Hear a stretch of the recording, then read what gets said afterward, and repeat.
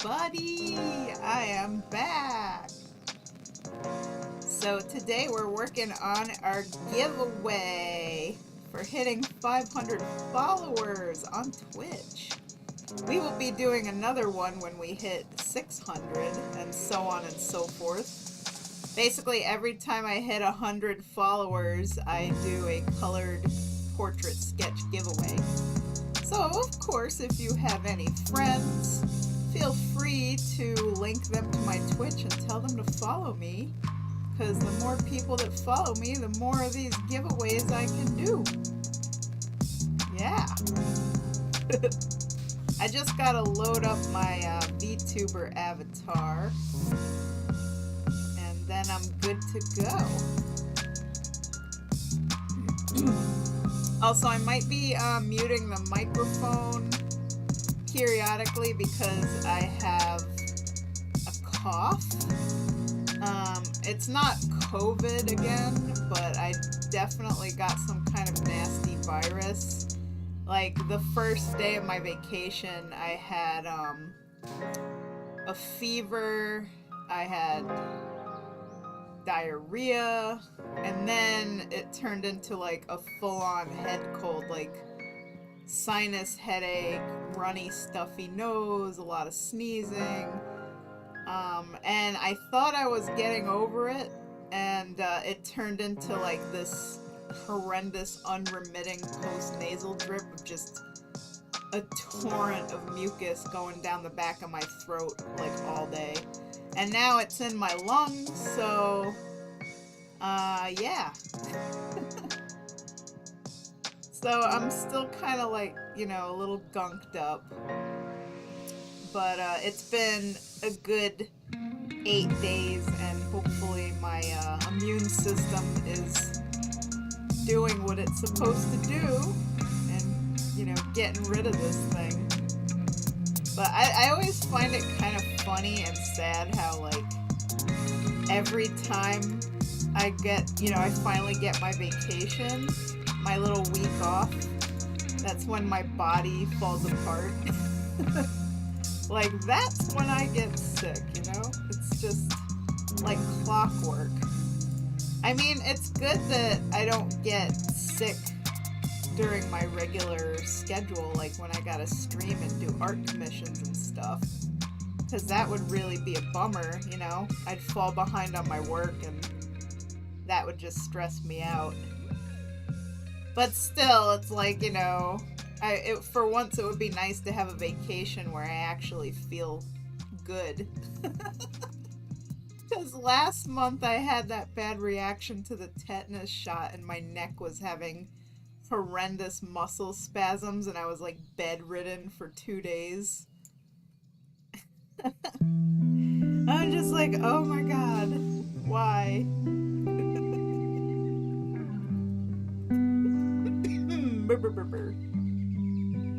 You see, you're like, God, I swear you get sick every vacation. Life doesn't like you. But I will say, even though, you know, I've been sick all week with like a cold or whatever, I did get a lot of writing done this week, as I'm sure you noticed. Like, I've been just writing like a freaking mad woman. So, like, even though I haven't felt that good, I can just sit with my phone and just, you know, type up a whole bunch of stuff for my story. Yeah, I did write a lot. I'm like, I finished chapter 9 and I'm like blowing through chapter 10 right now. And I've been posting them to Instagram once a week too, so I don't like run out of material. Because I had a really bad habit of just like posting way too much. And then the next thing I know, I have nothing to post. So I've been trying to just post like one part every Friday. And that way that gives me time to keep up with like, you know, making sure I got screenshots and everything to go with it. So I have a pretty good buffer right now for a while. So, like, you guys that are in my little story server get to, you know, see my stuff a little earlier. So let me just lower the opacity here. So we got a whole bunch of stuff. Alright. So because this is going to be colored, I decided I'm going to sketch it in this like reddish brown color because she has like the brown hair and also her skin tone. I think that'll look nice. Like not quite color holds, but yeah, it'll look good. So her hair is black. Okay, black. Yeah, it's just like when I saw this reference, it looks like they made her hair brown.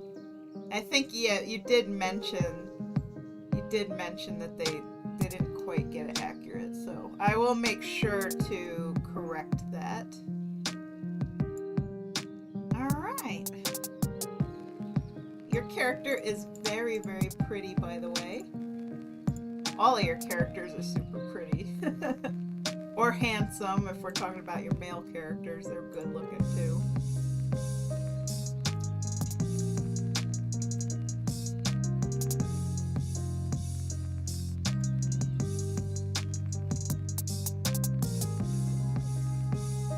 Alright. Oh, what's your character's name, Babone? I forget. Is it like Caligos or something? Or I can't remember. I'm gonna add him in. Polanago. See, I knew it. Okay. Let me get that in there. Polanagos. And thank you for entering. Good luck.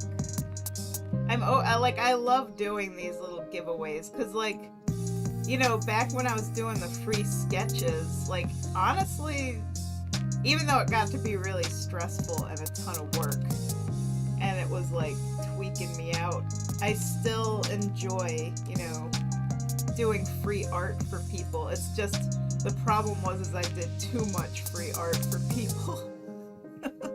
So, like, this is a lot more doable for me, just doing one a month. Although this month we're doing two, because we're doing Lynsae's colored sketch today. And then on the 19th, we're gonna do whoever wins the raffle, or not the raffle, whoever wins the standard sketch giveaway. So I already have a couple of gold sketches as well, so I'm just pretty much making that like a sketch day. So Wednesday the 19th is gonna be all the gold sketches and whoever wins the giveaway. So planning to enter deluxe sketch as well. Awesome! And you could enter the same character if you want, or you could enter somebody different for that. It's up to you, whoever you want to do. And also we hit the gold today, so I will be drawing a winner for the deluxe sketch raffle on May 1st.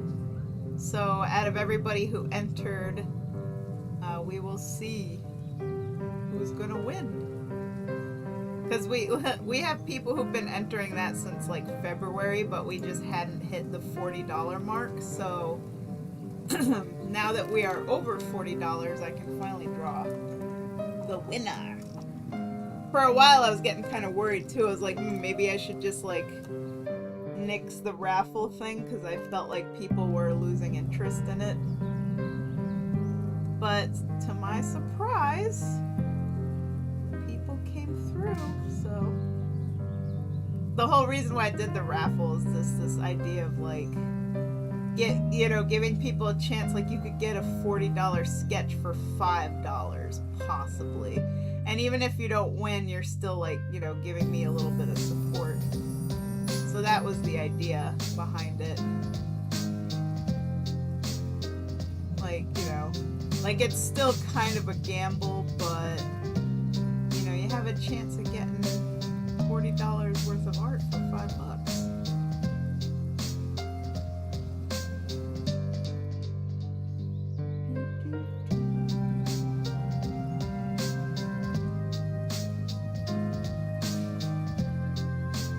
This is my only lady with short hair. I'm too obsessed with long waves. Decided to enter Kalenikos into both raffles. Oh, right. Thank you. I see your PayPal payment. So I'm going to put him in there. Thank you, and good luck to you. If you don't win one, you might still win the other. You never know. Because people who enter the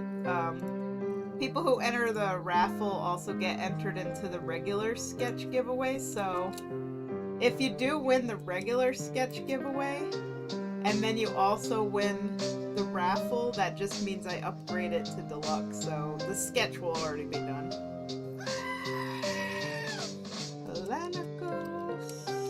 You got one entry, and there you go. I got you in. Thank you.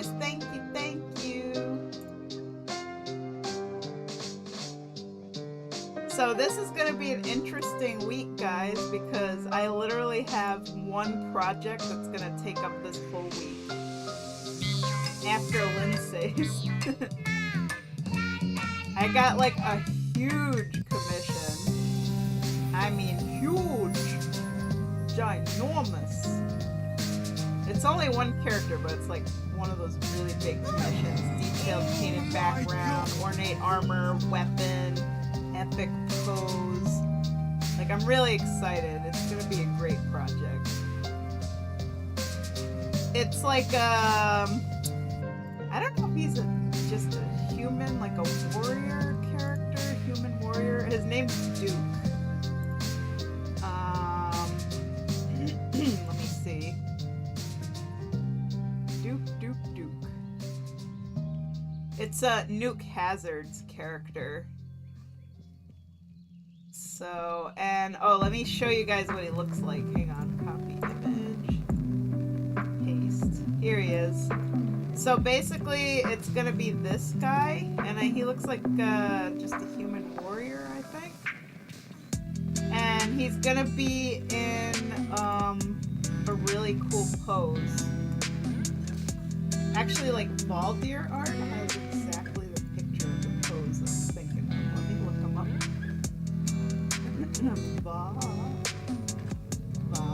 Yeah. I love Valdir art stuff. Like, oh my god. He told me how much he paid for his comp. I know. I was like his commission was practically an entire month's income for me. So I am like super grateful. I gave him legendary rank for that because yeah, that was like a lot. So now Valdir, I'm scrolling down his Instagram. I know he has a picture that is like literally the exact pose. So I just want to find it so I can show you guys what the gist of it's gonna be. Let's see. I wish I knew how to like cell shade color like Valdir does. I tried. I have a lot to learn. Okay, I found it. Let me take a screenshot. Boop. Edit, paste. So, oh, hang on. This is basically the pose. But it's gonna be a little bit more dramatic. So like his leg is gonna be kind of propped up on a rock while he's holding the sword in the ground, and he's gonna be holding the sword a little higher, so his arm's gonna be like up here, because that's a big sword. But yeah, look at Valdir's art. Like, oh my god, guys, I suck at art. I look at his stuff and I'm like, oh my god, I need to quit my day job. But no, to be fair, like, we just have like really different styles. Like he does his line art super thin, like 1 or 2 pixels thick, and his cell shading is like real anime cell shading, you know? And me, I'm more of like a comic artist in the way that I do my line art and then cell shading. Like a web comic kind of style. Because I do like thick, you know, robust kind of lines of all different weights. And yeah, and then I still should. But I just wish that I could color better. Like, I don't know, he's a master at lighting and knowing when to like soften stuff, like blurring certain areas and having sharp focus on other areas. Like, there's so much stuff that I see in his work, like, because I literally study his work. And I'm like, oh man, if only I could figure out how to do that, you know? Because it's all in the technique. All in the technique.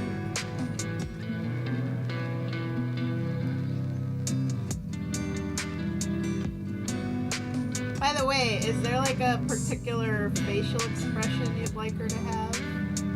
Or just the gentle smile sort of thing?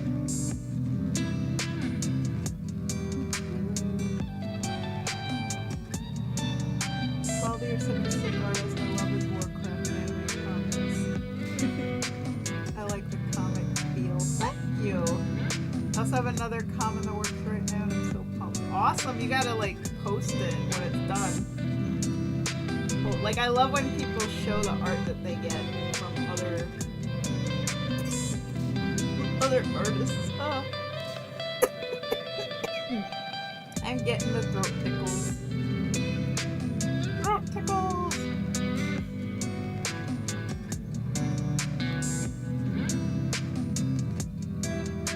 Gentle, encouraging smile would be ideal. Gotcha. Honestly, I love these 3D faces. Like, I know you didn't see me set up the model, but like, I literally did everything. Like, everything from the eyebrows to the shape and size of the eyes, the nose, the width of the nose, the mouth. Like, I literally did all of that. Because you can customize like every single part of this new 3D head. This is like part of Clip Studio 2.0. So I made the face look like how I would like it, you know, kind of my style. And I really, really, really like it. Oh my god, that is so pretty! Dang, that person has some super cute style. That is really, really nice.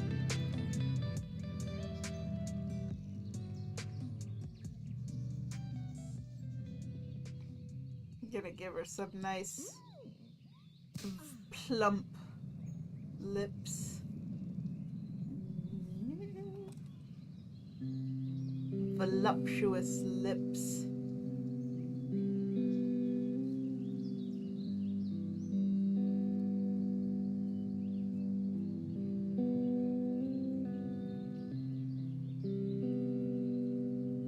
Man, you know it's funny, like, usually on my vacations, you know, I spend like a day or two like prepping my commissions for the week. Like, I pre-sketch and do all that stuff like off stream. And I was gonna do that for, you know, this week's projects. And like, amazingly, I actually had the strength to tell myself, you're on vacation, do not work. Because I always work all the time. And I was like, no, you're gonna play disgusting amounts of World of Warcraft, which I did, and you're gonna write your story, and you're gonna watch TV, and you're not gonna work. And I actually did exactly that.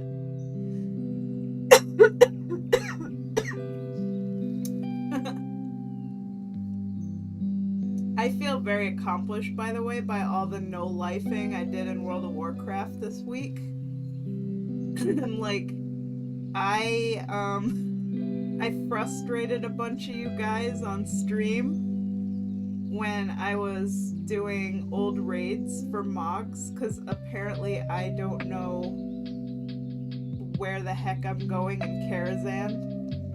So that was hilarious. Like, I was driving poor Savannah crazy. That was so funny. But I got, like, so many transmogs. Like, at the beginning of my vacation, you know, when they had the Comp Stomp PvP event going on, I'd never done that before, and I didn't even know about it until Jam told me about it. And holy crap, it was very repetitive. But I did a Wrathy Basin like 500 times. And I got every single PvP transmog ensemble for like 5 different expansions. So I'm like, it was worth it. It was really monotonous and tedious. Yeah, if you don't know about Comp Stomp, I think the next one's coming up in June. But basically, it's like you do a battleground, except you're doing the battleground against AI, so you're not actually battling other players. And that means you're guaranteed to win every single time. So you rack up a lot of honor tokens and conquest and all that other good stuff. Hey, Anouk, how you doing?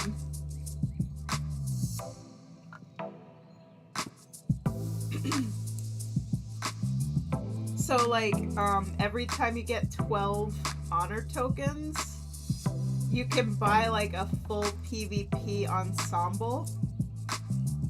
And like you just gotta go to the different vendors, you know, for each expansion that sells the PvP sets. And I got like all of the Burning Crusade, I got the Cataclysm ones, I got Legion and Warlords of Draenor. I didn't get to do the Mists of Pandaria ones because like I ran out of time, you know, Comp Stomp ended. But I'm gonna work on those next time that there's another one, so.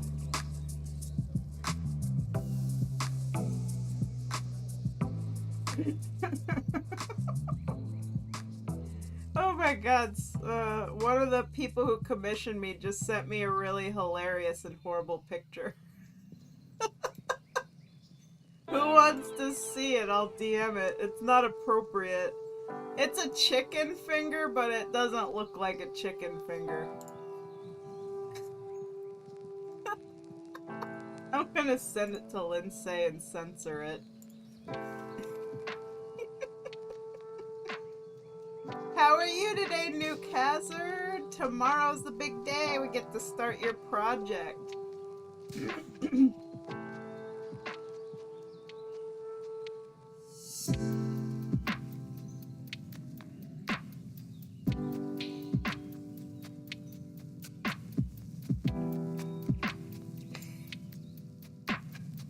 This picture's so bad.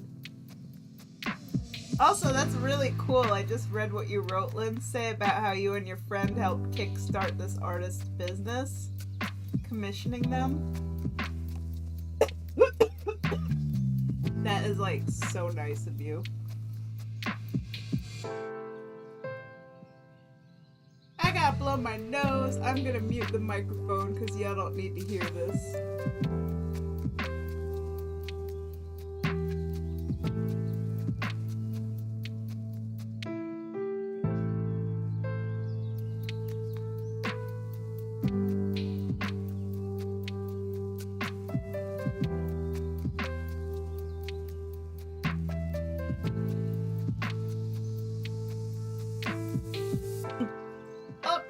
I am the mistress of mucus, so don't mind me.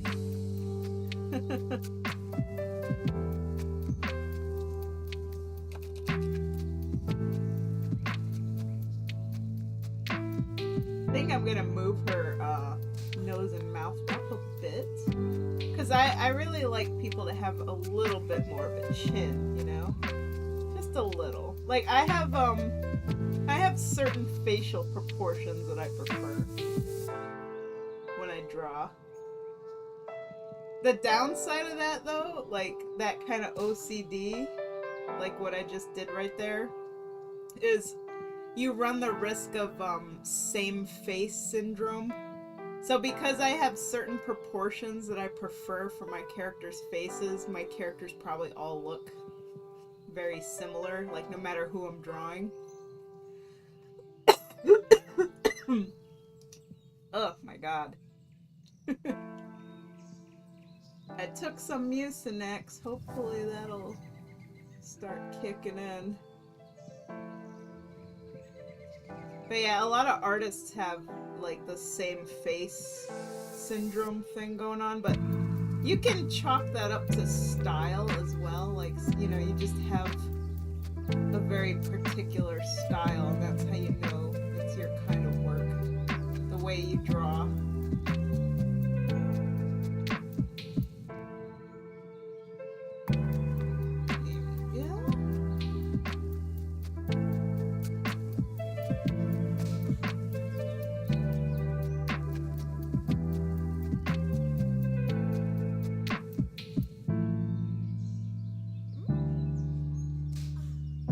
She has perfect eyebrows.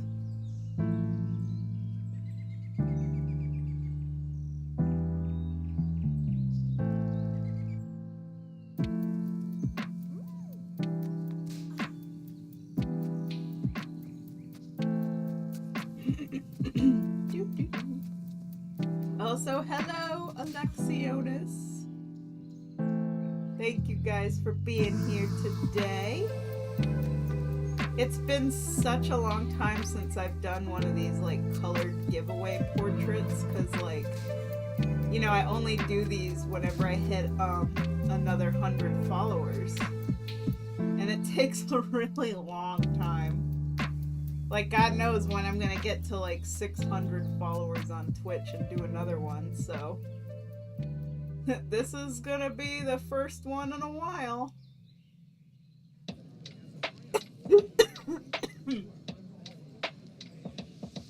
Sorry about all the coughing. Talking makes my throat tickly. Also, I just realized at this angle, you might not see her heart tattoo. I mean, maybe, like, I can draw her shoulder just enough where you'd see, like, the very side of it. But, like, if you really want the tattoo to be showing, I could always, like, move the hand a little lower or something like that.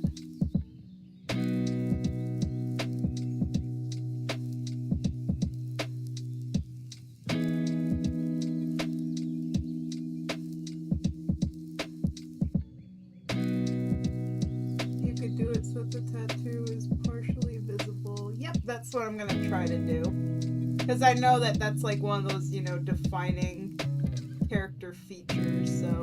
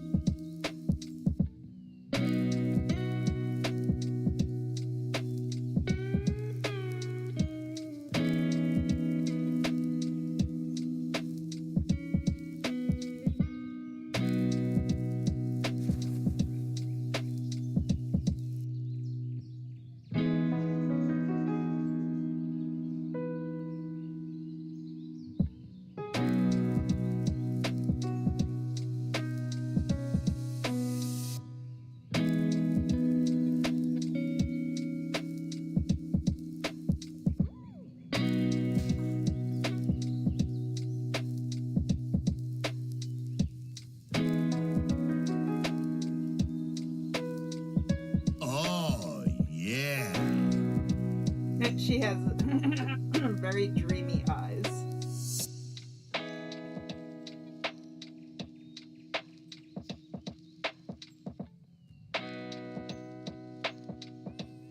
So yeah, I spent my week when I wasn't just, you know, being sick. I played a lot of WoW. I did so many old raids this week, and then I did, you know, the Dark Moon Fair dancing stuff last night, and I got the toy. I'm so excited about that.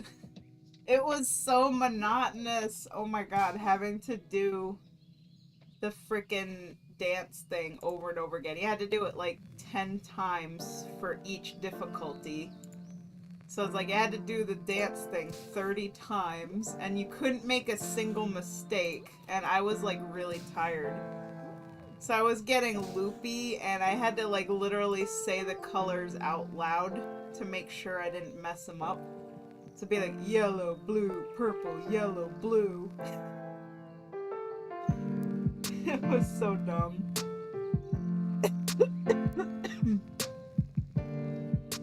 Alex did that yesterday. Yeah.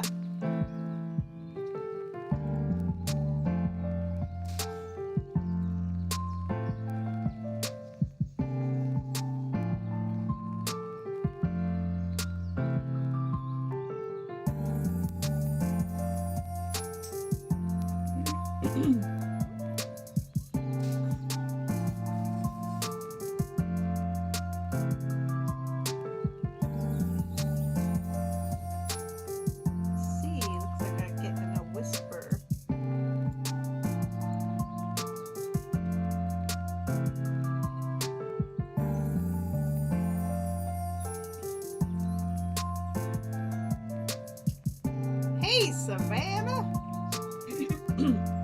He got the hard mode done when I got the medium done, and when he got the toy and used it, we both deemed it not that worth it in our eyes, and so I didn't do the hard achievement. I just like, you know, I've seen people use that dancing toy, in like the trial of style, you know, when people get on the stage, they pop that toy out and like really show off. And I was like, oh, that would be really cool, you know, to have it for that. Because I'm always like, that really like gets people to vote for you, you know. Well, maybe, I don't know if it does, but in a perfect world, right?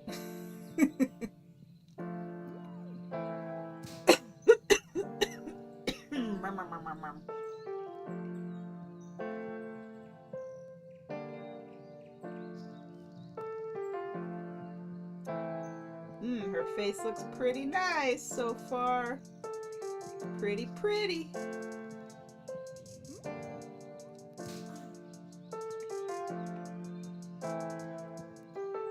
How's everybody? How's Savannah doing? Let's see, she's got some pretty neat heart earrings. She's got a hoop ring.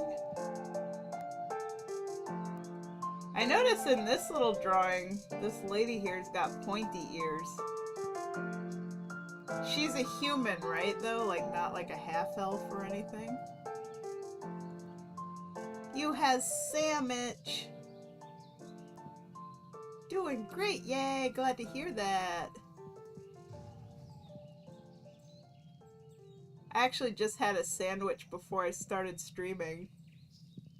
Like, you know those deviled meats in the can? Like, just something quick I had in the cabinet, this, like, chicken stuff. It's yum. In my drawing, I used Amatisse's free base. Oh, it happened to have elf base. Okay. Okay, just making sure, because I was like, I'm pretty sure she's supposed to be human, but yeah, I just wanted to check.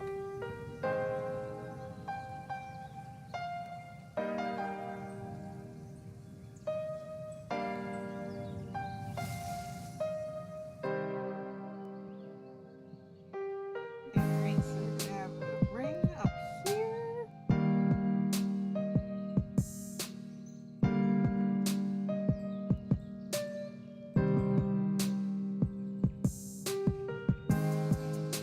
And then she's got a heart stone.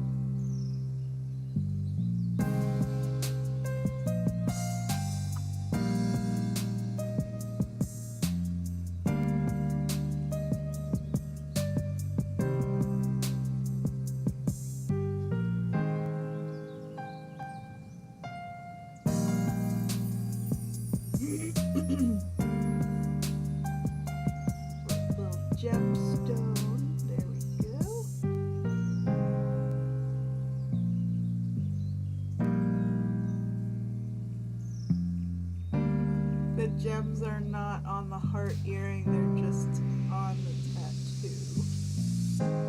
Oh, okay, so it doesn't have like little thingy-lingies going around it. Because, like, I noticed it was on the ring. So I figured, you know. Let me look at this. Yeah, because it looked like there was an edge around. Whoop. So it's just solid silver, like a silver bezel around the edge of it.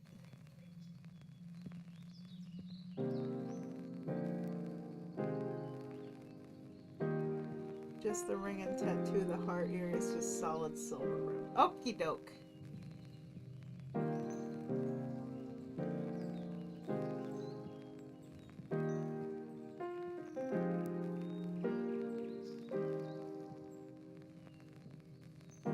There we go.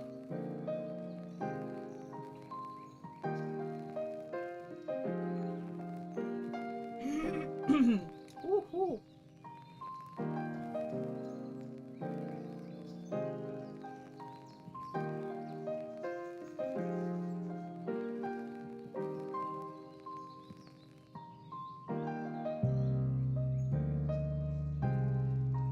So what's this character's story?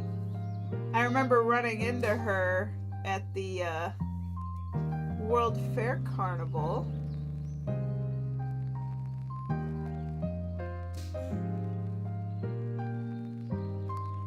That was a blast, by the way, that whole World Fair Carnival. I really had a lot of fun.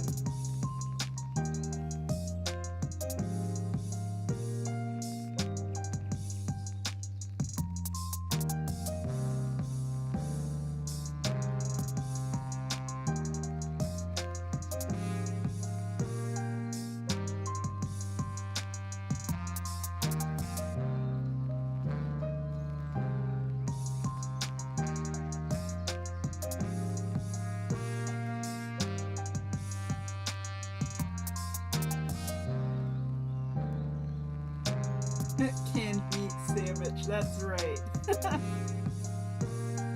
I ran out of my cup ramen noodles, so like I don't really have a lot of readily edible stuff to eat. Like everything I have is frozen and needs to be cooked, so it's kind of a pain, you know, when I need something quick.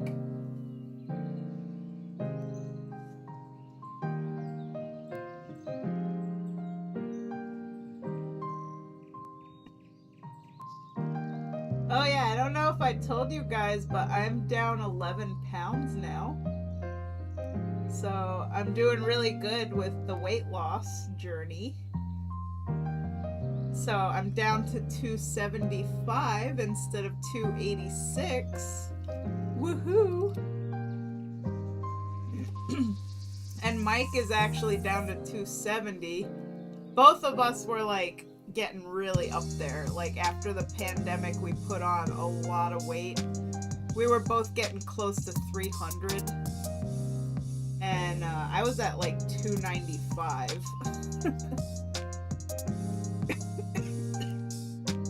So I'm definitely really putting in some serious effort here.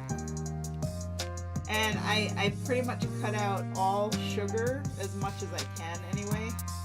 So I don't drink my sugary iced tea anymore because I really loved, you know, my Pure Leaf teas and my Arizona green tea and all that. So it was really hard giving that up, but you know, I feel better off for it. I've been drinking just water. Plain old natural water. And you know what? I like it. It's good. Because at least when I drink water, I feel decent. Quenches the thirst and it doesn't spike your insulin. So woohoo.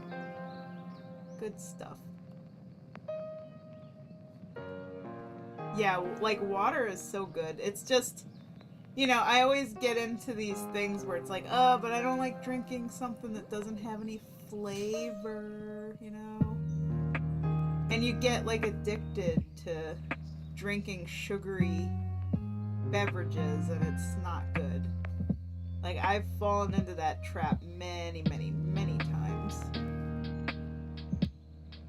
It's hard, you know?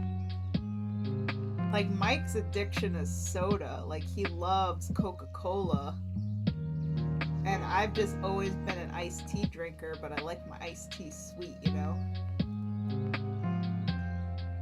But I pretty much graduated to drinking, like, unsweet tea without any sugar. And then I weaned myself off of that to just drinking straight up water. So, yeah, and the weight has been falling off of me.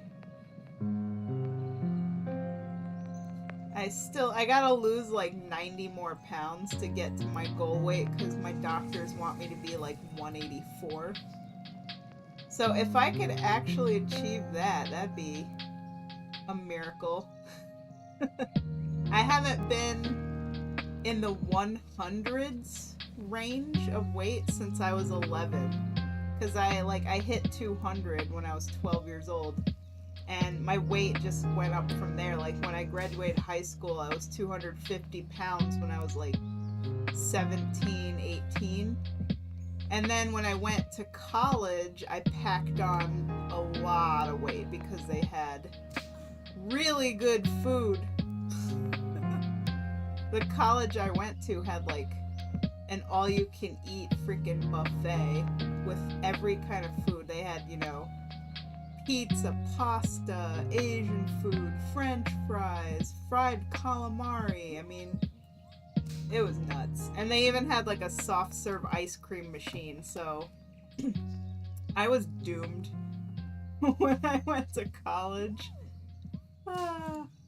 So, at my very worst, I hit 330 pounds, and that was pretty much when my body started to tell me, stop it, you're killing me.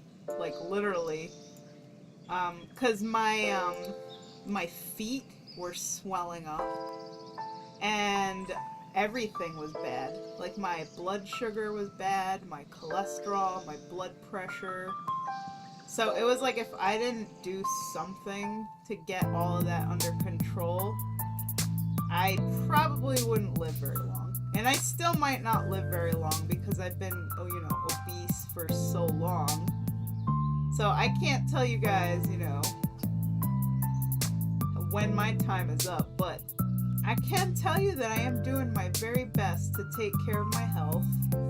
And everything so far has been good. Like, I'm no longer pre-type 2 diabetic. My blood pressure is very good.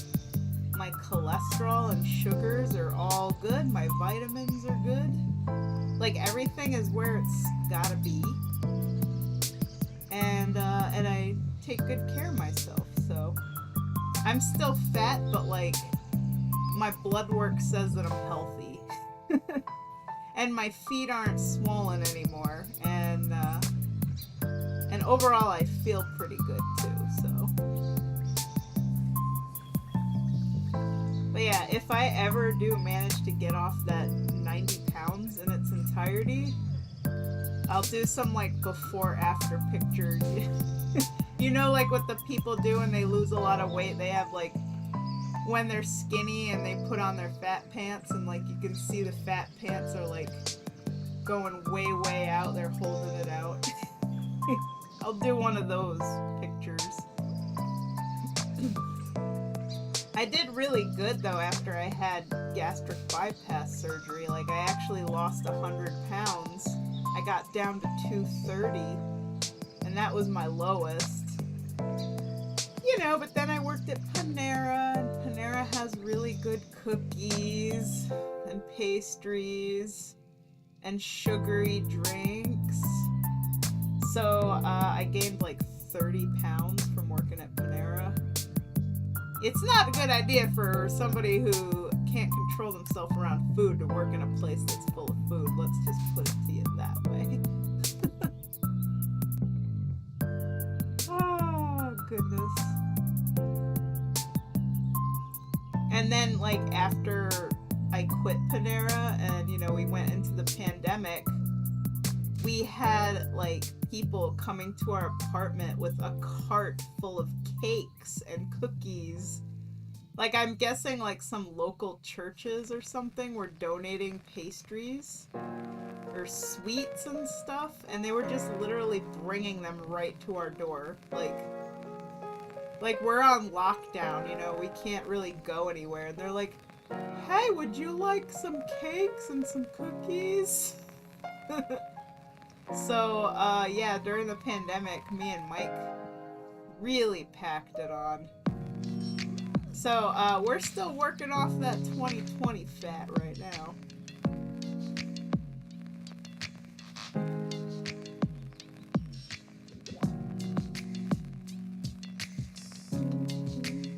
Let's see, so her neck choker. That heart has a lot of filigree. Does the filigree have to be like exact? Like, do you want me to trace the reference here, or do you want me to just kind of wing it?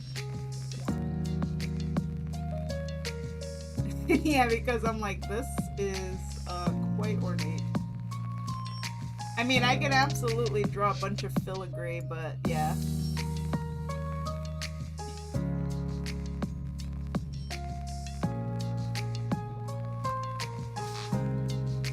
Alrighty, I will definitely do a little bit of simplifying for that, so.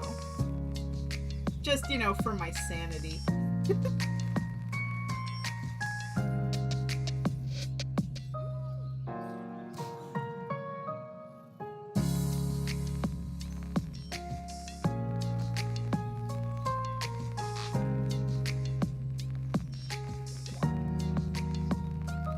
Man, I love a good classic neck choker. Like, I swear, these things will never go out of style. Don't you agree?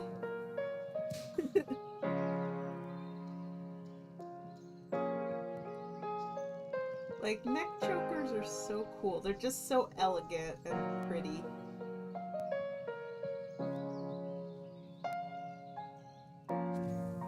Alright, so her neck choker pinches.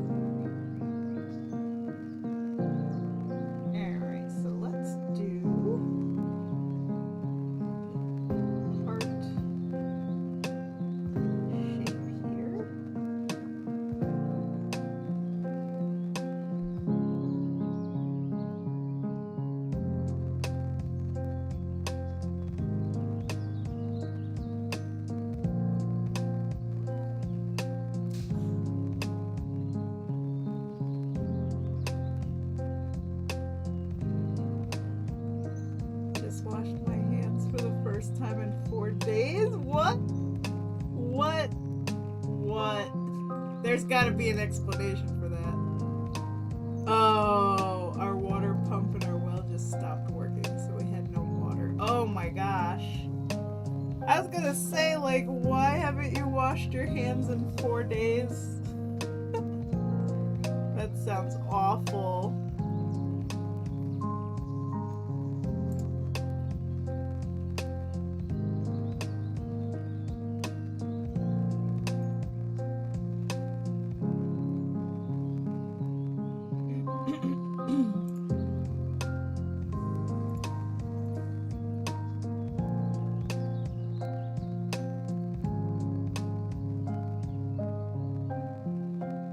Is your water pump working again? Hopefully. I assume.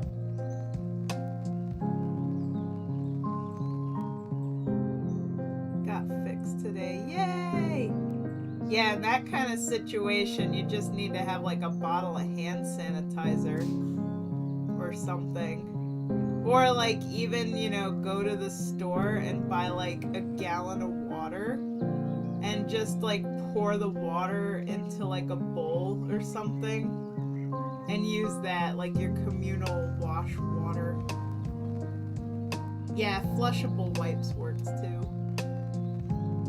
They sometimes like have to, you know, shut the water off in my building because like the pipes in this building are really old. So we had like a pipe that kind of burst in one of the apartments and they're like, yep, we're turning your water off.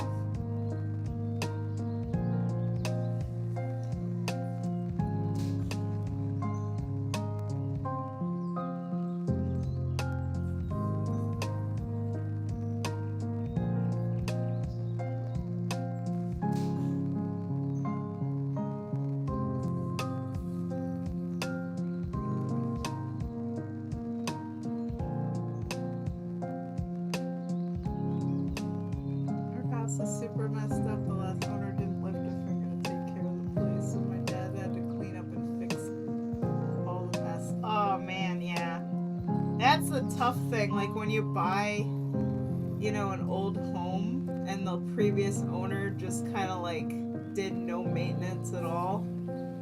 It's rough. I mean, I don't have, you know, a house. I live in an apartment, so like if anything goes wrong here, you know, housing has to send their maintenance people to fix it, which is nice. But someday I do want to eventually become a homeowner. And I know that that's going to be a pain in the butt to have to deal with. But hey, at least it'll be mine.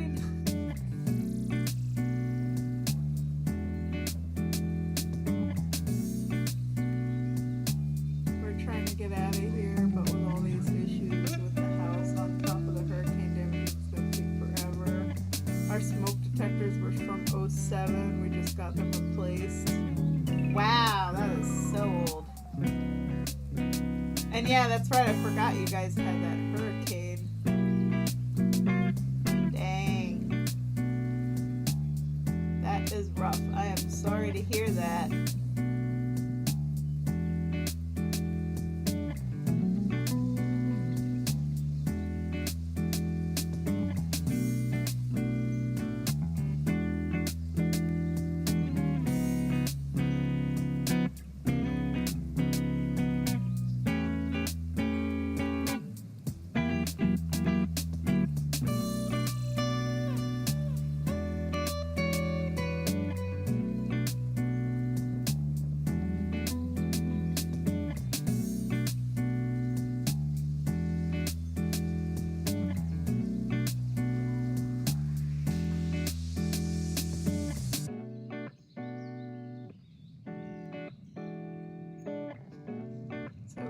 Just hang in the hopes that we're leaving eventually and hope we're not going too close to Tornado Alley. Oh my god. I know, it's like out of the frying pan and into the fire. I know a lot of people, you know, diss like New York and the upper eastern states because, you know, it's expensive to live here, which it is. But we definitely have like some of the best weather in this country, I would say, because we don't get any really horrendous weather. Like the last really bad weather we had hurricane wise was like Irene. Like that one actually did a lot of damage, at least down in New York City. It didn't really do much where I'm at because I'm in upstate New York, so you know, the worst weather we get here is just like snow, you know? But even then, this winter was super mild. Like, it barely snowed at all until pretty much the beginning of March. It was like winter just was like, oh wait, I'm supposed to do my thing, so because we didn't have winter all winter, it just kind of dumped everything on us right in March, which I thought was kind of funny. And even then, it wasn't really that bad. Like, our winters have been getting more and more mild.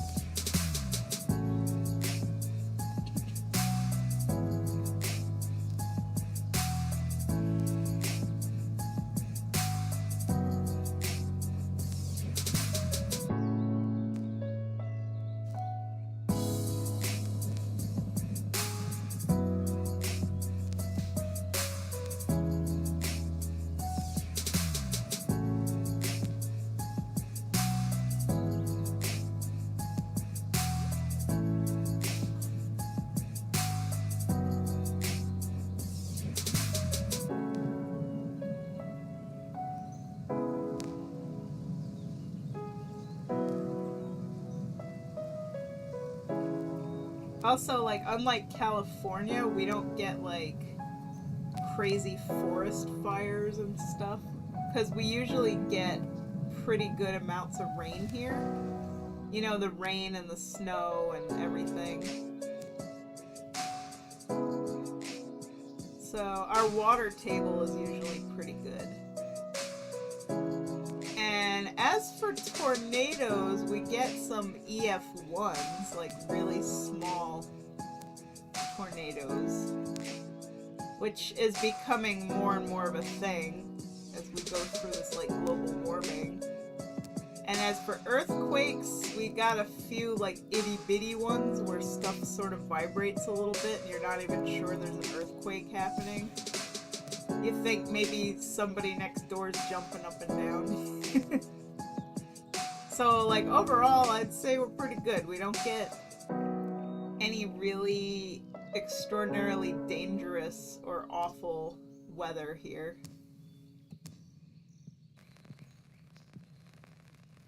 But I know a lot of people don't want to live here because they can't handle winter, so... Which I totally understand, you know? Snow is not for everybody. But I love living here. Like, I love having 4 seasons. And, like, for me, fall is my most favorite.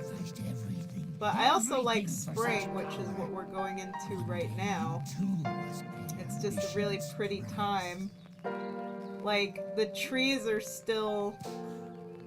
you know, looking pretty barren, but like when they start getting buds and flowers start growing and everything comes back to life, it's just really, really nice.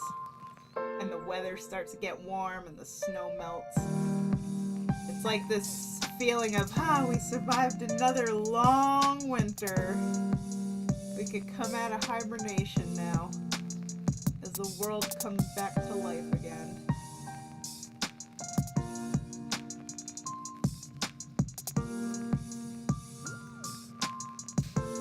That's the one downside to living up here. The winters are very long. Like, we're not really going to be out of it until maybe late April or early May.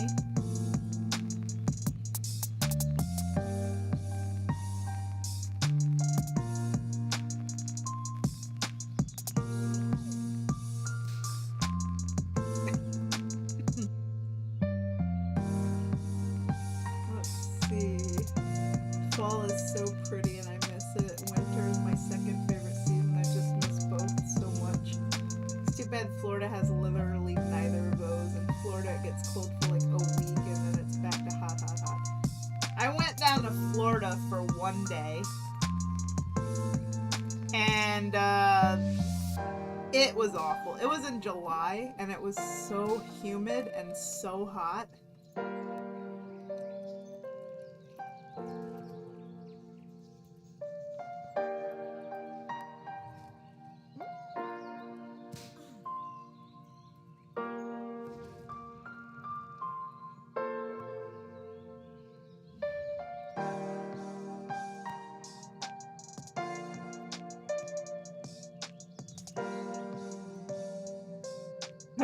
Yeah, so we were gonna move there. My mom got, like, a nursing job in a hospital somewhere in, like, Jacksonville. And we went to this, like, dump of a trailer park, which is where we were gonna live. And I was only, like, I don't know, 11. So I didn't really understand entirely what was going on. I just knew that my mom was, you know, dating this guy who was an alcoholic. And he was really abusive. Like a pathological liar and stuff. And he was pretty much kicking us out. Because we lived with him. He's literally the reason we ended up in upstate New York, because we used to live in New York City, in Staten Island. And, you know, so my mom was pretty much like fleeing the state. We went all the way down to Florida to move there. And then when we got there, the place where we were going to move was like a dump. So I literally only spent one day there before my mom decided to just drive us all the way back up to New York. I didn't even get to see the ocean. I got to like hug a palm tree and swim in the pool in the hotel where we were at. We were at some really cheap little motel or something. And yeah, and it was so hot, and there were like thunderstorms every 5 minutes. But the humidity was out of this world. I was like, the air is so humid that you feel like you're in water, like you're drowning in it, you know? And there was just no respite from it. It was awful. So yeah, all I got to see was a dumpy trailer park in Jacksonville. And that was it. Like, I didn't get to see anything else in Florida. And I was only there for like a day, so I don't really remember much about it other than it was really, really, really hot. And basically we drove all the way back up to New York, and then my mom got us into the terrace, which is where I actually am living right now, which is HUD housing.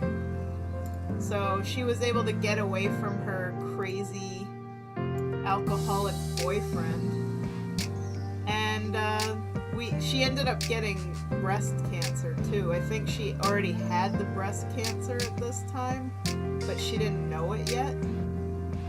So yeah, it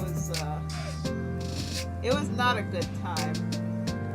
So when I was 12, my mom was like undergoing chemo and everything, and she tried her best to like hide just how sick she was, you know? So she didn't really want me to know what was going on. But yeah, she got away from abusive, nasty person, and she wound up getting disability. So I remember she got like a big lump sum check, so we got like $13,000 when she got her disability.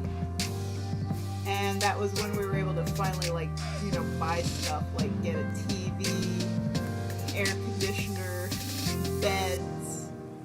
Like, let me tell you, we were poor. Holy cow. And it was tough times, for sure. But my mom always did, you know, the best that she could. So she was pretty much taking care of me and my brother, like, by herself. And eventually, years later, my dad ended up moving upstate with us. Oh yeah, she was a nice person. And she was also an artist, too. So I got a lot of my, you know, creativity from her. But unfortunately, when she had the breast cancer, you know, they did the radiation and the chemo, and they, like, irradiated her in one spot where they kind of, I guess they got the wrong spot or something, or they did too much radiation, like they really burned her. And 8 years later, that turned into lung cancer, like right in that spot where they got her. So I was like in college and I just got out of my Japanese class when I got the phone call that, you know, she had stage 3 lung cancer and it already metastasized like to her brain, and like all over the place pretty much. It was just spreading. And she fought it for 2 years and then she died in 2009. So unfortunately the cancer did get her. And I was 23 when she finally passed away, so that was no fun. Yeah. And then a few years later, my brother committed suicide. So he hung himself right in the basement where his kids play video games, where their TV is and all their game consoles. And his 12-year-old son found him. So that was a thing that happened.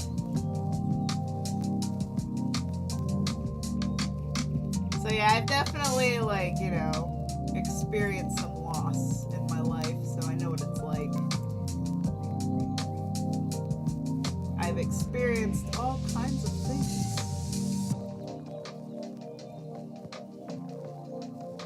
But you know what? As horrible as all this stuff was, really it makes you a stronger person, you know?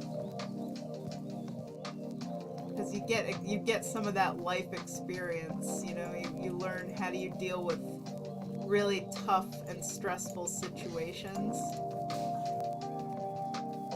And you get through it. So it's like no matter what happens in life, no matter how difficult or painful or stressful, like you make it through.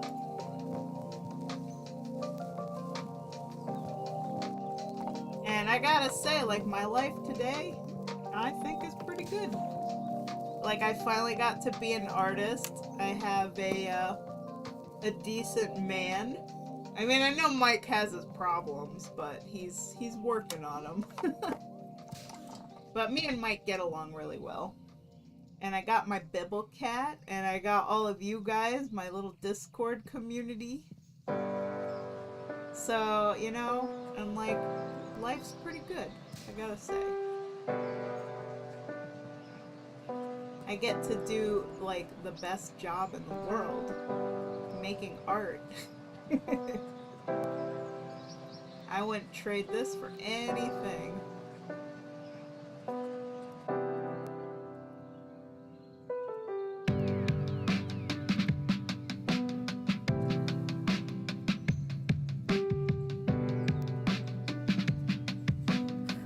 So yeah, there's their little backstory, I guess. Basically how I wound up going to Florida for like one whole day.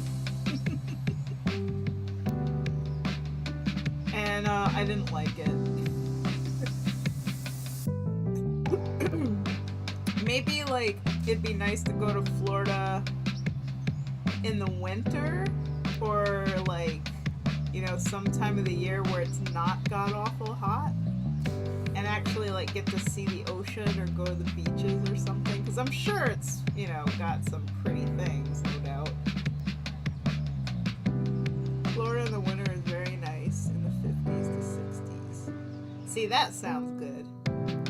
Currently experiencing finding out some of my family members are actually just not as great as I always thought they were growing up. It's really something. Oh yeah. That happens, you know?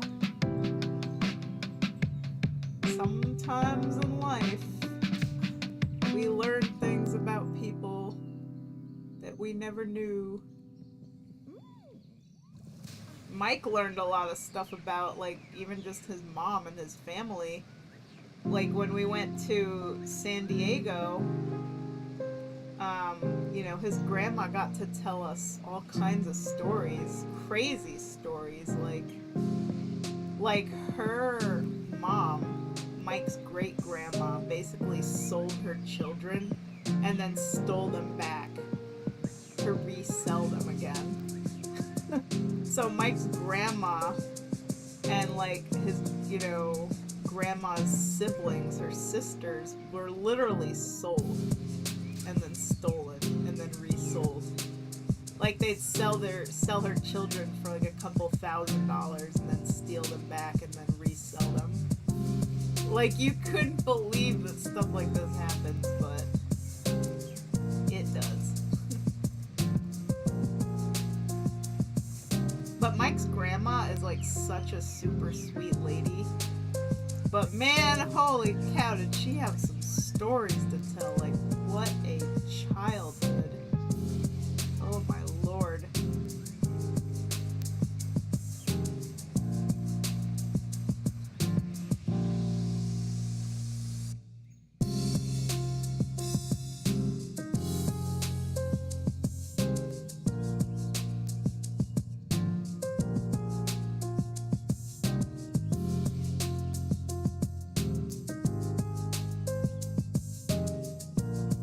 Through the same thing when I visited my mom for the first time in 10 years. We both had so much to talk about. She had so much to tell me. Oh, wow. Was it all like good stuff, bad stuff, crazy stuff? It always seems like every family's got their crazies, you know, crazy stories and stuff. I'm trying to think like if my family has any crazy stuff.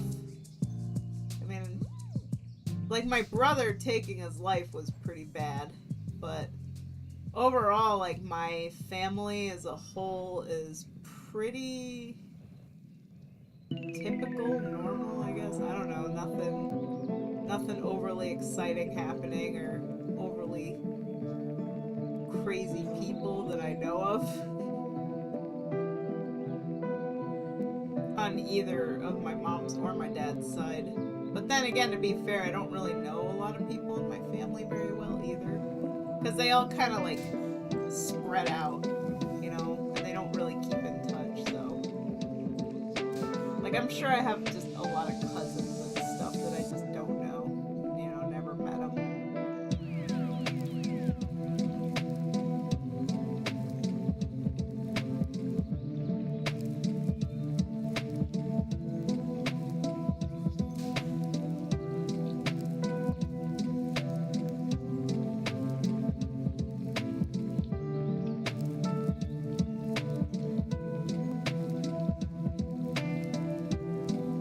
Partially good, partially bad, but in the 10 years I didn't see her, it was unsafe, so she was just pretty much telling me why it was so unsafe to go see her. Oh dear.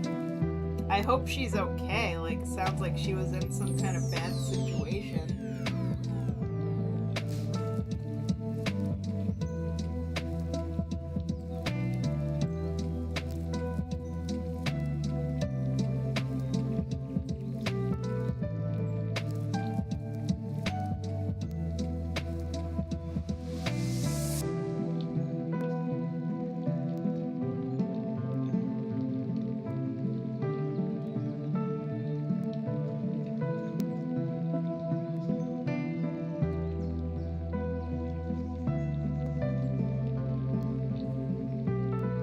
Slowly climbing out of it. It was dangerous, but the dangerous person is now away from her. She's just trying to get out of the city. Ah, I see. Yeah, Mike has an aunt that's in like a really similar situation. Like, she basically married this guy who is like a controlling psycho. And this is his Aunt Deborah, who, you know, his mom's sister. And when we were in San Diego, we wanted to actually meet her, but for some reason, she went back with this guy. And he, like, gets jealous of everybody, so he doesn't let her go out. And doesn't let her, you know, see people at all, like not even family, because he pretty much just keeps her like a prisoner. And the weird thing is that she literally went all the way to Missouri to move in with Mike's mom to get away from this guy, like hide from him and not let her know where she is. And of course, you know, Mike's mom died 3 days later. Like, she literally woke up and found her dead on the kitchen floor. This was back in May 12th of last year. Mike's mom just kind of suddenly croaked from like an enlarged heart because, you know, she was very into drugs and alcohol and her heart just gave out. But, so Deborah went all the way back to California and she was living with Mike's grandma Jackie. And they were doing really well together. Like, you know, Grandma Jackie's super nice, sweet person. And everything seemed to be going great. But then, for some reason, she just gets back with the psycho husband. And it's like, why? You literally went across the country to, like, escape this guy. Why would you go back to that? So, ever since she's been back with him, you know, she's been, like, isolated again from the family. So, we kept trying to call her and let her know, like, hey, we're here in California. If you want to meet us, this is, like, your only chance. You know, we flew 2,000 miles out here. We're probably not going to be back anytime soon. And she just wouldn't answer her phone at all. So she did not get to meet me, and I didn't get to see her while we were there. And then Grandma Jackie said that she called, you know, a couple days after we left, and she's like, can I borrow $300? Like, wow. And you know, that's literally that guy that she's with telling her to, like, try and get money. Just awful, awful person. So, yeah, I guess she's kind of a lost cause, too. I mean, she sounded really nice when we talked to her on the phone, like, way back, but, yeah. I don't know, some women just like to stay with abusive men for some reason. I couldn't tell you why. Very sad situation, though.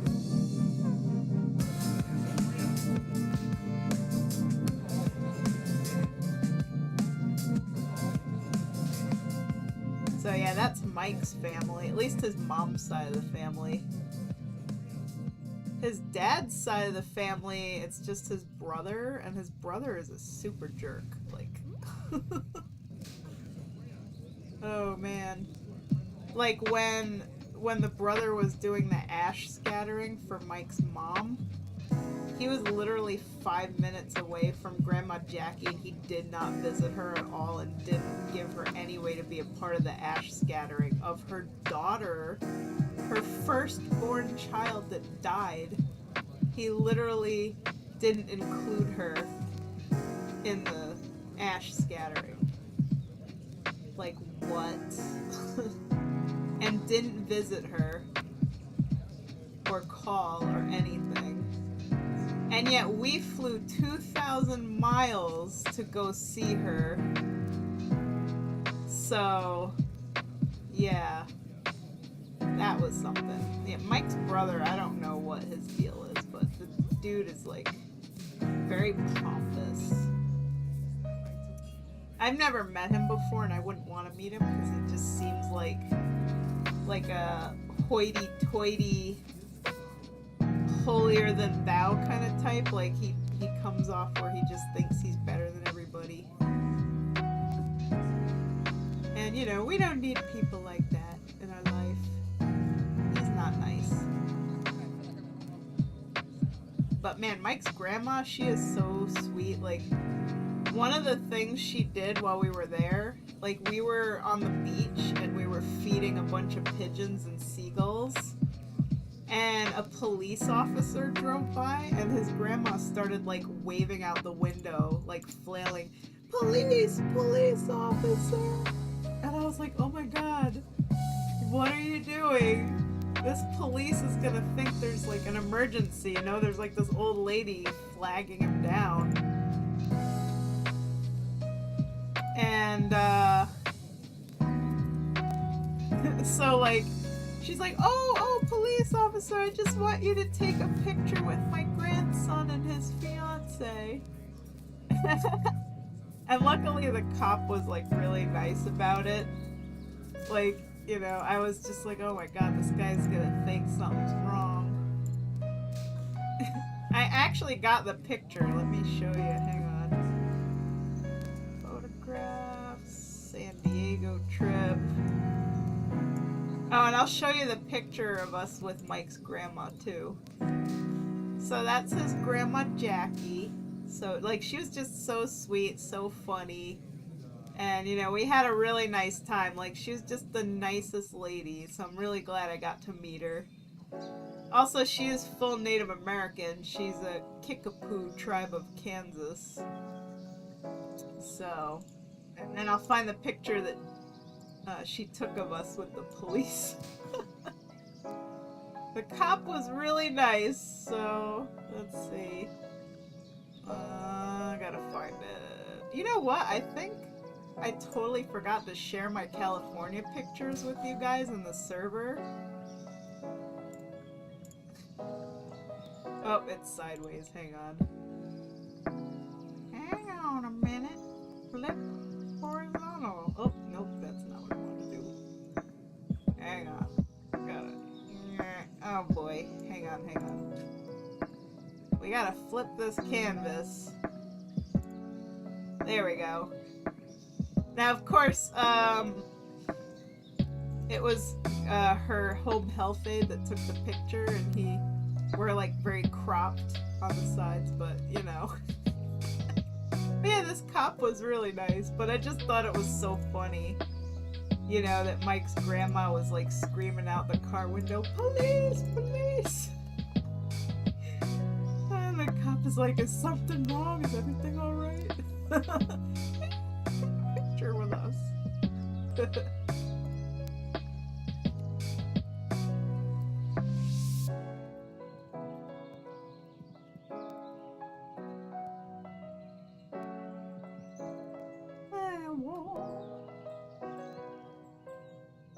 But yeah, I had a great time in California. Oh my god, like it's really beautiful where Mike's grandma lives. She lives in Oceanside.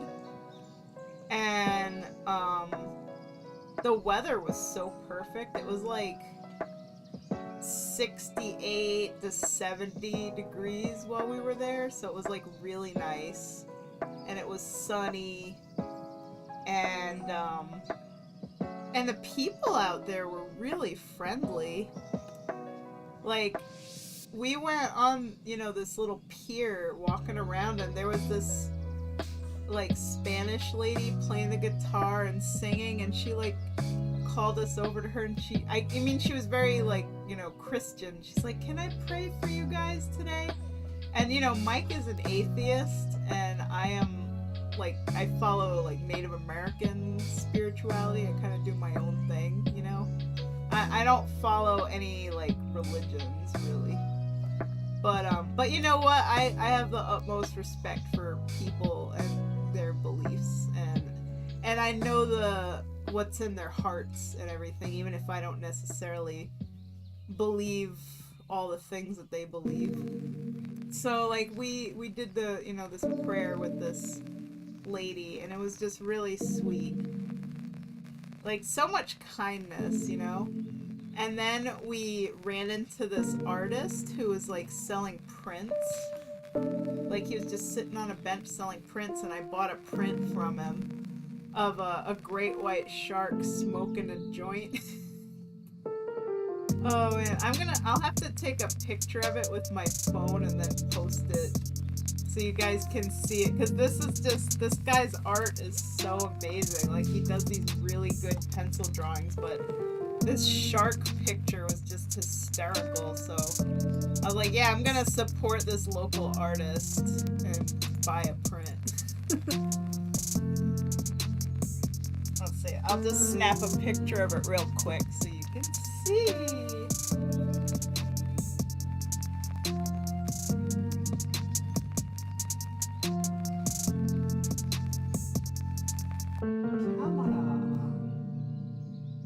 And apparently it's also got a can of beer in one of its fins.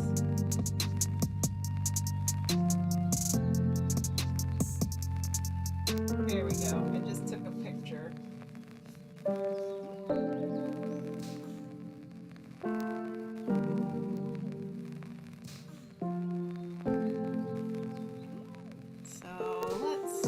Just waiting for my Discord to load.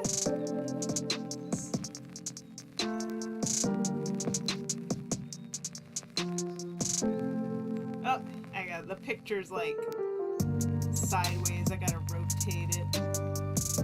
Rotato potato. Oh my god, the shark has a tattoo on its arm. Or fin. I just noticed that.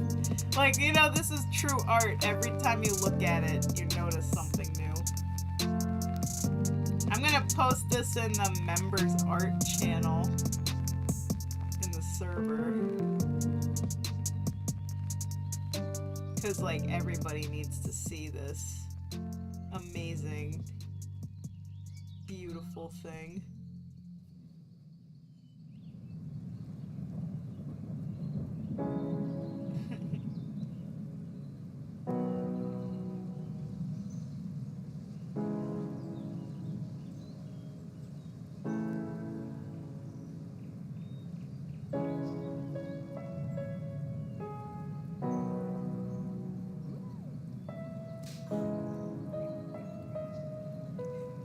There it is.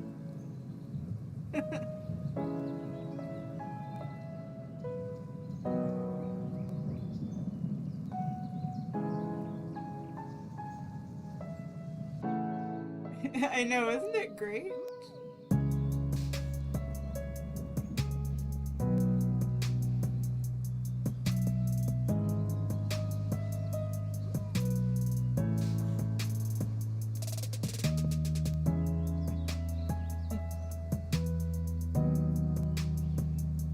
I did, like, ask the guy if he had any social media or whatever, because I wanted to follow him. And he did, like, write down his Instagram, but when I went to look it up, it's like a private account or something. So I clicked, you know, to add him, and he never accepted my request. So if he does post his art on there, you know, I'm never gonna get to see it. So he definitely struck me as more of a, like, sell your art in person kind of dude. Not really that into posting online. But, you know, that's okay.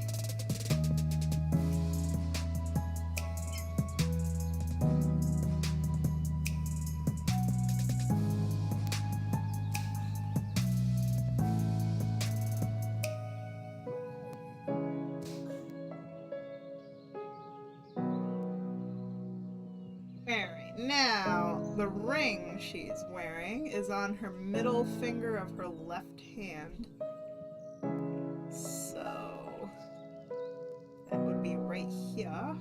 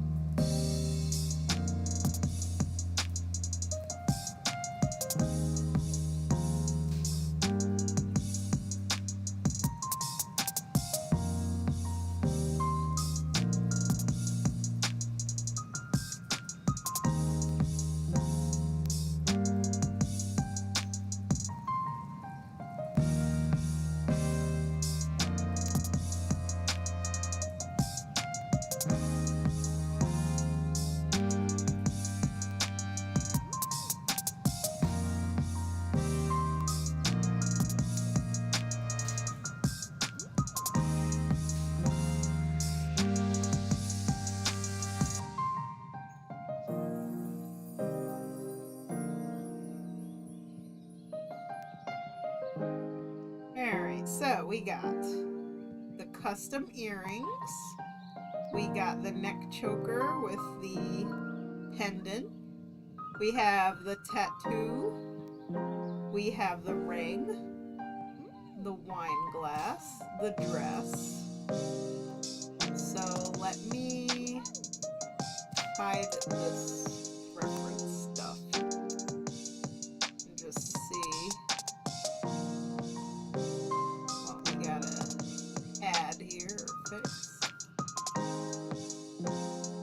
Her arm right here needs to be about right here.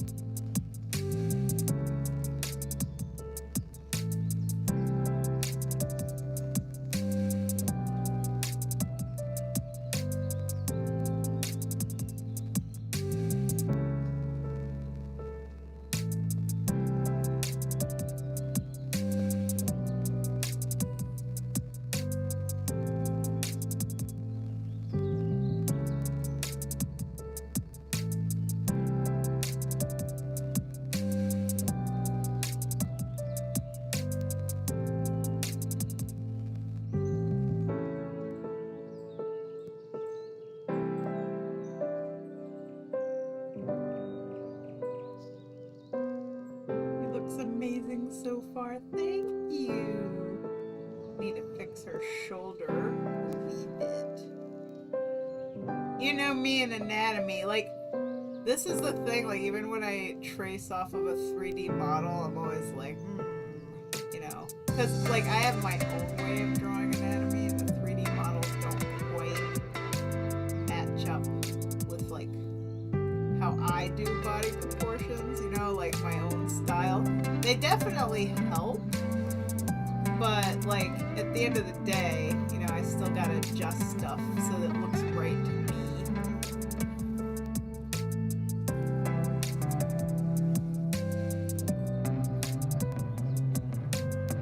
There we go, that looks a lot better. And their sleeve right here.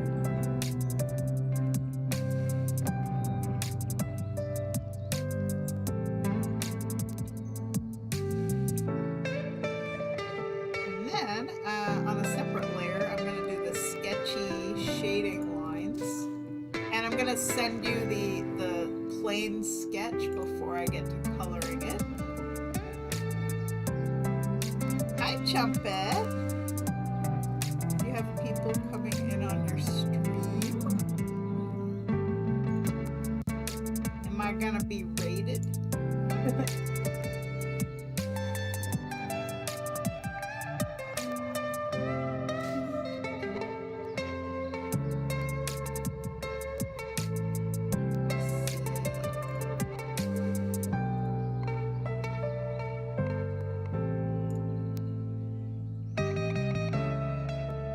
LOL. How many people are watching? I don't even know. Let me check. I got 7 people here. That's awesome. That deserves some nipples right here. And a ghost ring.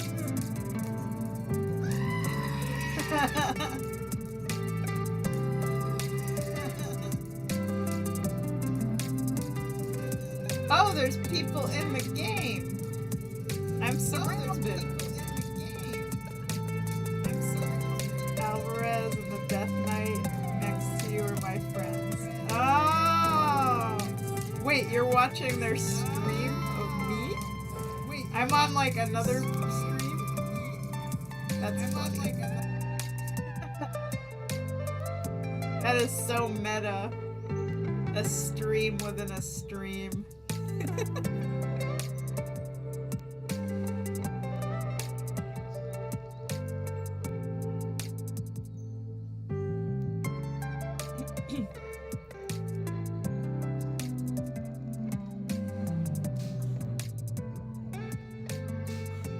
Yay!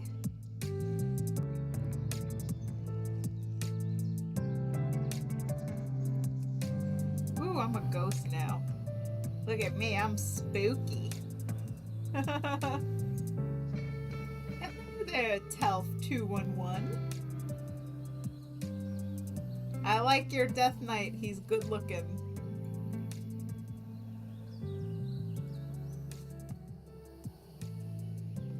Let's see, now where was I? Perfection. I just gotta like thicken up some of the lines here. I hope everybody's having a wonderful day, by the way, and welcome to my stream. DK is our GM and the human next to you is one of our officers. Oh, cool. Yeah, Chumpette's a cool person. She's been in my little art community for a while now. Like a long time ago, I guess she met me in Silvermoon? Or did you meet me? Did we meet in like one of Vixie Leanne's servers? I don't even remember. But like she commissioned me a long time ago and then we kind of lost each other because I didn't know how to use Discord back then. I was really stupid with Discord, so like I lost contact. And then like we found each other again and I made my own server to start inviting people into. And we reunited. And I've done so much art for her. Thank you so much for the follow, Lolo Frosty21. I appreciate it. Just haven't come watch the streams too often. And thank you also for the follow, Taff211. Thank you, thank you, thank you. Appreciate it. So this piece of art that I'm doing today is actually because of Twitch follows. This is a giveaway prize for Lynsae here. Basically, every time I hit 100 more followers, I do a free colored portrait sketch giveaway. So like anybody who is in my Discord server and has like supporter role or higher gets to, you know, put in for these giveaways, and I do like a random drawing to pick a winner. And Lynsae is the lucky winner. And to be supporter rank, that like basically it's like if you gave me gold in WoW or pet, or if you subscribe to my channel, or if you commission me or send a tip or anything at all of generosity gets people supporter role in my server. And I do giveaways every single month. Like I actually just announced a new one today. I do simple sketch giveaway every month for supporters and up. And people just submit their characters and then I do a random drawing and see who gets drawn. So it's a lot of fun. I enjoy doing, you know, nice stuff for my community because they're a good bunch of people. So I will do free art for you guys. So yeah, this picture I'm doing right now is free. This is a $100 value for free. That's right. Alright, I think I'm finally happy with her proportions and all that. I'm gonna write her name as well. I really like your drawings. I want to color them. Hey, if you ever want to color any of my line arts, you know, feel free. Just for funsies or to practice or, you know, whatever. Because I have just gob tons of line arts. I mean, I know a lot of it might be commissions for people, but like I'm sure they wouldn't mind, you know, if somebody colored it.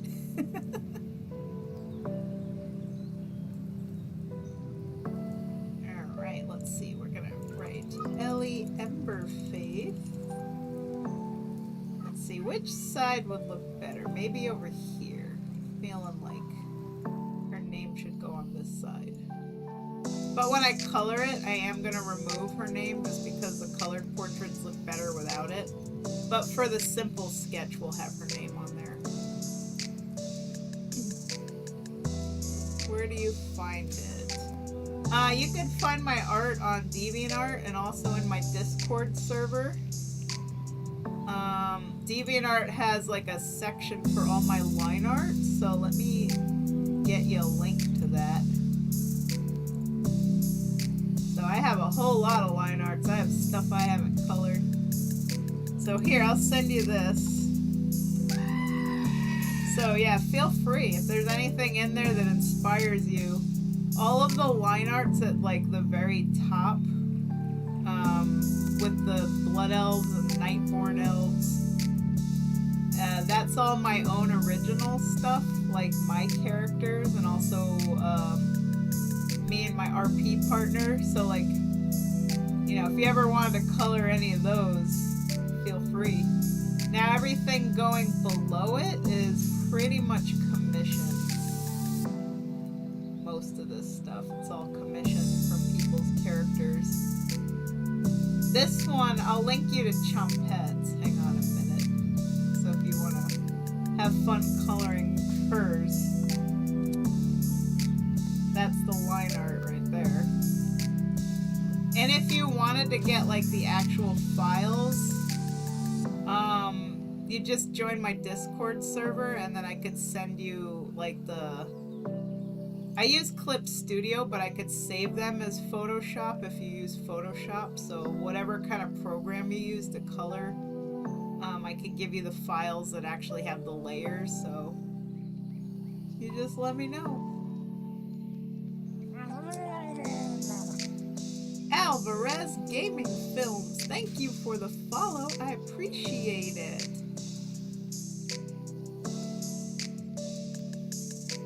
Oh yeah, I think you joined my server very recently, if I recall. Oh yeah, you joined like today at 1:16 a.m. The Paladin. You're the Pally-Alley-Aladin. I love your Mog, by the way. That looks amazing.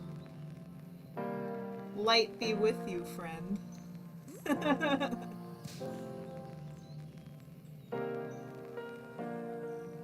So yeah, welcome guys. This is my little art stream that I do. I stream Monday through Thursday, and sometimes I stream on Saturdays a little bit. But definitely Monday through Thursday, that's guaranteed. Unless I'm like really sick and dying or something. But God forbid.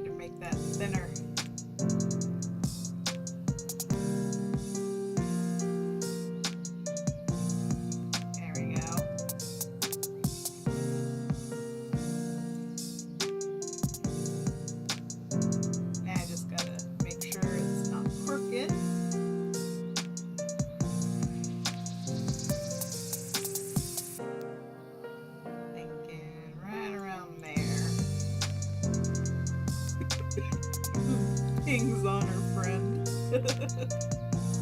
Thank you, Human Heritage, Ashbringer, Argent, and some of the Nighthold Mythic. Judgment, of course.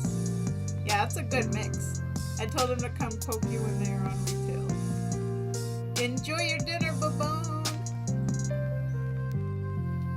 Yeah, it's a good mog mix. I spent like my whole week just like farming transmogs. I've done almost every single raid in the game. So I'm just waiting for Tuesday for all of them to reset. How do you, oh my god. Like, the past couple months I've been doing all of the trading post stuff in like one day. But this month, the trading post doesn't really have a lot of stuff that like really excites me.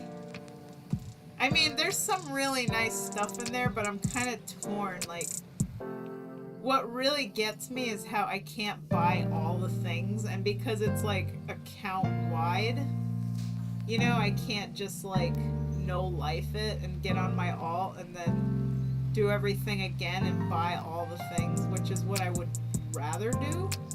Because I don't want to have to choose, you know, I want everything.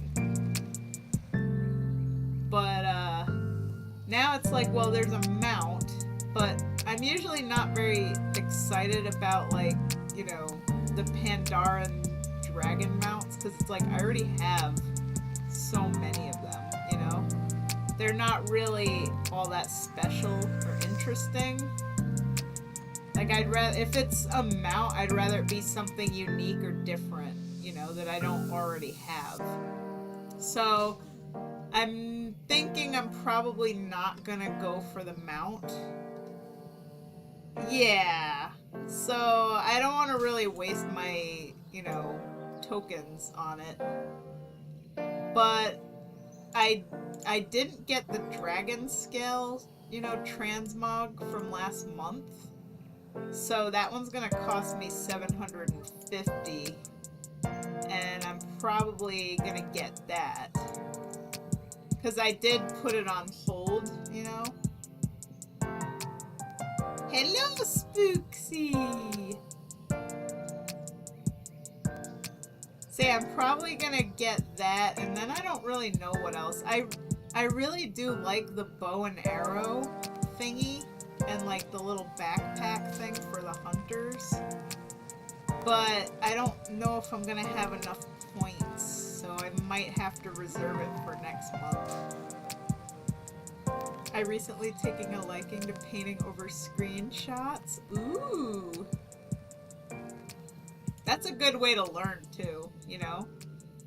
Like, good way to practice coloring and stuff. Okay, so I'm gonna do the sketchy lines real quick on a separate layer.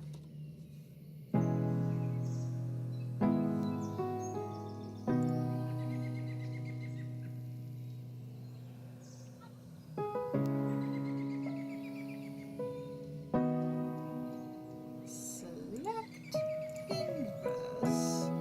We will create a base layer here. Edit. Fill. Select. Deselect. Delete this craziness. There we go. This just helps a lot, like when it comes to coloring, to make a base layer. So I could just go selection from layer, boom, and it just selects exactly what I want it to. It's amazing.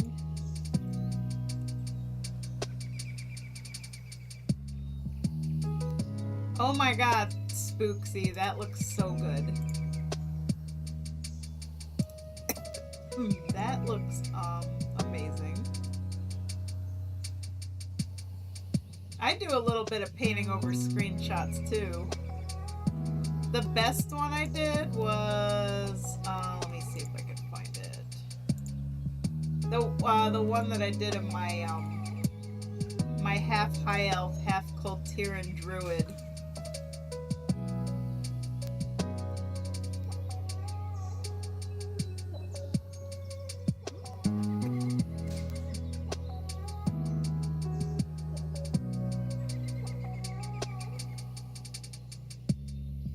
But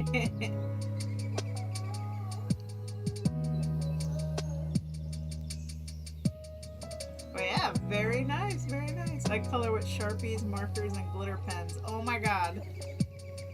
Like, I miss coloring with traditional mediums so much. Like, we were just talking about that today in my server. Because, like, you know, most of the time all I do is digital art. Especially when I'm streaming. Like, I have the setup to stream traditional stuff. Like, I literally have a camera set up, you know, over my art desk, but nobody ever commissions traditional stuff. Like, everything is just digital. And I guess to be fair, like, digital is really all I offer, but if somebody ever did come up to me and be like, hey, could you do like a watercolor or a Copic marker picture of my character? Then I would be like, heck yeah. Because I have all these art supplies that are just kind of sitting around collecting dust and they get no love anymore. And that's just the way it goes, you know? Because digital art is very convenient, and the thing that would really be tough going back to traditional mediums is I can't perfect my stuff. Like, you guys who watch me do the digital art, you see how many times I change stuff. Like, how many times did I rotate this eye? Or, like, move, you know, things around, or resize things, or correct things. Like, if you do traditional and you have stuff that's a little bit off, you can't really fix it. You're kind of stuck with it, you know?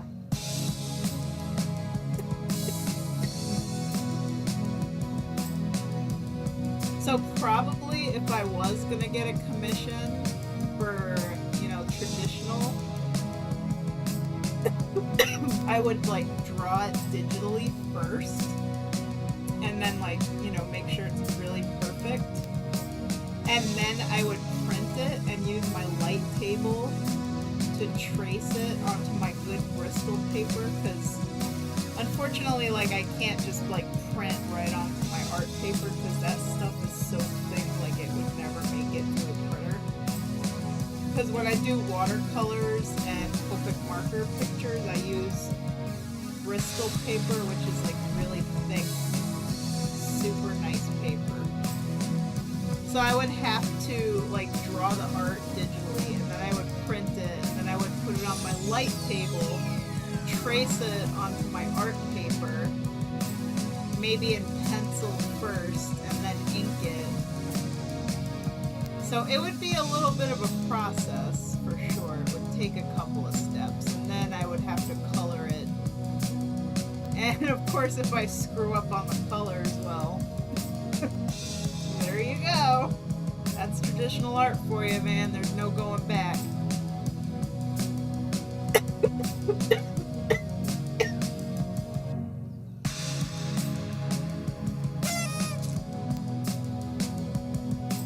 It's a little scary.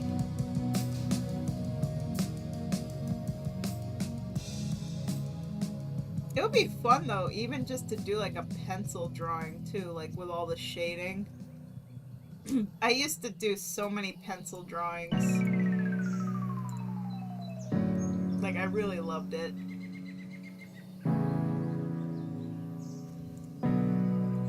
I'll show you guys like one of my favorite pencil drawings. Let's see. I think it's in this folder.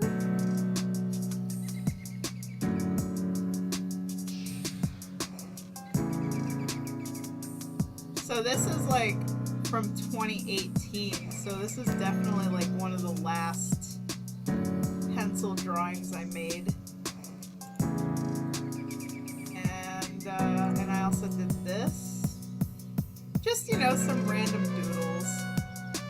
So yeah, this is like, you know, there ain't no fixin', like you gotta get your stuff right. And also these didn't have any references, so I I just drew these out of my head, so there's no tracing anything, no crutch. It's just straight up doodling.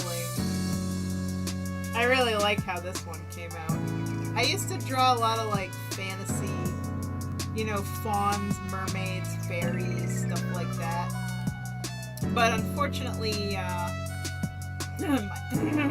my original fantasy stuff never really sold at all. So there's another pencil drawing.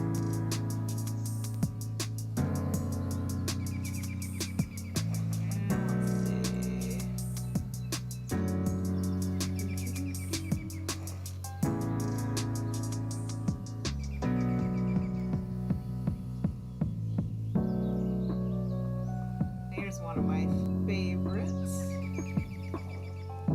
So yeah, this is all just pencil. I really love doing pencil drawing. It's really relaxing.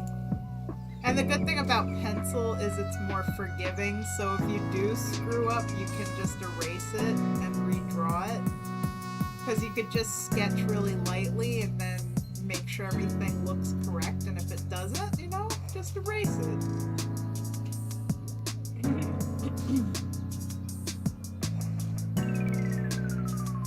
Wow, Spooksy, that is some good editing. Like really good clothing wrinkle painting. Very nice. But yeah, you can see from the dates on these drawings, this was 2013. So like, it looks like 2018 was the last year I did any kind of pencil drawing. This was 2017. So it's been a hot minute since I drew with pencil. I was really proud of those clothing wrinkles. They look fantastic. Like, you're doing a really good job. I love painting over screenshots. I do that for like most of my screenshots that I post for Amalthera's story. Like, there's always little things I gotta add, like, my character Felendriel has a prosthetic leg, so I always paint his leg as, like, this wooden leg. I don't do a very good job of it, but at least it gets the point across that, you know, he only has one leg.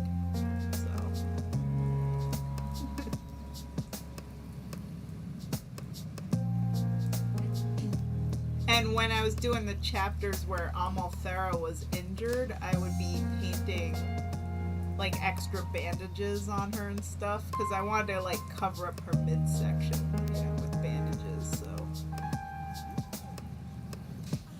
and sometimes I'd add like a little extra hair to her, like make her hair look really pretty.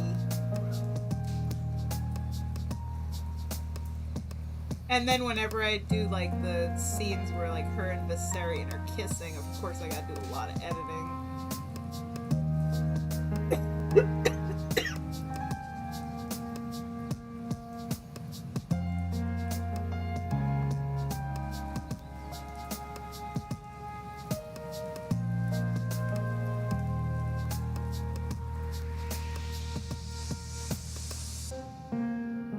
Also, Lynsae, when I get to coloring her, do you have like a specific color green that her eyes are? Because I want to make sure I get like the shade of green for her eyes correct.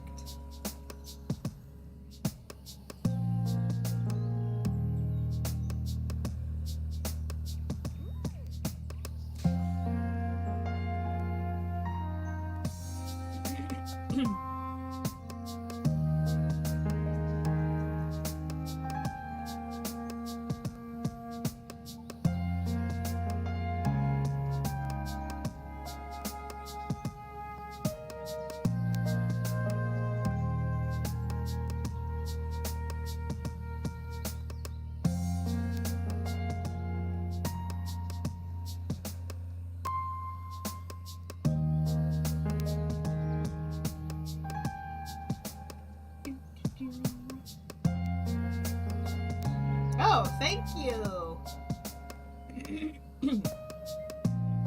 That is really nice shade of green. I think that's pretty rare too. Like, I feel like green eyes are pretty rare. Like, really green eyes. Like, most people have hazel, you know, like more brownish, but eyes like that, that is stunning.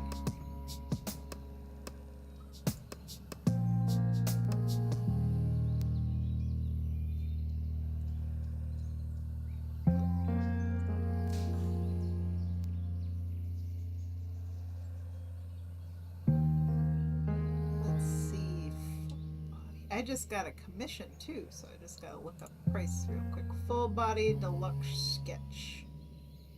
So that's 80 base price.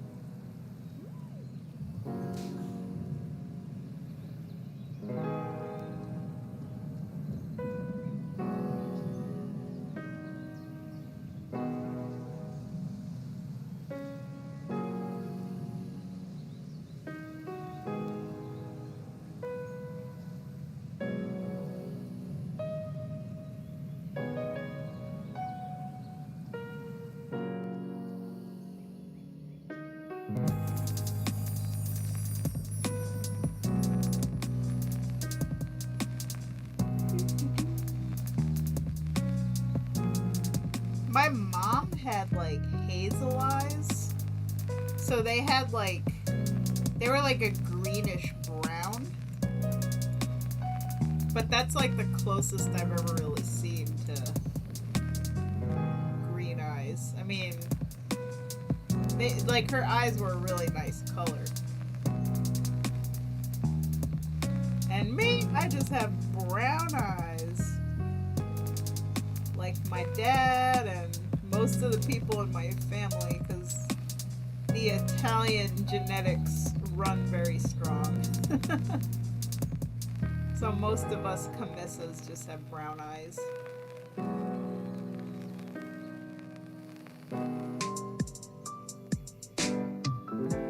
So I do believe my grandma on my dad's side, she's Sicilian, and I think my dad said she had blue eyes. But she died like before I was ever born, so unfortunately I've never met her.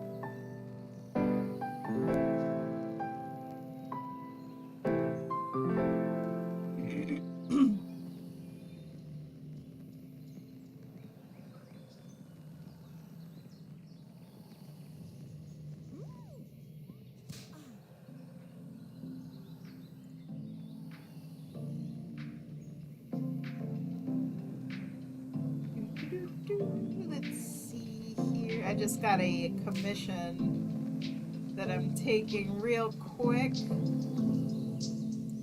Midna and a Razi. Full body deluxe sketch. And they're both going halvesies on it. So that would be Monday, April 24th, which is my next spot. Full body deluxe sketch.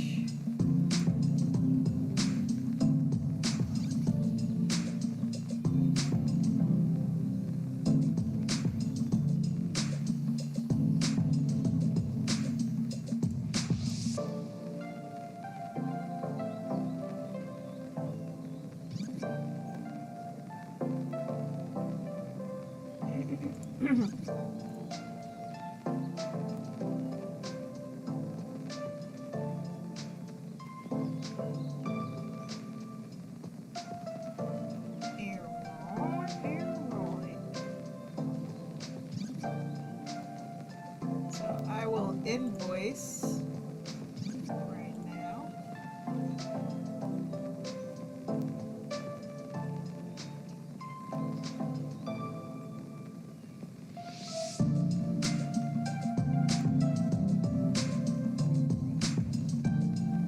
And invoice it.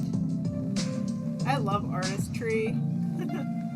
Yeah, April is like... It looks like I have 2 spots left for April. I got Tuesday the 25th and Wednesday the 26th. And that's it. Because Thursdays, those are the days for my personal art projects, so I'm not booking any commissions on those days. And then next month, I'm taking a trip to Maine. So I'm going to be gone for a week. So, I don't really know how May is going to pan out just yet. But my dad basically paid for this cottage on the northern coast of Maine. So we're going to pretty much have like a whole house all to ourselves. I'm like so excited because I've never done anything like that before, you know? But my dad, ever since he quit smoking, he's been saving up money for like the past 3 years. Because he used to spend like $300 a month on cigarettes, but now that he doesn't smoke anymore, that's $300 a month that he's just been socking away for the past 3 years. So he's like, I really want to see the ocean again before I die. You know? He's only 68, but he's always talking like he's gonna die tomorrow, you know? And he's been wanting to take a trip to Maine. So he said he'd pay for it. So he did. He paid like $1,600, and we got this like 2-bedroom humongous house like right on the beach, and we get it for a full week, and we get to bring Bibble. It's an 8-hour drive though, so that's gonna suck. I'm gonna have to be the one driving. But I'm just gonna pace myself, you know? Yep, we're taking the Bibble. Bibble road trip. And, like, I looked it up, and the area that this is in is so gorgeous. Because, like, for Maine, the southern coast is very touristy. Like, it's pretty built up. But this is, like, really naturey, like, woodsy, rugged, undisturbed coastline, so this is gonna be really beautiful. And I kind of hope while we're up there maybe I'll see some moose or something. Although my dad says that the moose are more inland, but I would love to see a moose, like for real. That would be amazing.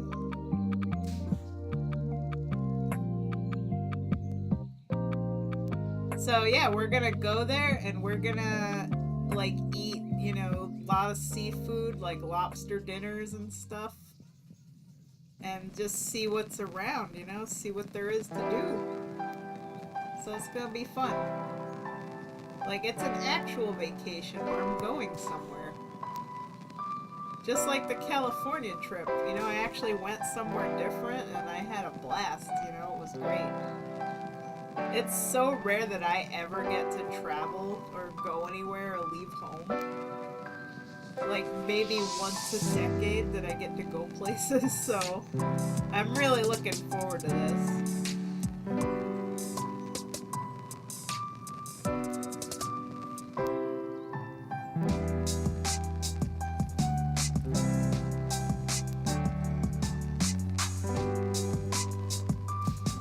And I'm really, really excited about my first pit stop on my trip, because we're going to be passing through this place called Hoosick, New York.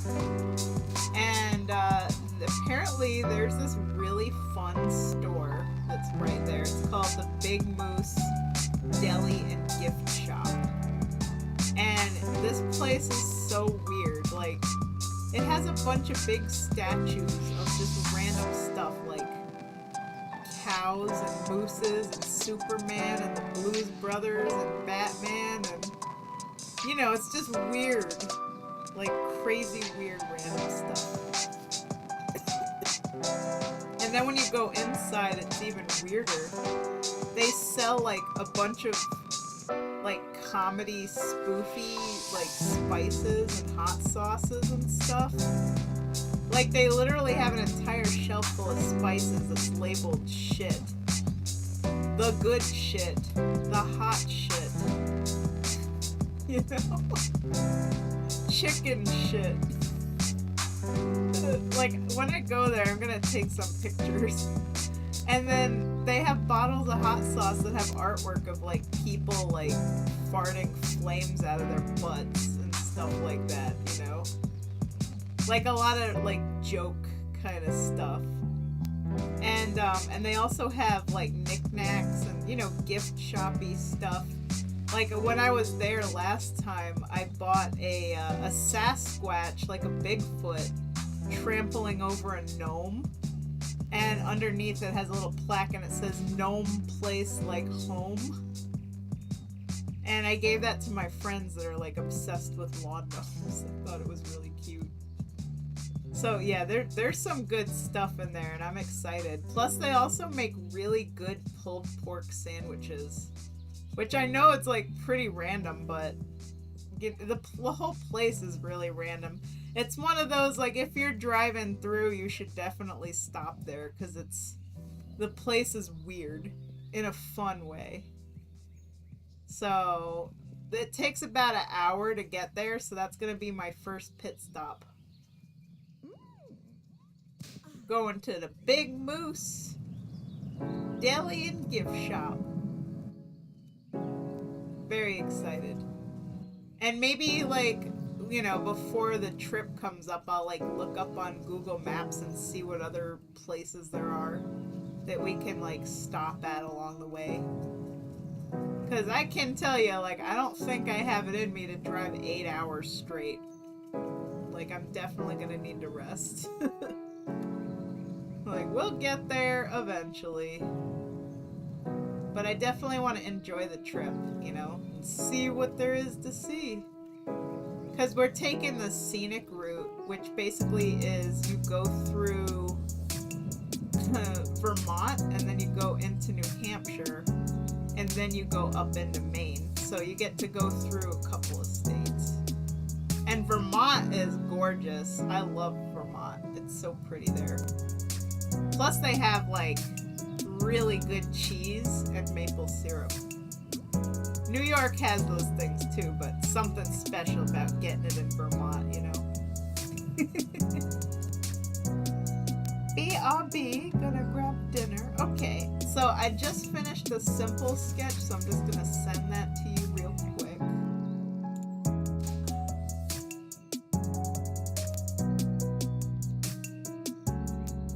And then we're gonna start coloring.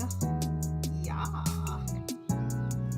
So colorful. Oh my god. I love doing my Valley Girl voice.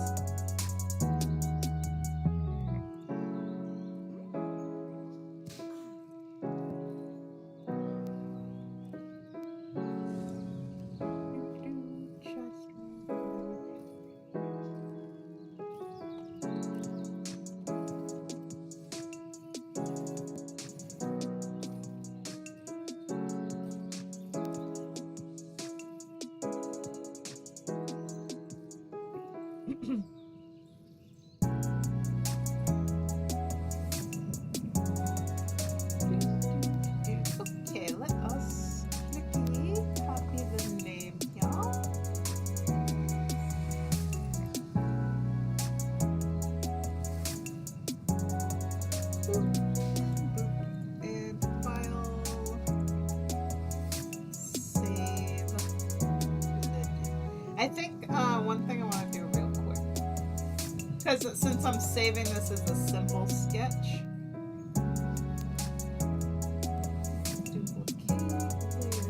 I want to make it like a nice bright red color because she's like super into red, you know. So for the simple sketch, I think it'd be really pretty being red. Yeah, so we're gonna take a nice color like that. Oh yeah, that pops. Very, very nice. So this will be the simple uncolored sketch here. Save as a JPEG.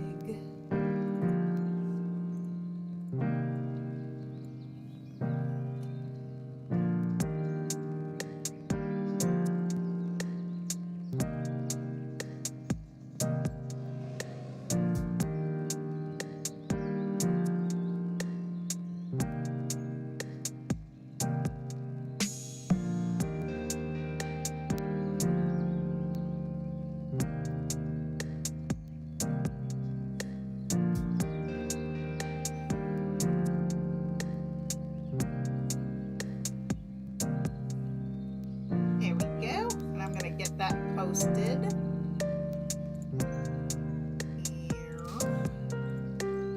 In the sketches and commissions channel.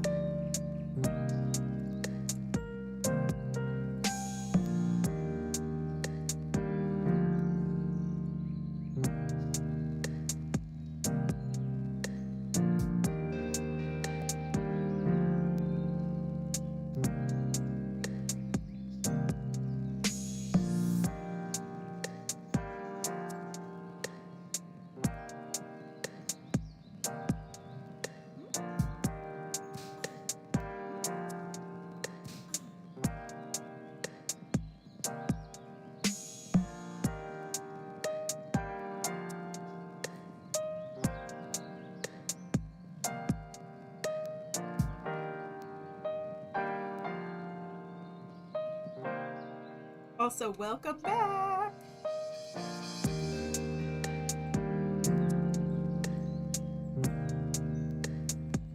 Alright, so now I'm gonna just move that one down. Now we gotta start coloring.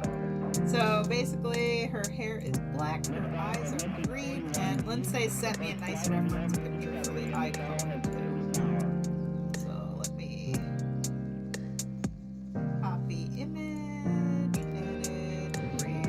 That's the green. Really nice shade, I gotta say. Discovery, go and throttle up.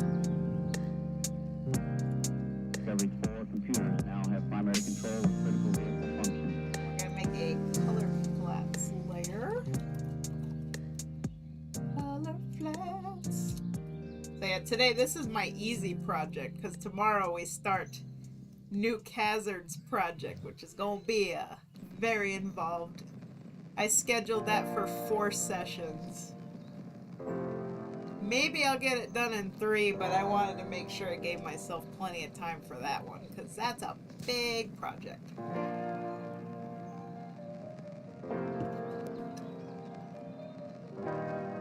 Okay, so first, skin tone.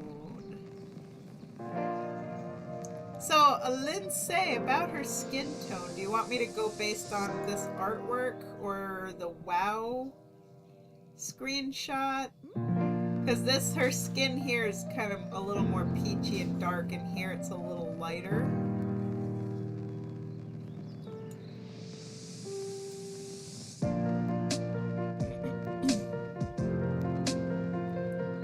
Based on the art. Okay, so we're gonna take from here. So let's find the medium color. There we go. Selection from layer. Edit, fill, just like that. Boom. Now the head.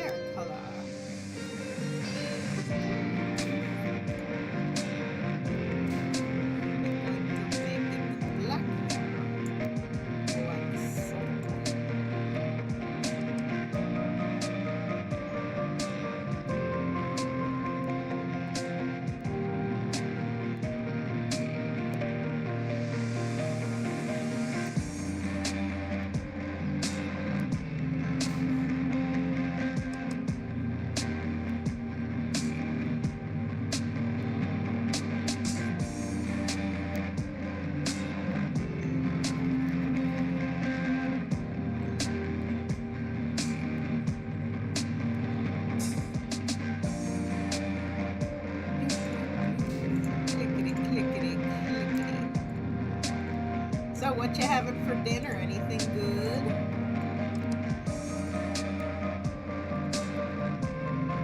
I gotta figure out what I'm gonna have for dinner tonight because I have no clue.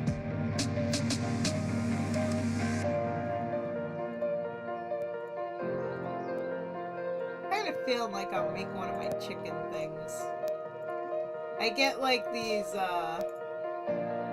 Barber Foods chicken cordon bleus. They're like these breaded chicken breasts and they're stuffed with stuff and they're really good. Like my favorite one is the creme brulee and apple. So it's like got like cheese and cranberries and apple all stuffed inside of it and it is so good. Oh my god. So like I make one of those and then I make some steamed veggies to go with it. So like broccoli or, you know, Brussels sprouts or cauliflower or whatever. And that is a super good filling meal. It's all protein and vegetables. So I can eat it and feel good about it because I know I'm eating something that's healthy.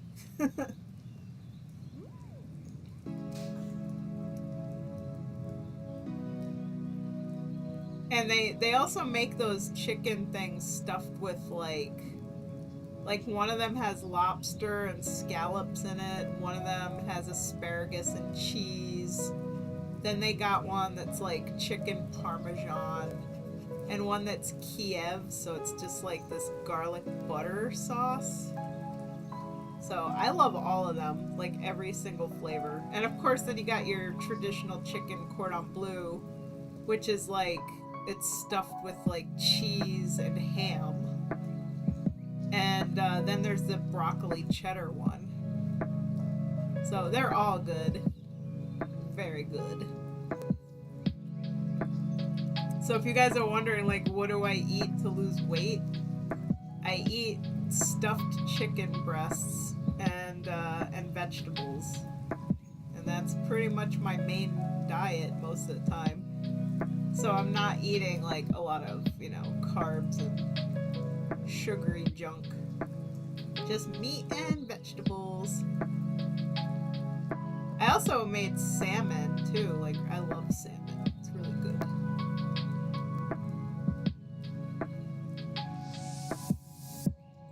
Salmon, much yummy.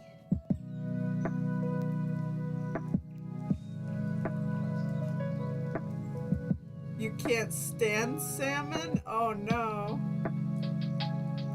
Just the smell makes me gag. Oh.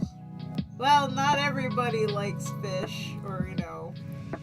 Like, salmon definitely has a very unique flavor and smell, but it doesn't bother me at all. I like it. But I eat, like, all kinds of stuff. I'm not really picky. The only kind of stuff that I don't eat is like organ meats. Like my dad, you know, he grew up in an Italian household and his mom was really into what they call peasant food. So his mom would eat like organ meats like liver and lungs and heart and brain and all kinds of stuff. I don't like that kind of stuff. So that's like a big nope for me. Like, you ain't catching me eating no liver. Nope, nope, nope.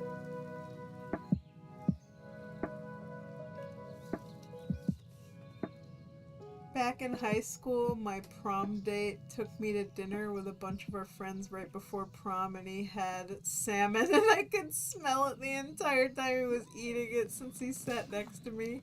I was just gagging over and over. Oh my god. And did he, like, smell fishy during the prom, too? That's so terrible. I'm so sorry. Oh, you poor thing.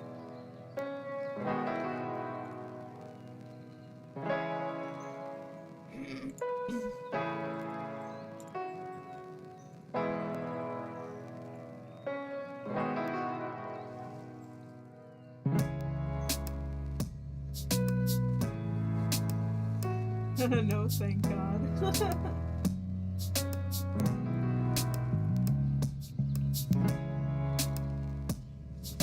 Yeah, some fish are like very fishy.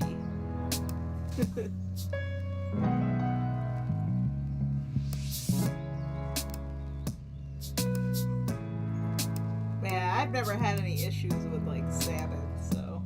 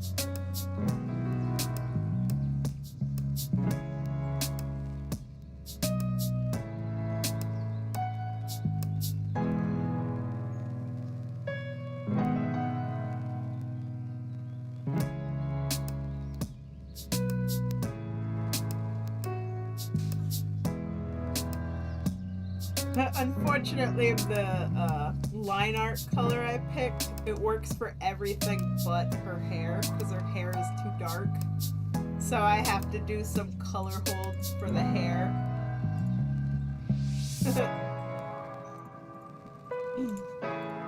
But that's okay.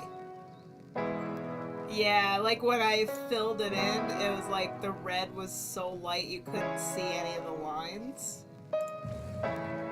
It was like, oopsie doodles. So I just like lowered the luminosity by 50%, and then I was able to see.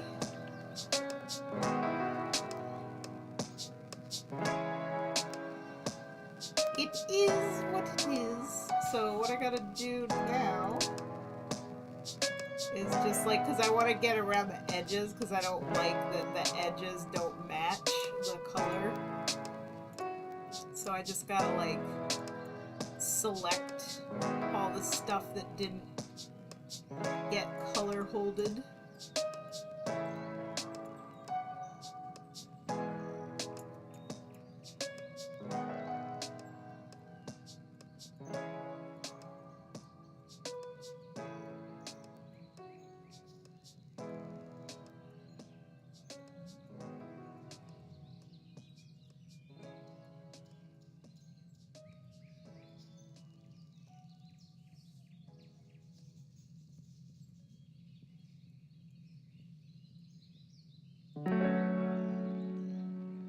And then edit, change color. Huzzoo! Much better.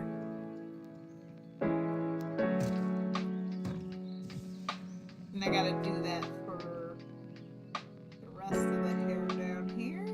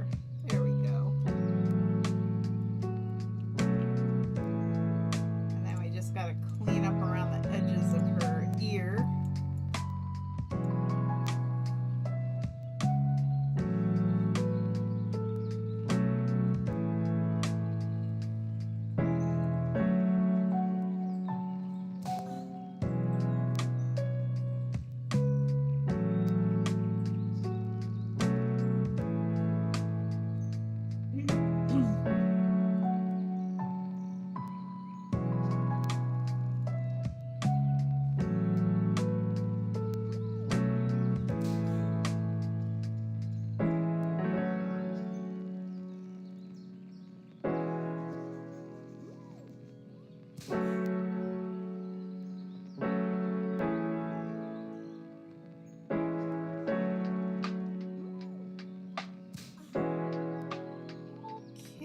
yay! I just got paid for 50% up front for the next commission. It's gonna have another Arazi picture.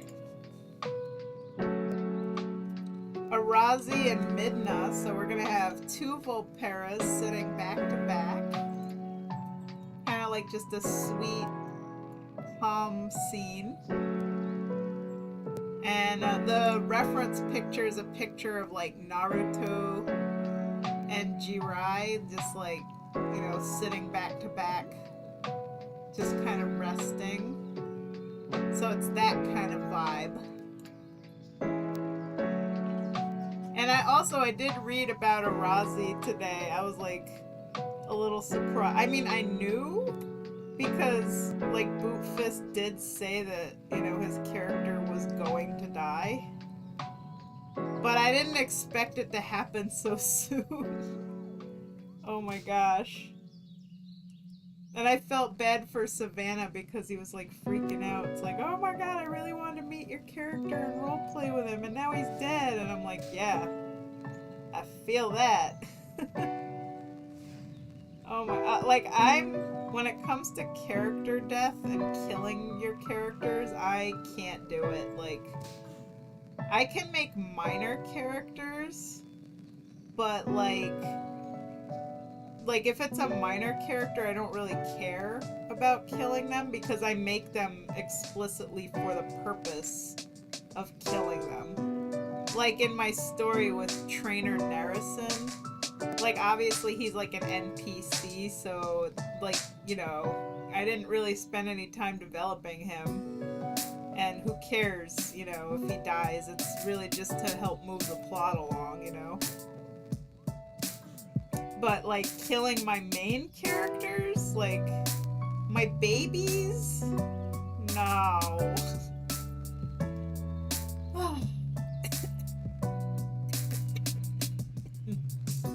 Now, I'm not gonna say that I wouldn't do it at all, because I would if it's like really important to the story that I have to kill a character, you know, because I want to have like a really strong emotional impact. But even then, like, it wouldn't be a main character. It would still be like a character that's kind of like a side character, but it would be a side character that I took a little bit of time to develop to make the readers actually care about them. Somewhat. Like, you guys would never have to worry about me ever killing Amalthera or Viserion or, like, Felendriel. Like, that ain't happening. Like, I would never do that to my babies. But, you know. Some of the other characters I can't necessarily guarantee their safety forever. We didn't know. Felendriel is safe. I love him too. Like, I adore him. He is like the ultimate dad vibes. Oh my god, you're gonna kill Saris, dude. What is with people murdering their characters? This is just so heartbreaking. Is she gonna, like, become undead, or is she gonna be, like, dead? Oh, okay, she's gonna turn to a vampire. Okay. See, that's different. Like, we're talking about, like, if you kill your characters and make them dead, where they don't come back. Because that's, like, super final, you know? Like, that is something that I really wouldn't have the guts to do.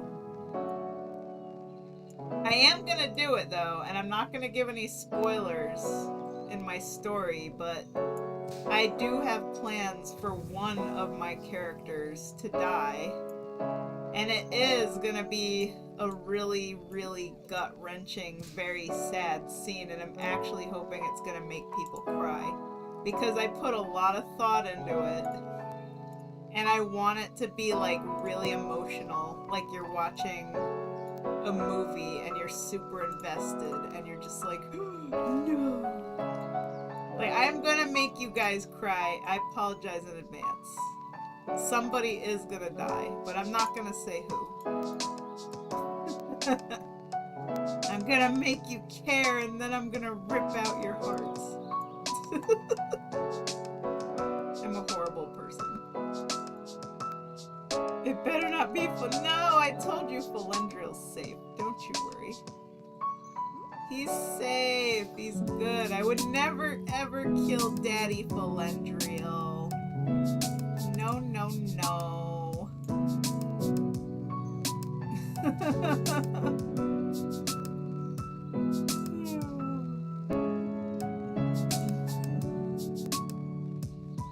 I only kill off OCs I no longer like. That's fun. Had to fool y'all late April Fools. Oh, was that a joke? See, I've killed off 2 OCs that I just didn't want to play anymore, though one might be coming back next year for story stuff. Since she was killed off in retail, I'll just do a little tweaking on Epsilon. See, for me, like, because when it comes to roleplay anyway, I do like alternate universe stuff, so like even if I killed a character in a roleplay, like it's not that big a deal because, you know, I'll just make the character come back to life in like a different story. But I haven't, in none of my roleplays have we ever had to kill any of our characters for any reason. We had a scene where one of the characters almost died, but then he got like rescued by a loon, I think, if I remember. Like a loon saved him. So it was like he seems like he's dead, but psych, not really, kind of thing. It was kind of like a Beauty and the Beast moment, you know, where the Beast is like dead at the end and Belle is like sobbing. But then he magically comes back to life. It was like that. It was really cute. Sweet kind of scene.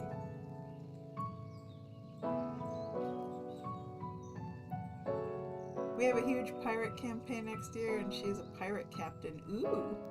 Before Lynn, I made a night elf lady for like 3 years or so. Killing her off was kind of wild. Definitely had more layers to it. Now, I don't know if you were paying any attention to like my chat on the Amalthera story server, but I was talking to Huntress Avicienna. Oh my god, I'm probably butchering her poor name. But we were talking about foreshadowing. And that foreshadowing is directly related to the character that I'm going to be killing. So if you had been paying really good attention to the story, you might have picked up on it.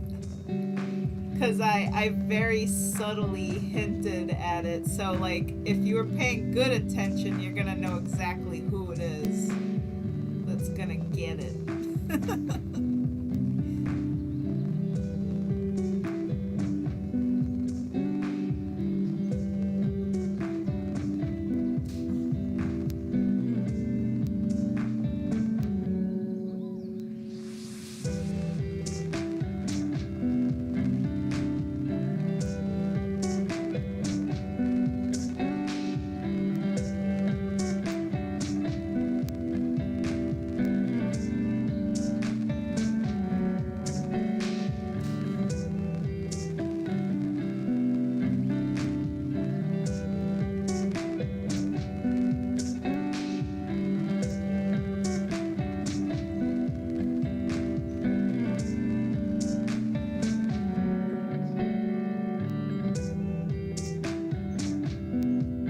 So far nobody has figured it out, so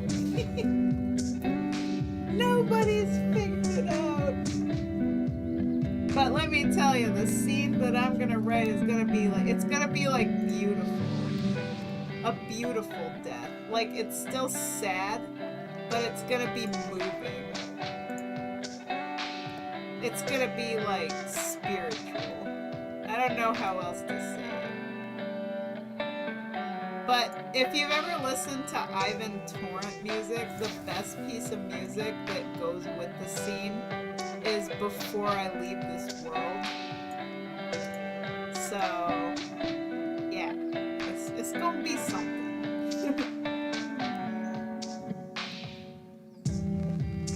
I would totally play Before I Leave This World on the stream, but I'm probably gonna get like copyright struck for it, so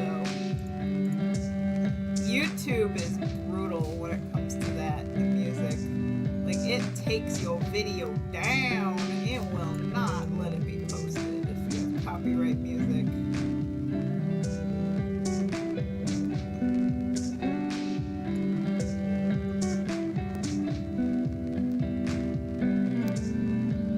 But just trust me, when you get to this scene, I am gonna absolutely like post a link to the Ivan Torrent Before I Leave This World and be like, y'all need to listen to this while you're reading this chapter. Just so we have like maximum emotional impact.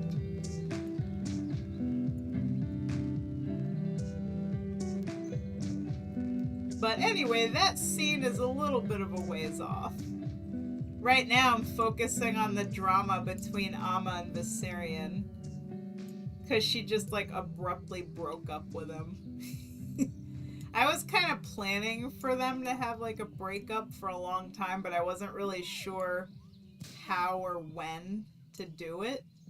Because I always toyed with the idea that, like, you know, they got together so quickly and like they need to earn their relationship a little bit more, so we have to torture the babies, you know, and like really put them to the test to make sure that their love for each other is genuine and real, and that it's not just like, you know, we want to hump each other chemistry, but that it's like more than that.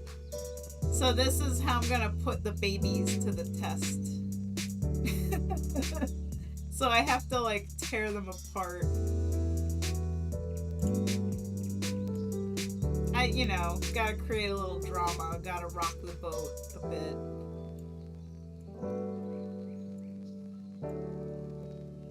But it's gonna be really fun, because, you know, Viserion basically is being told that he has to like spy on her. Even though she just dumped him, it's like, oh god. Irium and Felindril's story hurts my heart the most personally. Like, why can't she feel? Why can't she love him? Arc. Oh yes, I definitely pulled the heartstrings with that one. I'm not gonna say anything. I had a lot of fun writing that story. Like, I love unrequited love, or like impossible love. Is she the one? I can't tell you, it would be a spoiler. I can't say who it is. It could be Sarai, it could be Thelena. I mean, you know, I don't know.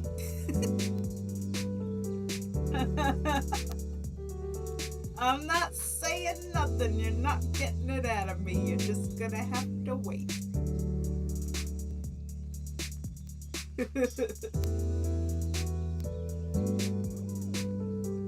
I mean, come on. She's already dead. You can't make her more dead than she already is, right?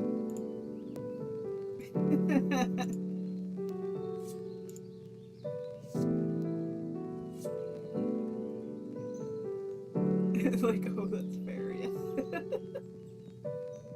Like, never you worry, she's already dead. We're just doing some color holds for the jewelry here.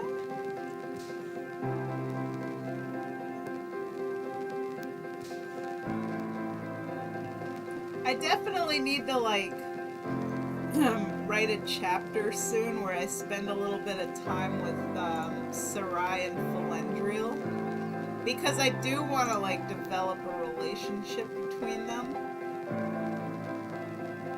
I think it would be really sweet. Because like even though he can't be with Irium, you know, doesn't mean that Sarai is off the market. Like, it's definitely something I want to play with, like, forming a bond between them. You see, this is the fun when you write your own story. Like, you could make anything happen. You could, like, pair anybody together that you want to pair together. You could get all soap opera-y on it, you know? It's just, the sky is the limit. So I'm just having a lot of fun with it. And you know what's really gonna be a blast to write is when Amma is like undercover trying to get that Defius guy. That Colvier, whatever the hell I named him. I just like Googled the name. Colvier something or other Eberhardt. So like when Amma's undercover trying to basically seduce him to get him to like attempt to capture her so that she can rescue the women that he's abducted. Like Corvus Syrian is gonna have to watch that. Like he's gonna have to watch her like pretending to like flirt with this guy and be seductive so she could get herself captured.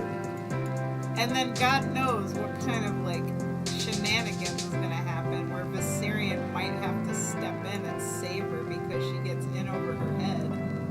Or maybe she can handle it and she does just fine and Viserion doesn't have to do anything. But he's still gonna be really jealous, you know, seeing her like all over another man. Even though it's really just for work, it's not like she's actually into the guy. It's gonna be such a fun chapter to write. Oh my god, it's gonna be so much drama and like emotional tug of war for poor Viserion. Because he's just gonna be like, you know, feeling so many things, you know. It's gonna be great. I love torturing my little babies, you know.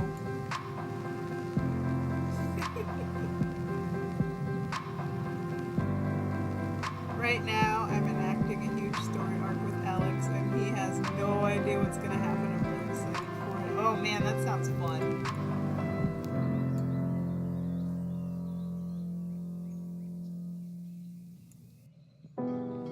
Spent like 20 minutes talking to myself and planning out the lore. Oh, that's great. See, I love that. That's what's so exciting with roleplay.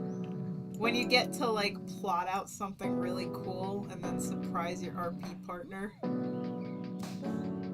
And it gets super exciting. And even though like right now the role plays I got aren't really moving that much, I mean Commander Mutt finally posted today after like a month. So yeah, and Solzen has been barely posting at all. So my role plays are not really moving very much. So when I write my story, I'm basically writing it for you guys as if you are my roleplay partners and I'm trying to surprise you and excite you and, you know, throw you some curveballs and really like, you know, give you guys a fun ride with these characters.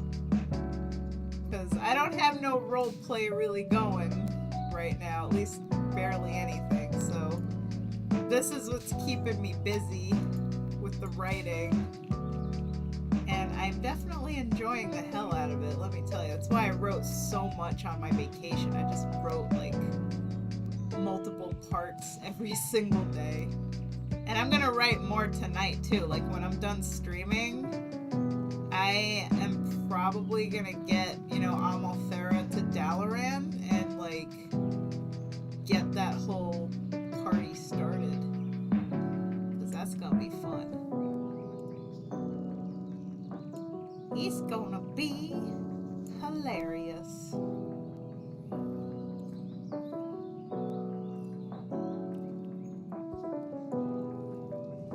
Doing some color holds.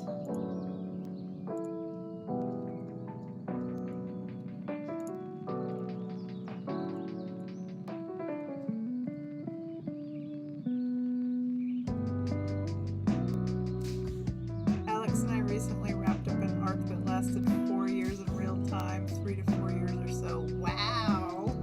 That reminds me, I gotta poke the person that I do Discord RP with for Octavia.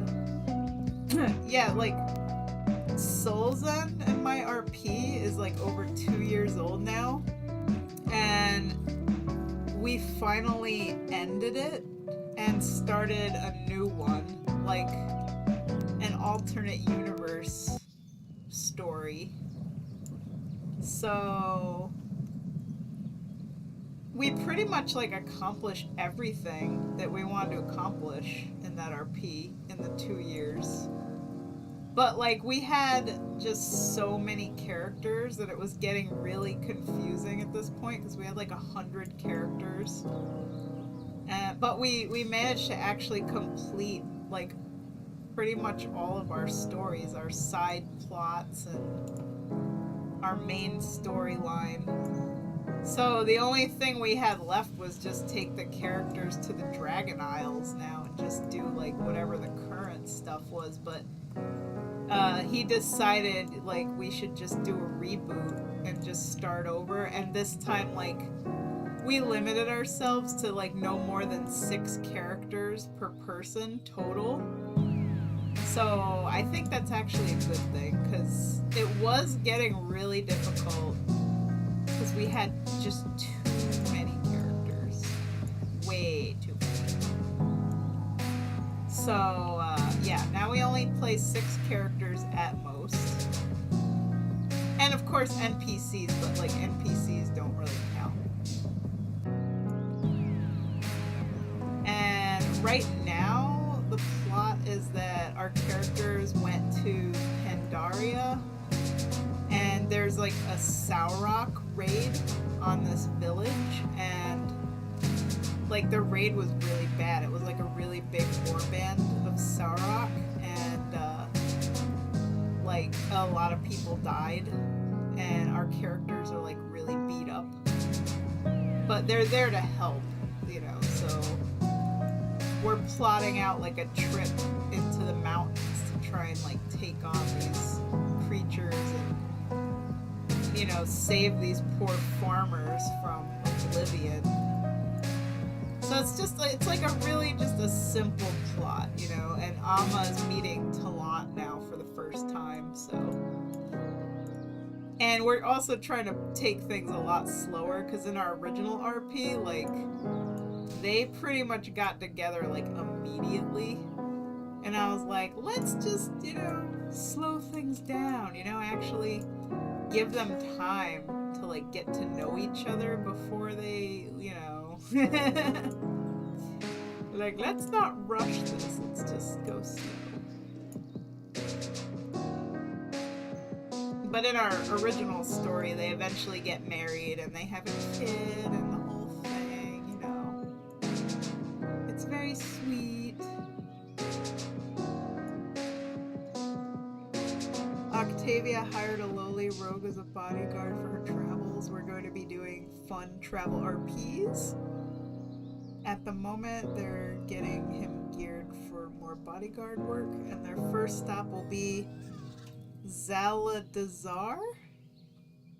He wanted to see it in character because he likes gold. Is it Zuldazar, I think? The Zandalari place. Yeah, I think it's Zuldazar. That's cool. I like travel RPs, like just, you know, going on a good old adventure.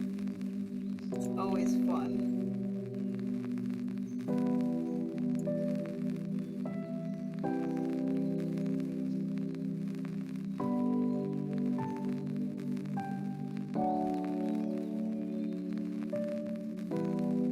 I thought I highlighted this. I must have like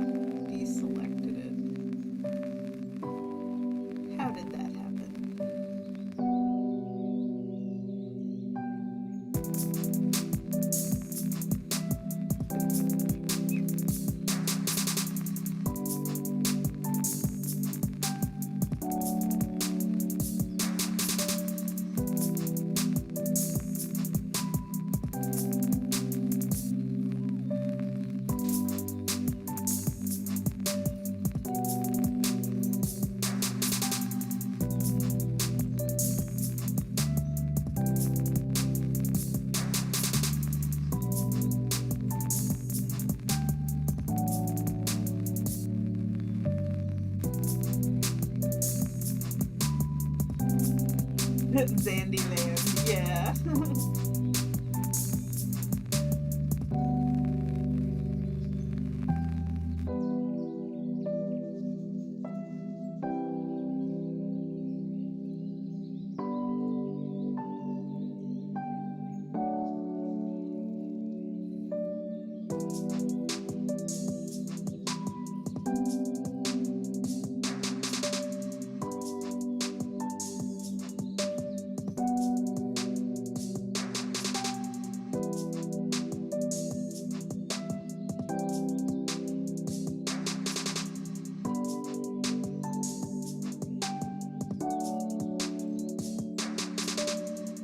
Man, making stories and role playing is so much fun.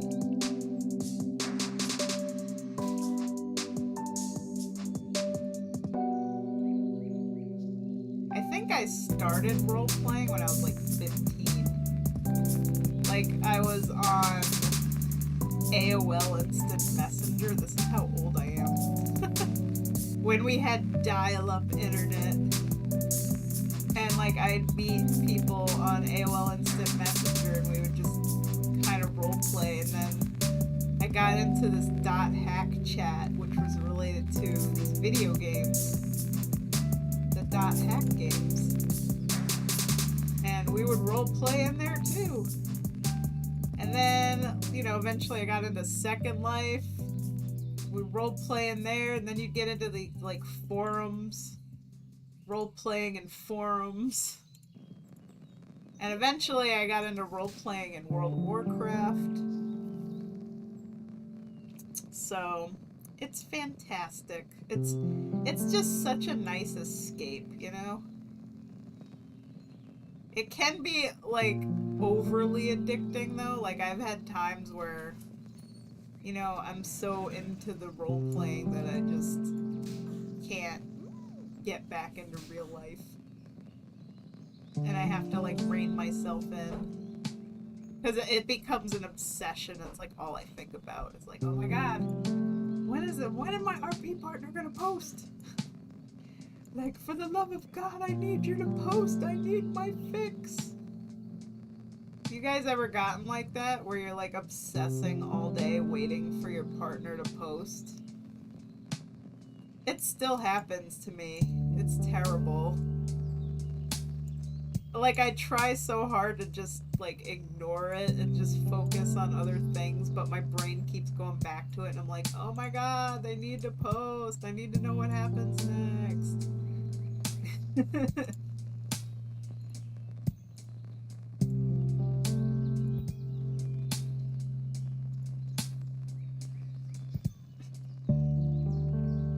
Yep.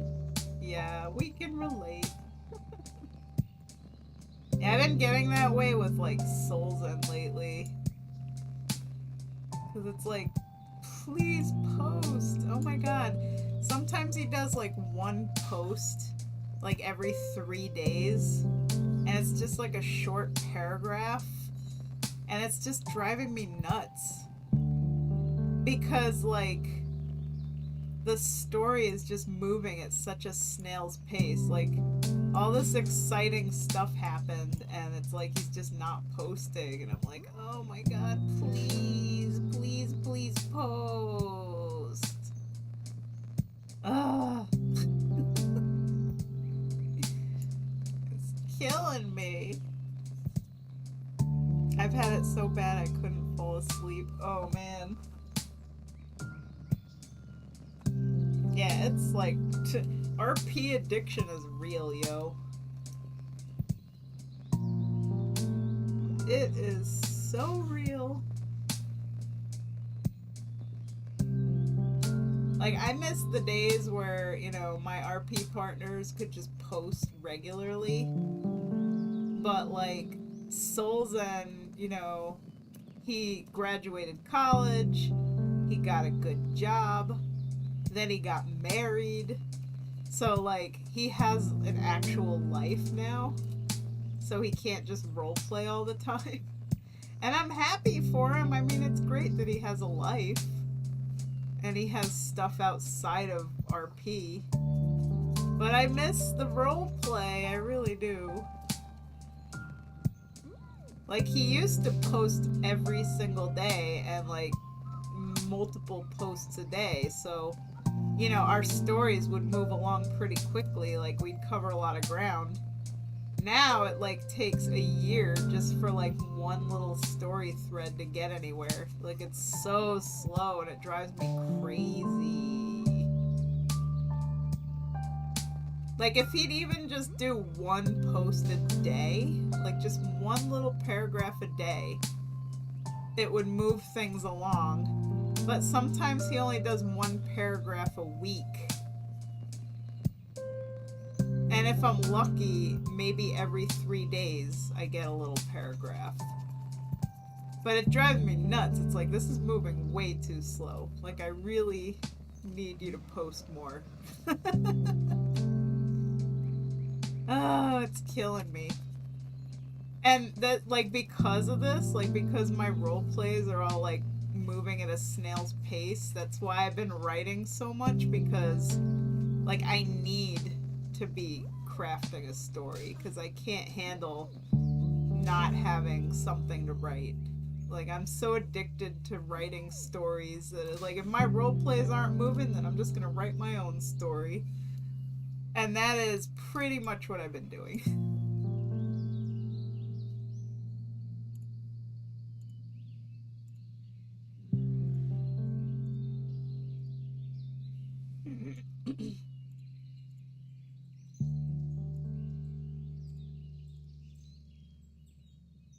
Those are huge sudden steps. Yeah.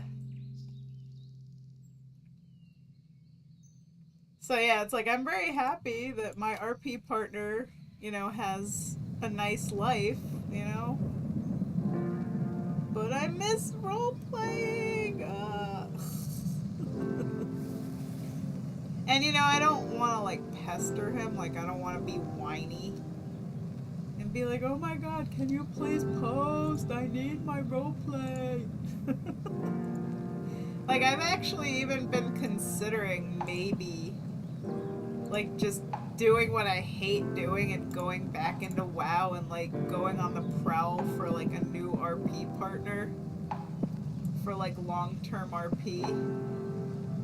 But I hate doing that because it's so hard to find, like, a good RP partner that I actually mesh with, you know, who writes in a way that I enjoy. Because I'm a little bit picky, you know, about writing. So, like they gotta have pretty good grammar and spelling, and they have to write the right amount, because I've had RP partners where I couldn't keep up with them because they write way too much. Like, mountain posts that are like 5,000 words long. Like, every post is like a Stephen King novel. And I'm like, I cannot keep up with this. I cannot mirror your posts. Like, you are writing way too much. Please cut it down a little bit. Like, I like to write a nice, good paragraph, you know? Like, I like a detailed post, but holy moly, some people, like, they just don't know when to stop. And they use too much, like, flowery language and filler. And they describe, like, every little thing that their character is doing, from, like, licking their lips to batting their eyelashes. And I'm like, oh my God, no. Stop. Like, please, this is too much. And then, you know, there's the whole, like, if I find a RP partner that does this, you know, they're putting in so much effort into their writing, and they're writing so much, way too much. And then I already know, like, I don't mesh with this person. So then I have to go through the agonizing thing where I have to tell them, like, sorry, this isn't working out. And, you know, breaking people's hearts and hurting their feelings. Because, like, I'm not the kind of person where I'm gonna subject myself into a role play that I'm not enjoying, you know? Like, I do, you know, tell people, like, hey, I'm really sorry, I just feel like we don't mesh, like, we're not compatible RP partners, and some people take it okay, and some people have, like, a freaking breakdown. Because, like, you know, they probably just get really attached to, like, our story and our characters, and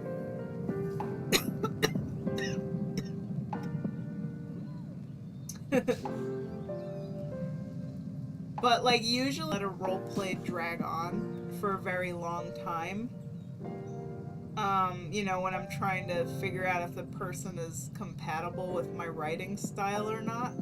Like, I will pretty much dump an RP partner within the first, like, 2 posts. So, you know, I'm not gonna, like, lead the person on and, you know, make them actually, like, get to the point where we developed an entire story and then kick them to the curb. Like, I would never do that. I would only do that in the very beginning. Because usually I know, you know, pretty much right away, like, if this is gonna work or not. But I hate going through this process. It's almost like a job interview, you know? Trying to find the right person that writes good and doesn't write too much and also doesn't write too little, because, you know, I hate the opposite too, where people just give you these one-liners that have, like, no depth or detail at all. Like, that drives me crazy. I hate, like, one-liners where there's no effort.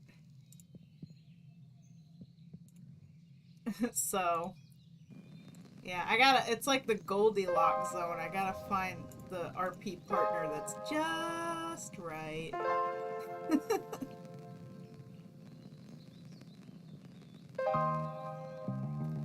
I mostly met weirdos one-on-one in the open world, unfortunately. Oh god, yeah. Alexionis, I'm quite the weirdo.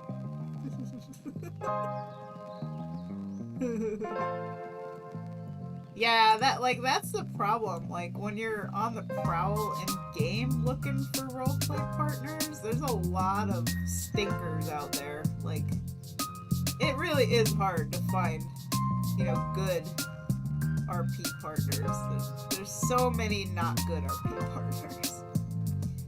And I'm not saying that to be mean to people, just, like, I used to have, like, 20 RP partners. Like, I would just RP, like, all day.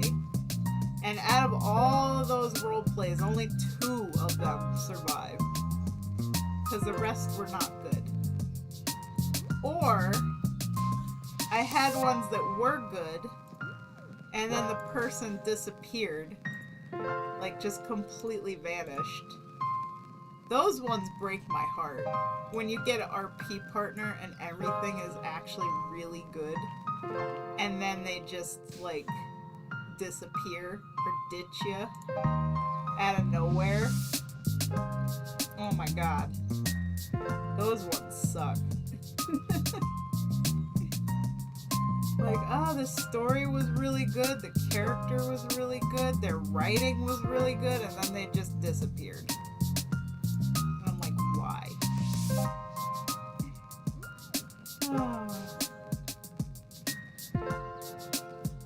So yeah, I've had a few of those experiences too. So I definitely, like, get a little bit leery about the hunt for a good RP partner. Because, like, if you do find one that's actually good, 99% of the time they don't stick around. So, you know. Like, you're gonna get really attached to the story, and then they're gonna bounce. So there's that. That happens, like, all the time.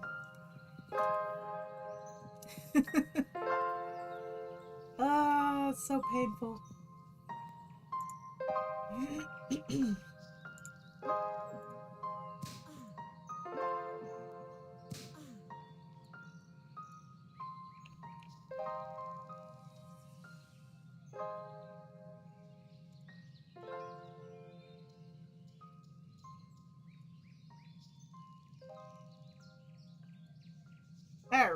I've pretty much color holded everything. I just gotta do her eyes so that they could be green. But otherwise, she's just about ready.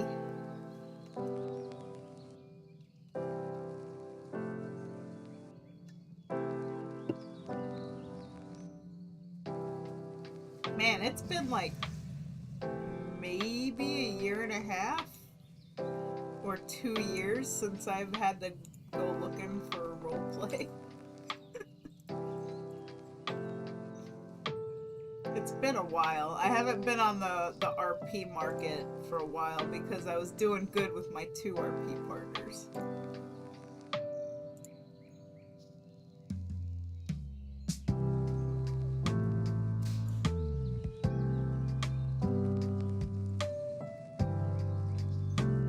But the other thing I worry about is because my schedule is always so busy. So, like, even though I want to RP more, I always realize that I actually don't have the time for it. Like, I really don't.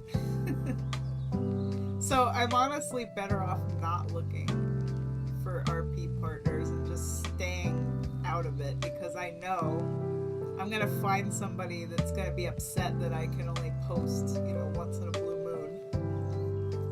Like, I can't post as often as I'd like.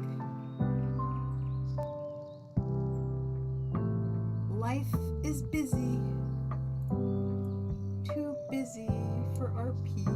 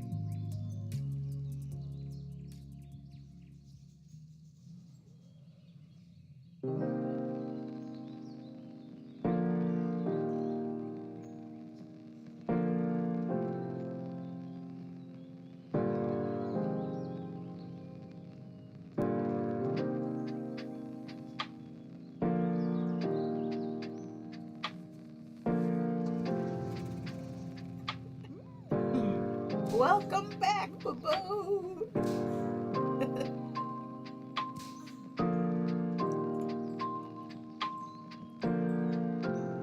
I hope you had a nice dinner.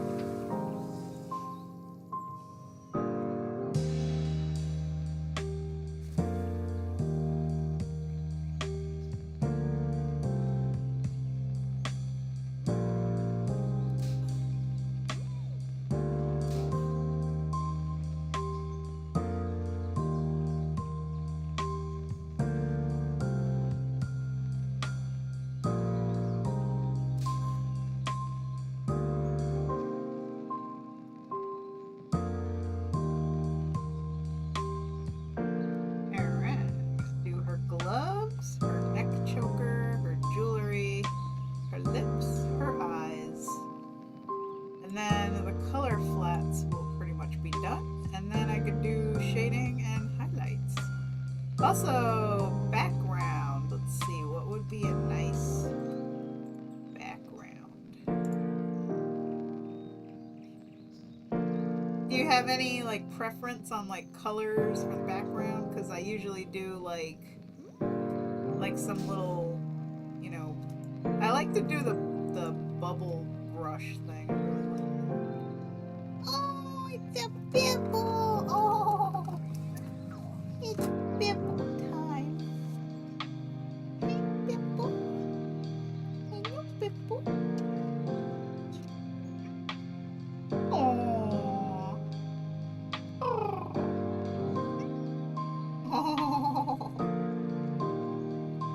You don't say. Is that so?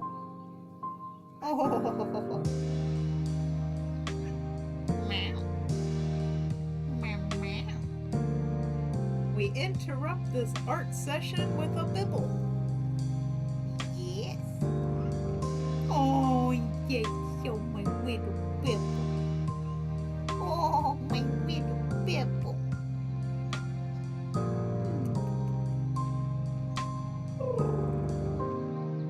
Hi, bibble. She's a little bibble.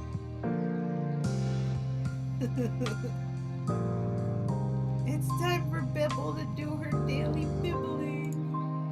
That's right. That is what the Bibble do. Oh. Oh. Aw. Can you guys hear her meowing?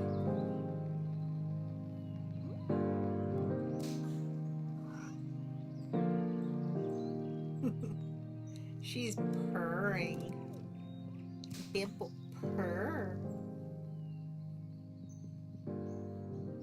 Aww. Oh, little Bibble. Mama just loves that Bibble. Aww. Well, I'm gonna see if I can color with my mouse, cause Bibble's laying all over me, and the mouse is about the only thing I can use right now. Ain't that right, Bibble? Aw, such a little Bibble. He's a little Bibble.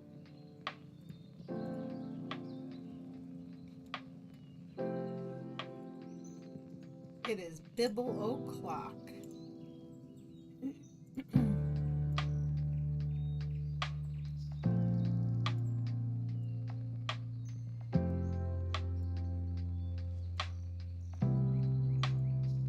I often do color flats with just the mouse anyway. I don't know, it's just easier.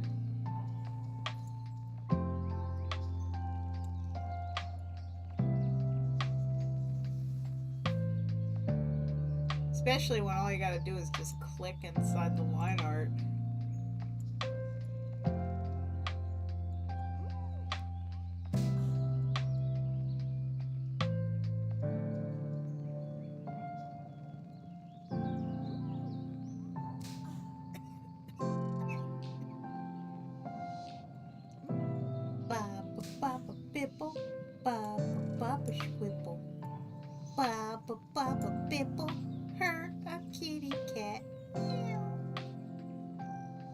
Yeah, Bibble likes her theme song.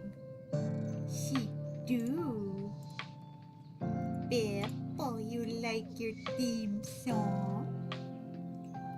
Yeah, you're a happy cat. Oh, she's a happy cat. Yes, she is.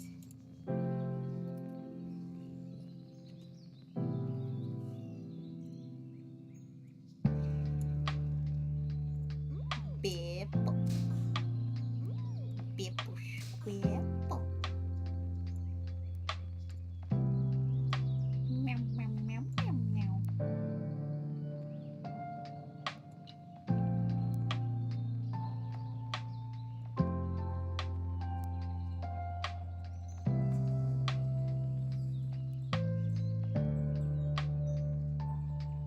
Alright, now I just gotta get the neck choker highlighted.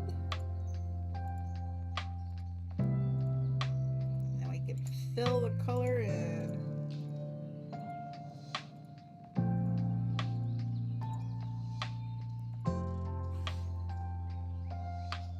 So I know I asked earlier, but I don't know if you answered. So what is Elle Emberfaith's story? Just curious. Tell us about this beautiful character.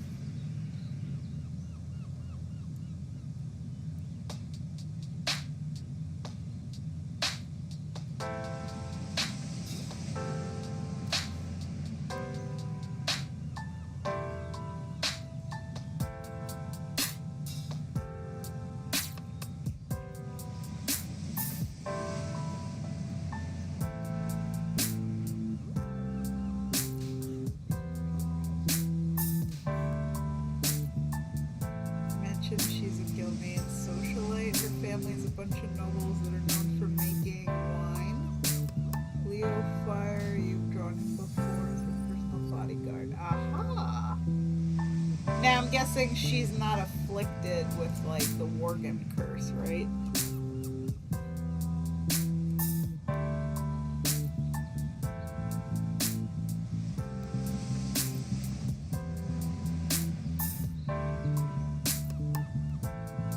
She is not. Her dad is. Aha!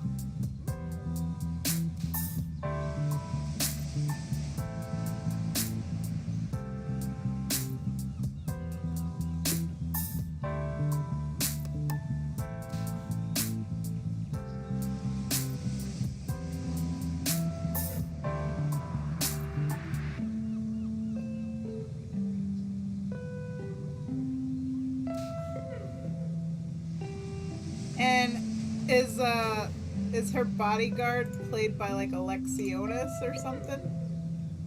Just curious.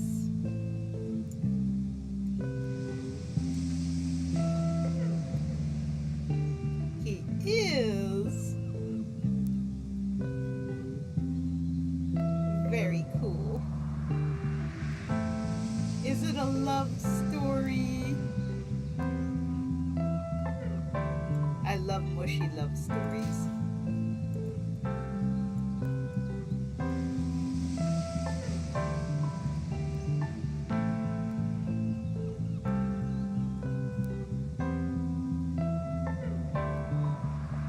Hi, hello, I heard my name. Yeah, we were talking about Leo Fire. I don't know if I'm pronouncing his name right.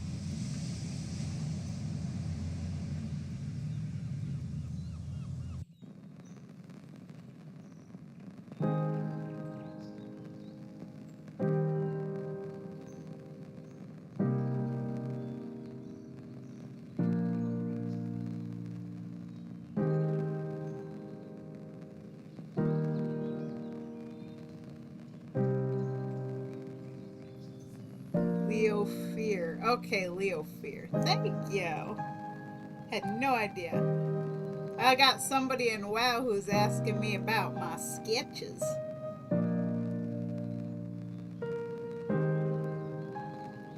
Aww.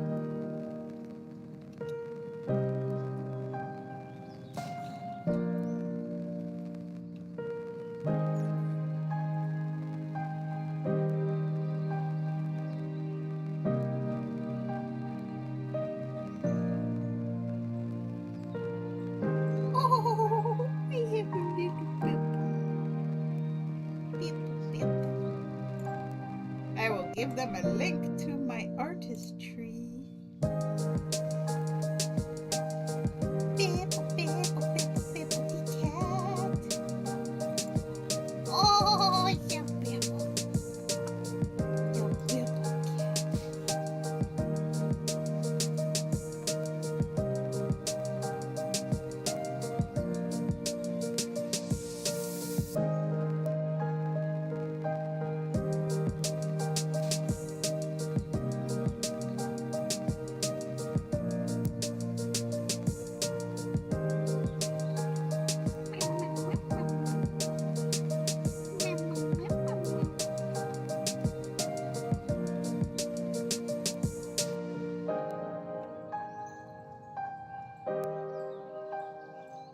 Oh, Bipple.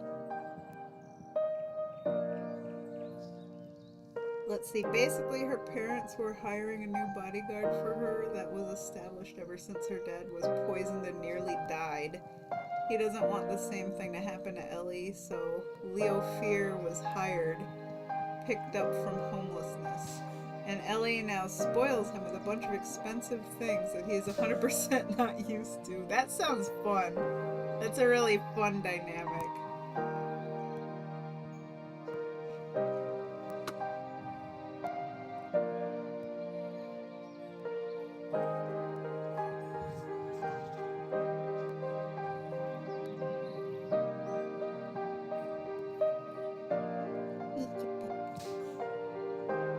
Oh, she's a little purr. Little purr kitty. Yeah.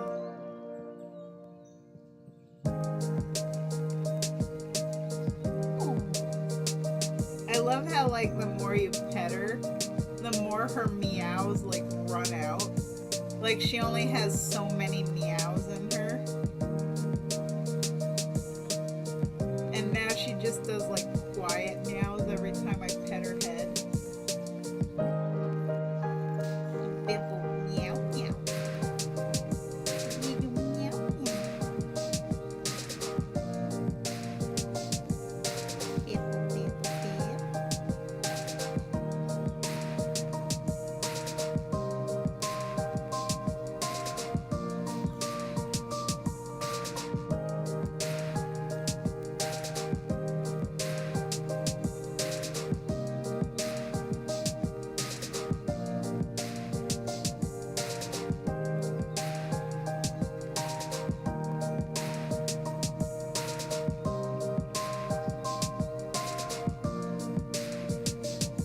Are WoW? Well, this person's asking me, are WoW tokens tradable?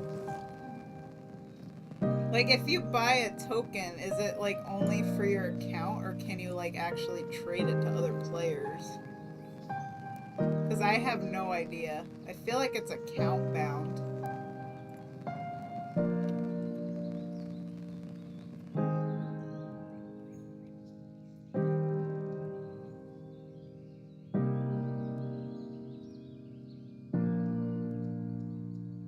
Yeah, WoW tokens. Okay, only for your account. You can sell them on the auction house. Yeah, okay.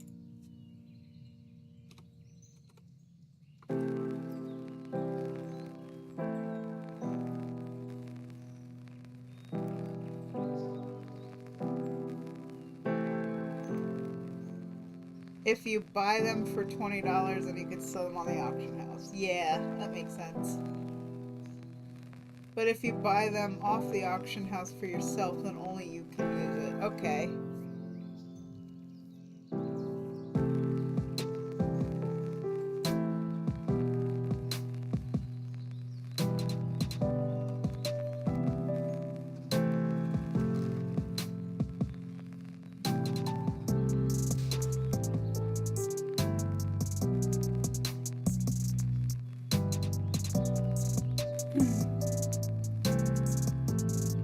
Bipple. Aw.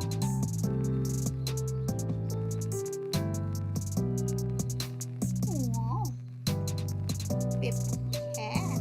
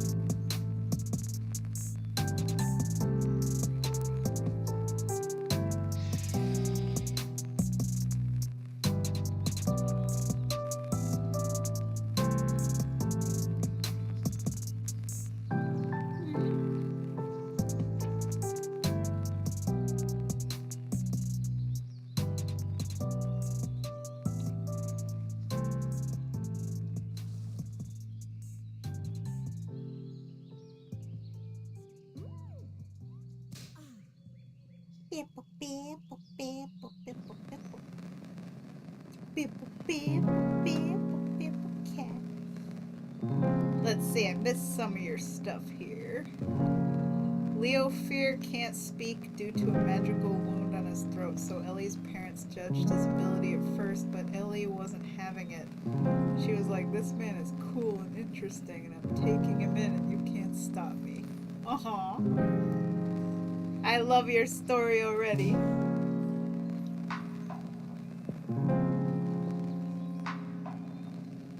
I need to go to the bathroom, and I have a bibble all over me. Like, Bibble, can I go to the bathroom? Please, Bibble? Bibble. She's like, no, you have to feed me. Feed the Bibble. That's what she wants. Bibble wants her Bibble.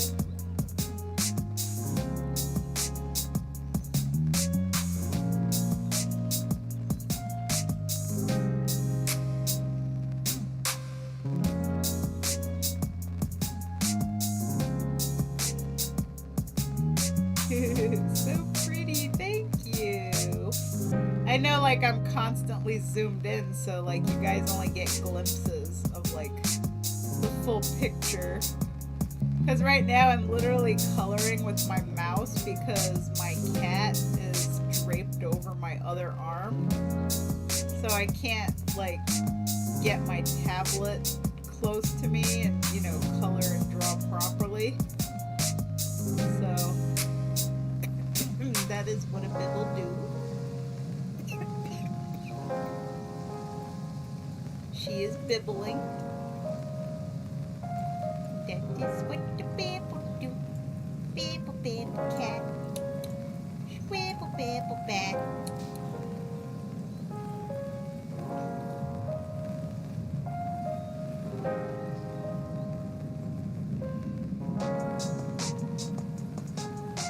And I have to like pee so bad. But it's like I have bibble on me. And you know the rule, if you got a cat on you, that's it. Like, the cat wins, so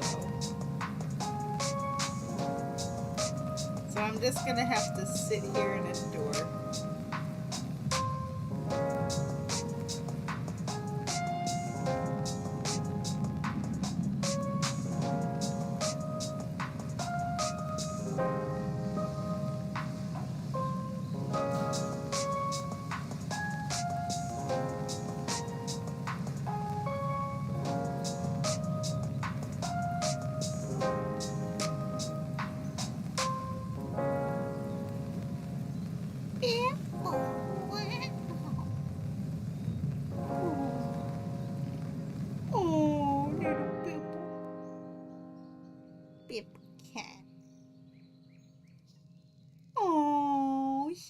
so adorable. Bipple, I gotta go to the bathroom. You have to move. What do you think of that? Are you gonna let me go? Or am I gonna have to just go right here in my chair? Don't worry, guys, I would never do that.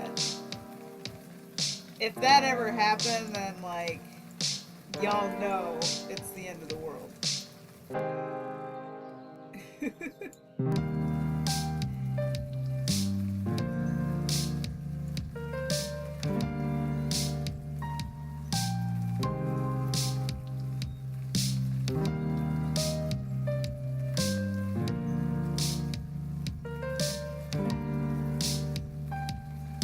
By the way, you guys want to know a fun fact? This little, like, pink fleshy part in your eye is called the lacrimal caruncle. You're welcome. Lacrimal caruncle! Isn't that just such an amazing and funny sounding word?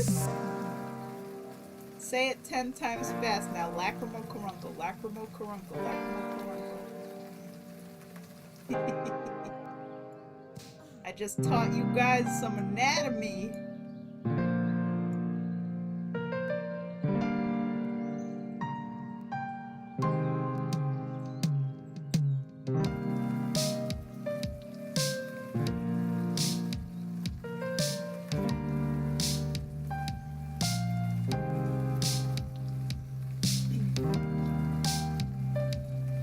Alright, now I just gotta do the silver parts and then her lips, and then the color flats are done. And then from there it's shading, highlights, and some pretty little background color.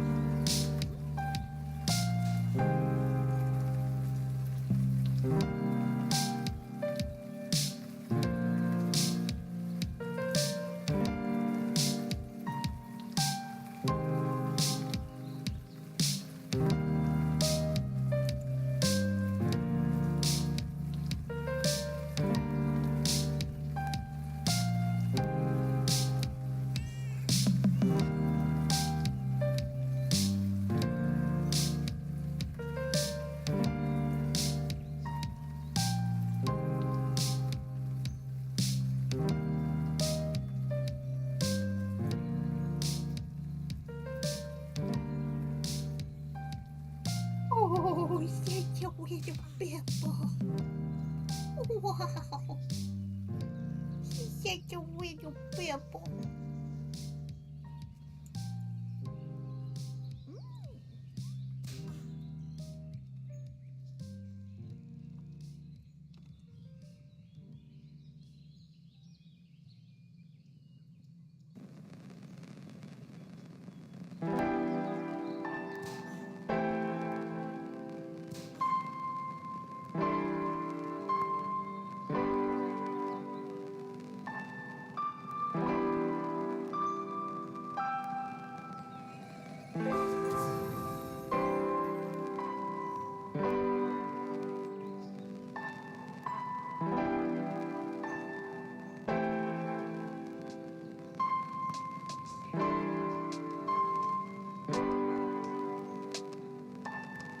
Looks like I'm about to get a sketch commissioned. So this person says they saw that one of their friends has my art in their TRP. And they did comment me earlier. They're like, your art is so great. And they're like, oh my god, I've seen your art in my friend's TRP. And they seem like they're interested. So we were talking about whether or not to do gold or money, and it seems like we settled on money, so $20 sketch. And I just gave them a link to my artistry, so.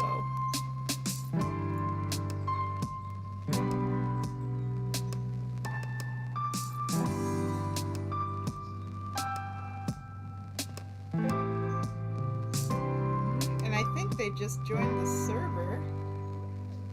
So yeah, unless that's somebody else. We had like 3 people join today.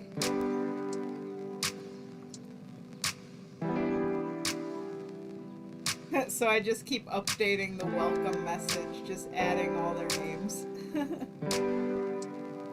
Oh my god, I gotta go to the bathroom so bad, Bibble. My bladder's gonna explode. You have to get off of my lap.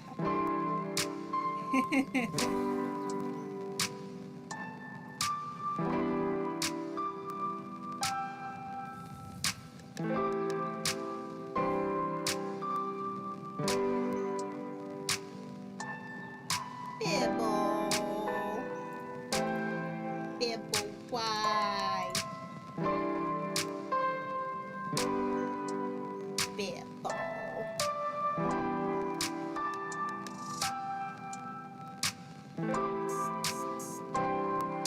Such a bibble.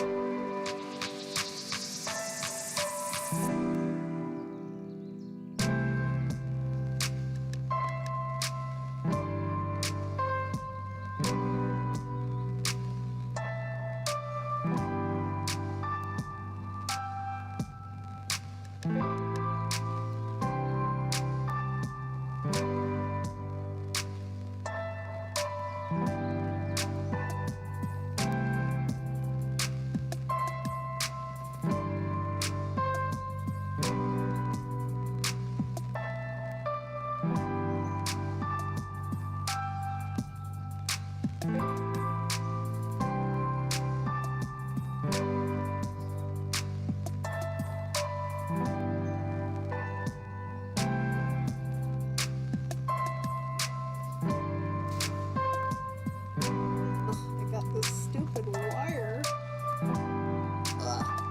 over my keyboard. It's making it hard to type.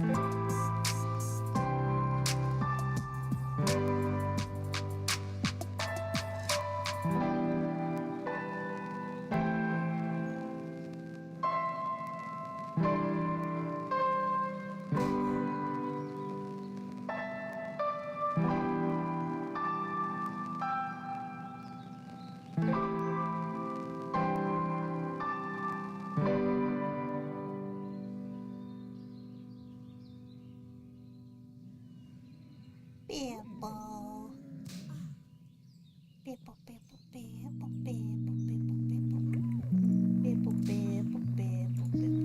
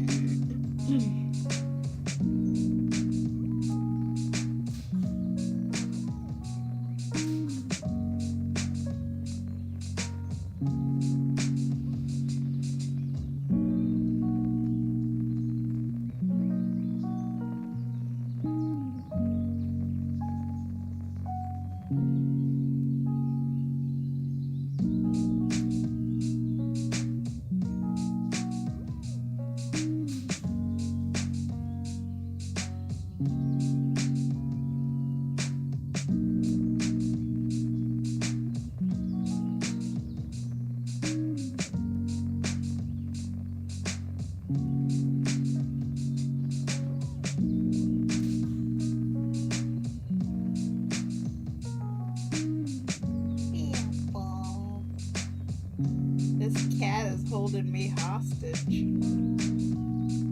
She is. Like, I gotta go potty, Bibble.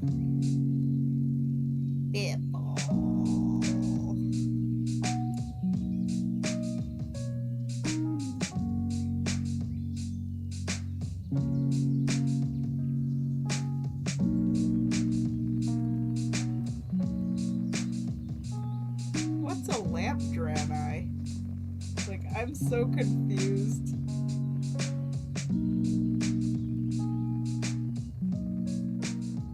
Oh! Light forged. I was like, you know, because they're mentioning lamp, and I'm like, do they want me to draw her with a lamp or something? And I'm so confused. Like, what's a lamp, Draenei? Light forged. Oh, okay. I was just like, I have not heard this term before. Lamp Draenei. Makes sense, though.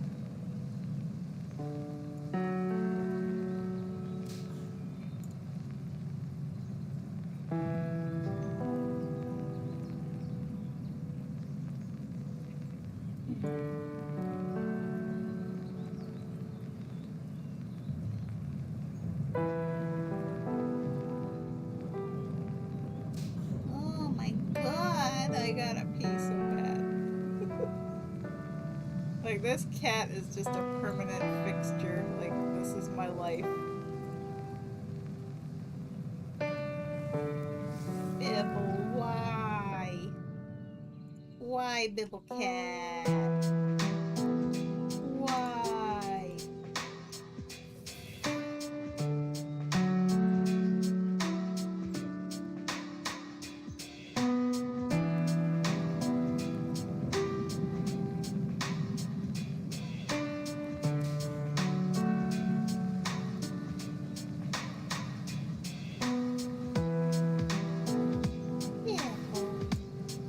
She's just looking at me like, so, are you gonna feed me yet? Where's my food? You think I'm gonna let you get away with not feeding me?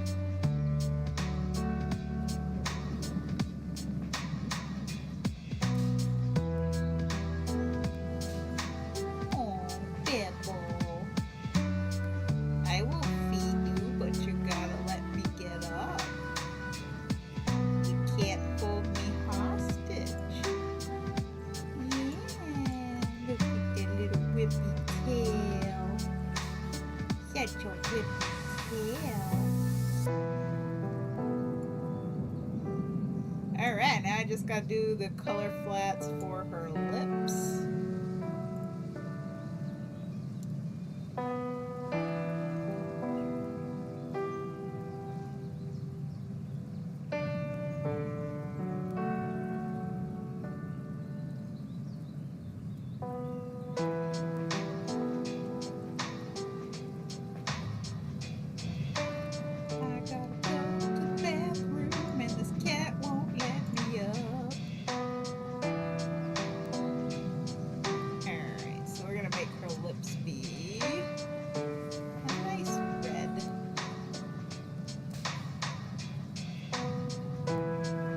I just said I just gotta do the color flats for her lips.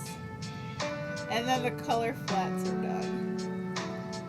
And then I have to somehow get Bibble to get off of me so I can go to the bathroom before my bladder explodes. And then go feed the Bibble. And then come back and do the shading and the highlights and finish this up for you. That is the plan. But right now Bibble has made herself incredibly comfortable. So I'm kind of stuck here. Oh man, I gotta go to the bathroom so bad. Oh god. Like, I drank a lot of coffee and a lot of water and, yeah, Bibble, come on. Come on, Bibble.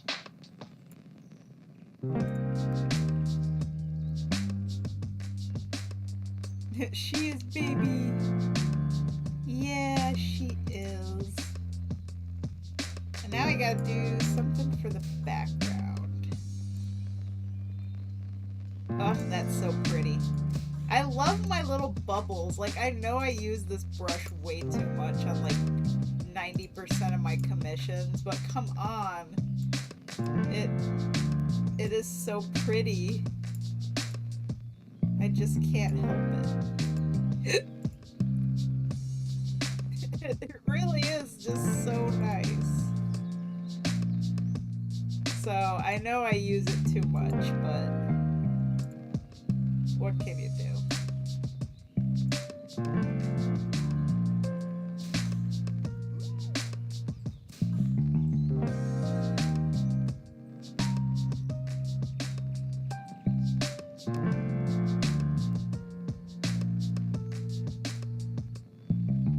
Okay, so now we just gotta do shading and highlights, and then should be done. I'm gonna go lay down. Not much sleep last night, and it's catching up. Sleep well, Chumpet. Thank you for watching. Come on, Pipple. Come on, Pipple. Mama has to get up. Yeah, hope you get some good sleep tonight. Alright, Bibble finally is off my lap, so I am gonna go to the bathroom while I can. My bladder hurts so bad. I will be right back.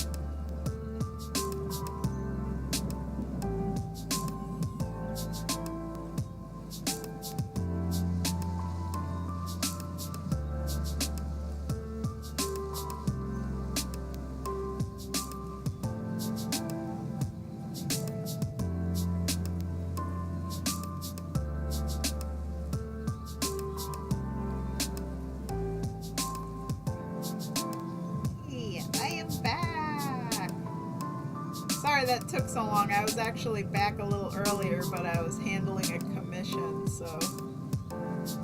I love it. It's like, you know, my first day back from vacation and commissions and just rolling in. So we just took care of a sketch commission. Making that cheddar. I actually gotta update my little income bar at the bottom because that was like March's. So I gotta do this month. So April goal. So right now we are at, let's see, 124.85. And how many days? 30.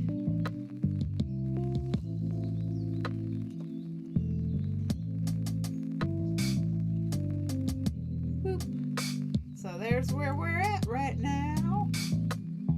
I gotta update that in the Discord.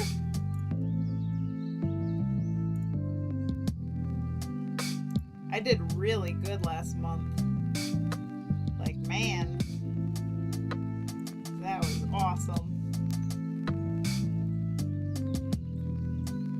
And I gotta do my taxes again this month because I already did my taxes for November and December. Now I gotta do my taxes for January, February, March. Because with New York State, you gotta do like quarterly. Yeah, I did really good. But yeah, I gotta do my taxes quarterly, which kind of is annoying, but you know. At least for state. For federal, I gotta do it once a year, but for state, it's like every 3 or 4 months. 124.85. So that's where we're at for April so far.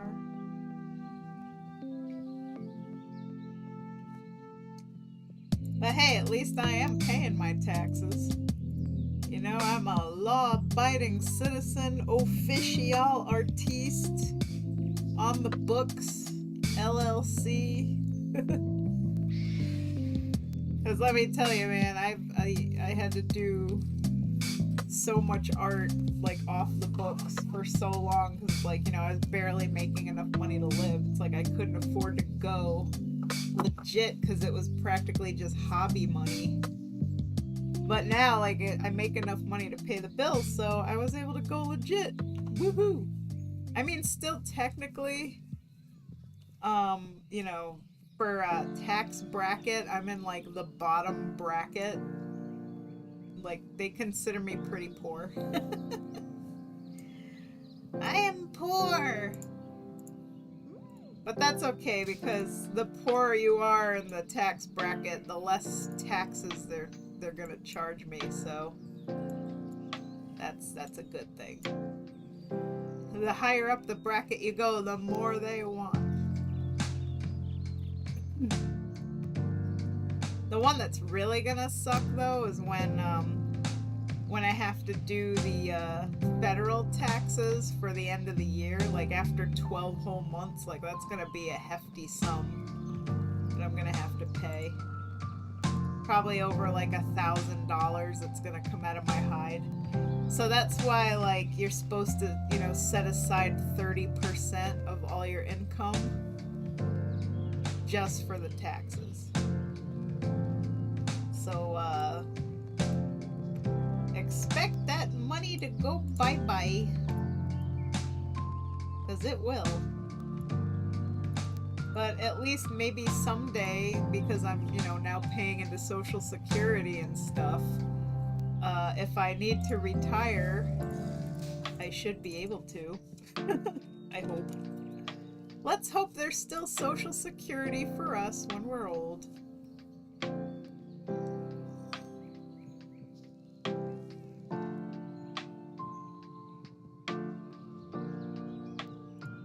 Alrighty, now we got to do shading and highlights. So let us do that.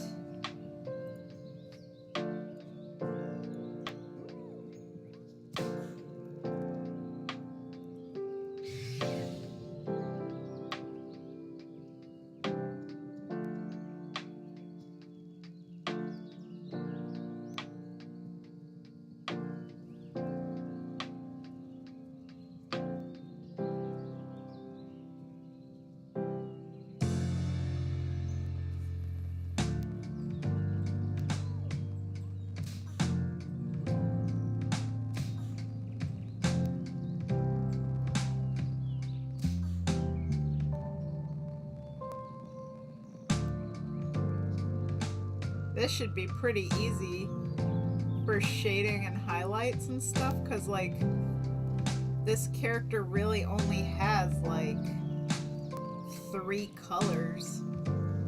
She's got like red, you know, peach, and black. That's like it. Aside from, you know, her eyes. So it's gonna be pretty easy coloring. Unlike, you know, when I have to do characters that have that crazy ornate World of Warcraft armor. And there's like a million different little pieces of the armor that are all different colors. Like, oh, those take forever to do.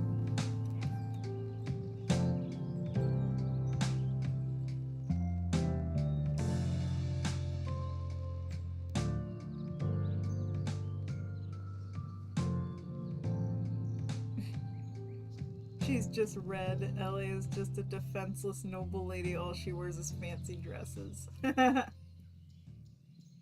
Well, not totally defenseless. She has Leo fear. He'll protect her.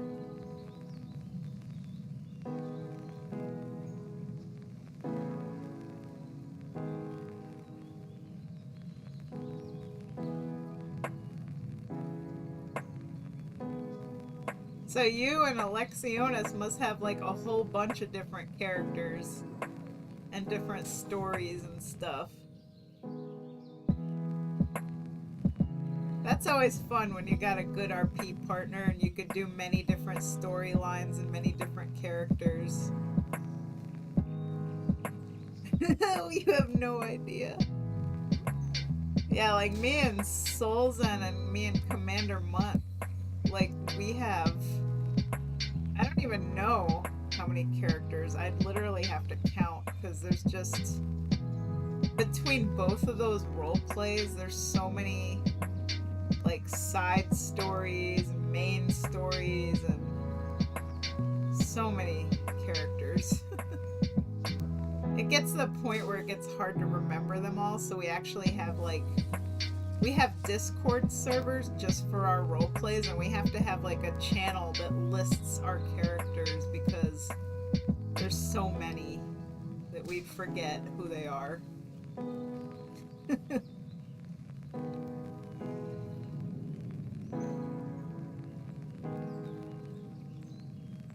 Like, I'm pretty sure with my roleplay with Solzen alone, we must have close to like at least 50 characters each.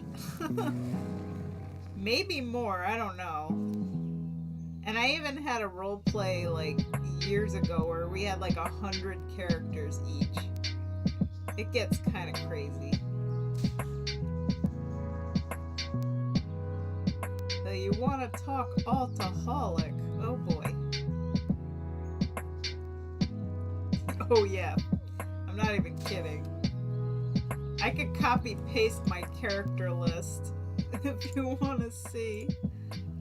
Holy cow. It's so much.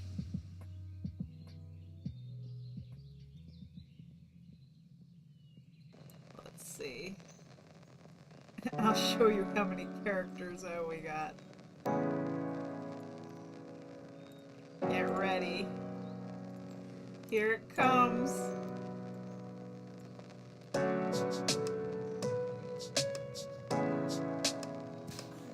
And that's just my characters.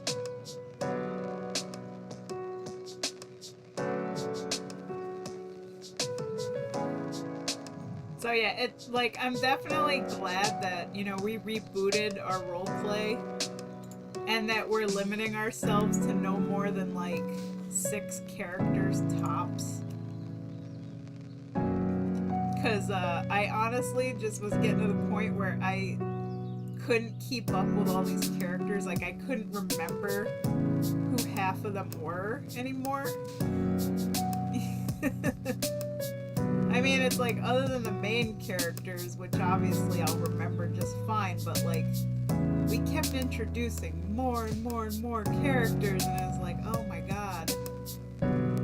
Like, now we got like goblins and trolls and pandas, and like, literally we've had pretty much like every single race from WoW, just about every single class. Oh my god. If I had to guess, Alex has around 20, but he doesn't really RP some of them. Might have 15 to 20. Hello! I used to have a limit of 8 characters and that's it. I extended it to 10 and right now it's 15. It just keeps growing, you know? Like, they're like potato chips. You know, you can't stop with just, you know, a handful. You gotta have a whole bag. I have many OCs that are like serious RP characters, and I make some OCs for fun but never end up playing them. I looked at your official list and it's like 12 OCs in your WoW list and 5 to 6 in your D&D. God, let me count mine just for the heck of it. Granted, I did list in some characters that are technically dead. Just like, I listed them so I remember their names, but they're not really playable. So I'm just gonna count the playable ones. 1, 2, 3, 4, 5, 6. Well, I guess he's dead. He doesn't count anymore. He was very minor. 6, 7, 8, 9, 10, 11, 12, 13. Oh wait, no, that one's dead.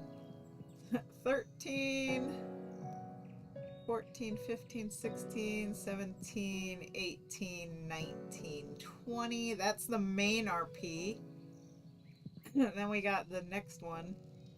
21, 22, 23, 24, 25, 26, 27, 28, 29, 30, 31, 32, 33, 34, 35, 36, 37, 38, 39, 40, 41. Oh wait, no, he's dead. 41, 42, 43, 44, 45, 46, 47, 48, 49, 50, 51, 52, 53, 54, 55, 56, 57. Oh wait, no, there's another dead one. 56, okay? 56 characters. Not including the ones that died. So, like, you can understand why after 2 years we decided to reboot our RP and, like, really cut it down. Like, honestly, I was getting so confused about who was who anymore. I'm like, wait, who, what story was this character from? And then, you know, the other thing is when you have that many characters, you know, there's gonna be some that, like, are your favorites, and then there's gonna be others that are, like, ho-hum, you know? Like, maybe you were excited about playing them in the beginning, and now they're just like, eh, like, I don't really feel it with these characters. Like, I don't really feel like playing them. Like, I definitely had some characters like that, where it was just like, you know, I started to feel a little ho-hum about them.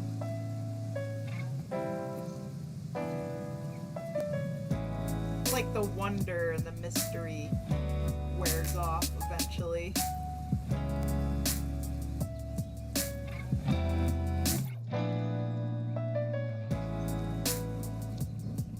I can't believe how many characters And then, let's see, my RP with Commander Munt. We have a cast list too. That one's not quite as bad for that. And again, it's a lot of the same characters that are in my RP with Solzen. So this one, we got 1, 2, 3, 4, 5, 6, 7, 8, 9, 10, 11, 12, 13, 14, 15, 16, 17, 18, 19, 20, 21. Okay. So yeah, me and Commander Munt are a little bit tamer. We only got 21 characters going. So it's not as bad. Oh man.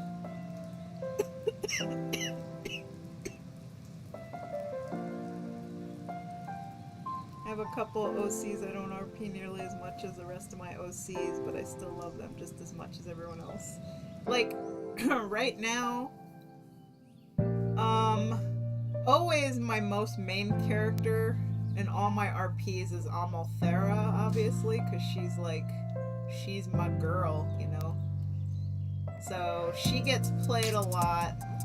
Daddy Felendriel gets played a lot.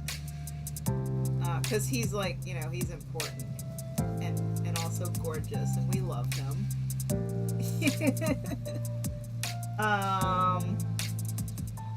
See.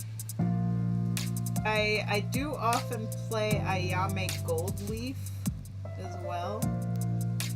So, like, right now she's the main character that I'm playing in my RP with Commander Munt. So, yeah. And then sometimes I do, like, I play Zalithia and her warlock. Or not her warlock. Her succubus, Isiraya. So I like playing them. But she's not in the new RP. So the characters for my new RP with Solzen are Trixie, my goblin. Let's see. Cast. Alternate. Reboot cast. I posted pictures of them.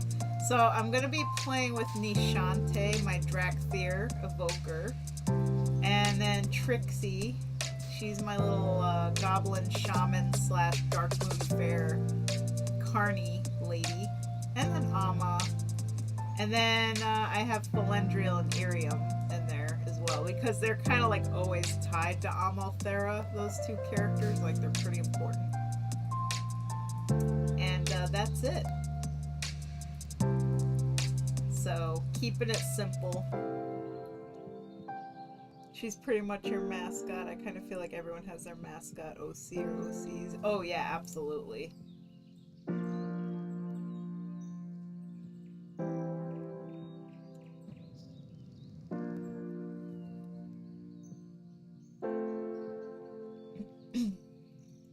But yeah, like, for every RP I ever do, Amalthera is like always my main character.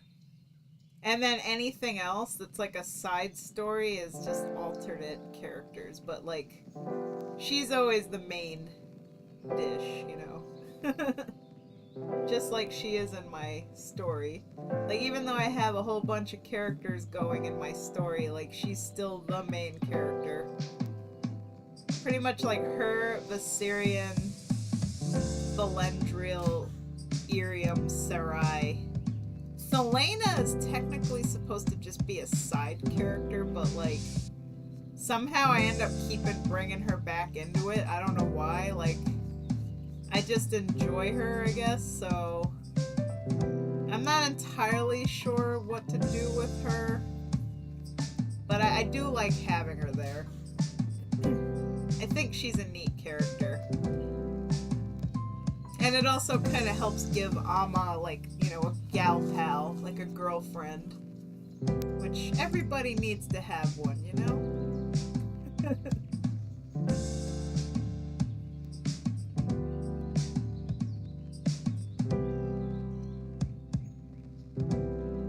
And sometimes I do mull over, it's like, should I kill Selena? But then I'm like, nah. I don't want to do that, because, like, I'm kind of getting a little too attached to her, so, like, I don't want to do that. Like, she's not supposed to be a main character, by any means, but...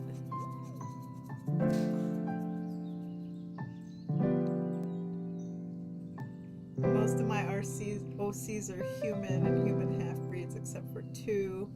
My tiny Rendorai and my giant orc man. Yeah, I have way too many elves. I mean, I'm very guilty of the elf thing. I do have a lot of other characters too, of all, like, every variety. Obviously, I got just about every single race and class you can imagine, but there are a lot of elves in there. They are really pretty. Yes, I definitely like the aesthetically, conventionally pleasing looking pretty elves. I have a lot of Worgen, then a lot of elves. Yeah, it's like, we all got our thing that we enjoy. And me, I love my elves. I do. And ever since Nightborn came out, I've been obsessed. I absolutely love Nightborn elves so much. Like, Suramar is gorgeous. Nightborn elves are gorgeous. Just everything I ever wanted. Because they're basically like drow, and I always loved drow, like the dark elves with the light hair. Like, it's so pretty, it's such an aesthetic. It's a look, My little Renderai is just the only elf that's managed to work for me for some reason. Every other elf I've tried to make has failed. Is it because of the lore behind the elves? Or something? Like what is it that makes it hard for you to play elves? Just curious.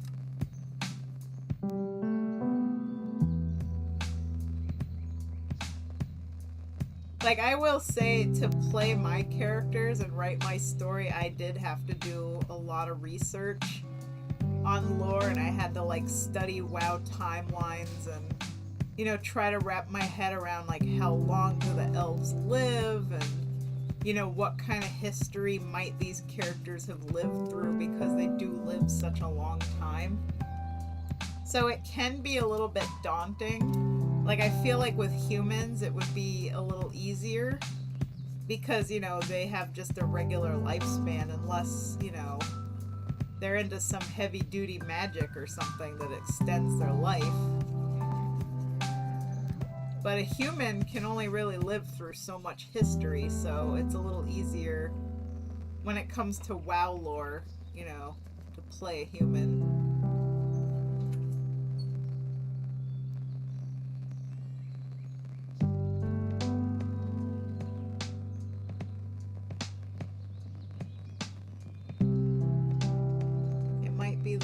It's so much longer than human lore, and it feels a little less flexible than human lore too.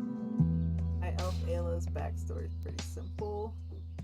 Elves have participated in so much WoW lore, and it's like, what do I even put mine in? Oh yeah, I totally get you there. That's why, for the most part, when I play the elves, I make them at most maybe like 200 years old. I don't make them super duper old, and Amma's only 48, so she's pretty young. But Felendriel, he's old. He's 3,000 years old. He's seen things. That's why I always call him the old rogue. He be ancient, daddy.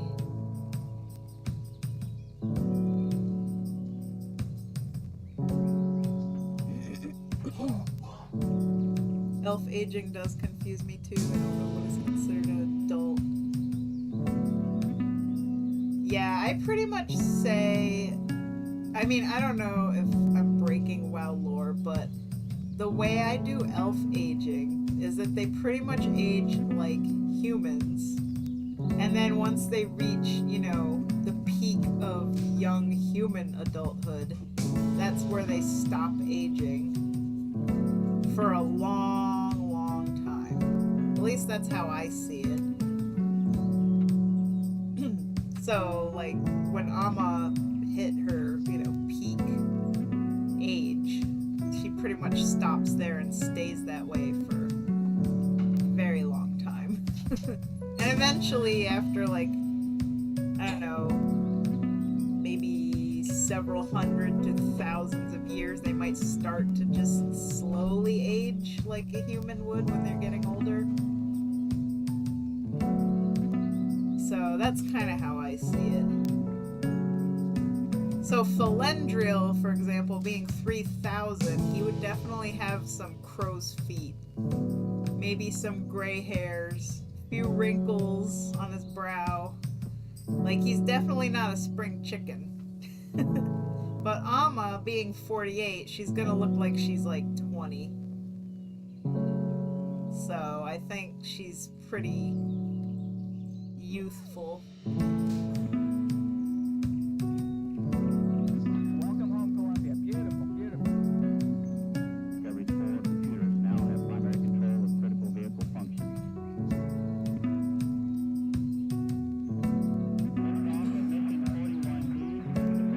The night elf I once made was 2,000 years old, so if I made another elf, I'd probably have Ayla's in her 600s. Yeah, night elves and nightborn elves and like Illidari are crazy old. Like, I feel like any character that's like over 10,000 or 20,000 years old, like, if you've been around since before the Sundering, like Tyrande, Malfurion, Illidan, like, you are super ancient.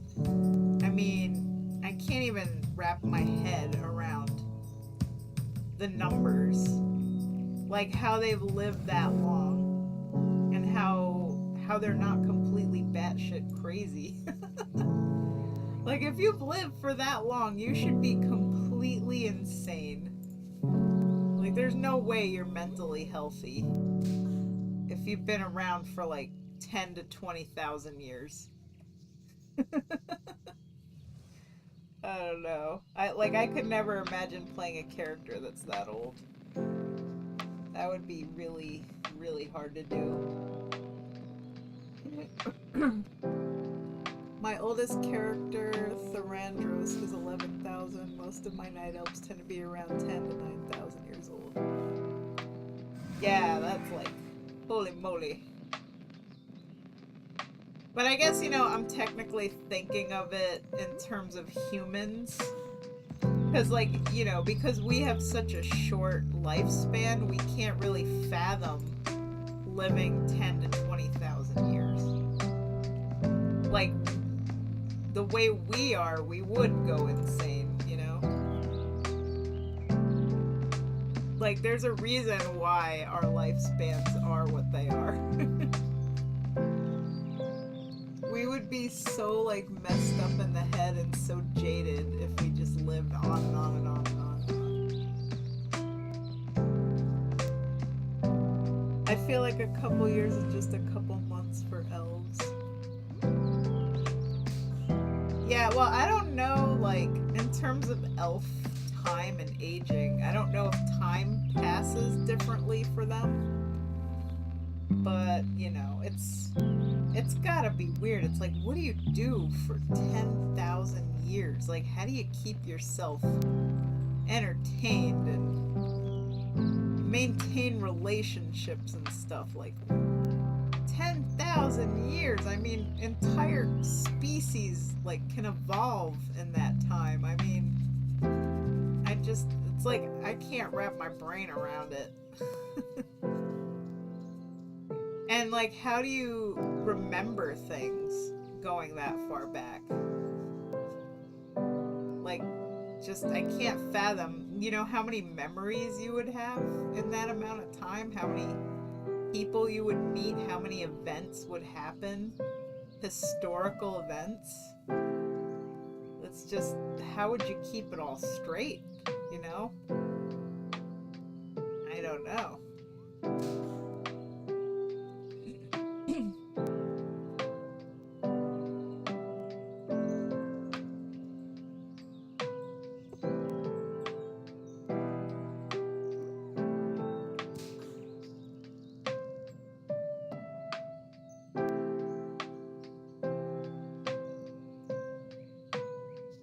Like, I honestly don't know how, like, Malfurion and Tyrande and Illidan remember everything. And also, like, you know how Malfurion can sleep for, like, a really long time. And also, Illidan being imprisoned for, like, 10,000 years. Like, how do you not go completely insane if you're imprisoned for 10,000 years? I mean, it's bad enough being imprisoned for like 20 years, but 10,000? And then the Nightborn and Suramar, the ones who've been there since, like, you know, before the Sundering. Can you imagine being in one city that's completely homogeneous, with the same race of people never changing for over 10,000 years? I mean, I guess they did change, like, the Nightwell obviously changed them, but I mean, you're stuck with the same group of people. Like, no variety, no trade, no outside knowledge or anything. Just 10,000 years in a bubble in a city. Like, that doesn't seem very healthy to me.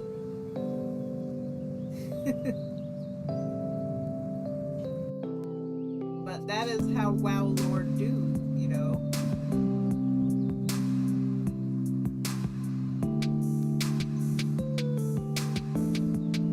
That's why I imagine, like, that the Nightborn are super eager to explore and meet other races and, like, branch out, because they're probably so sick of each other.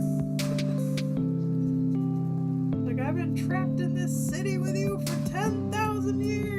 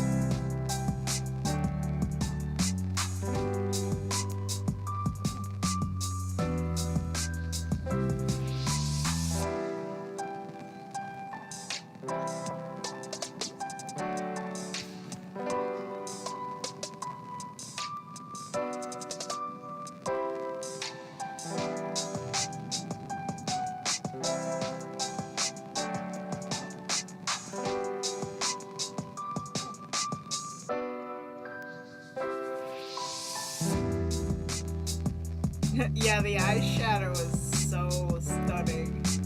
I even put little sparkles on it. I gotta shade her lipstick though too, because I really gotta like bring out the shine and the depth of the lips. I just added some blush as well, because you gotta have blush, you know, if you're gonna have makeup on. It's the whole look you go for.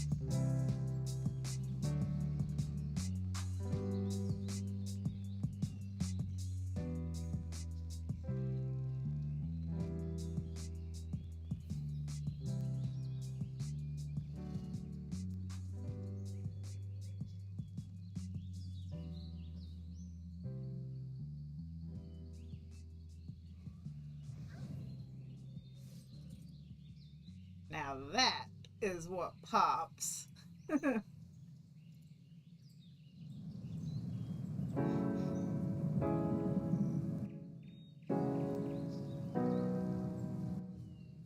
I bet you Leo Fear is head over heels for this girl. I wish I had lips like that. Don't we all?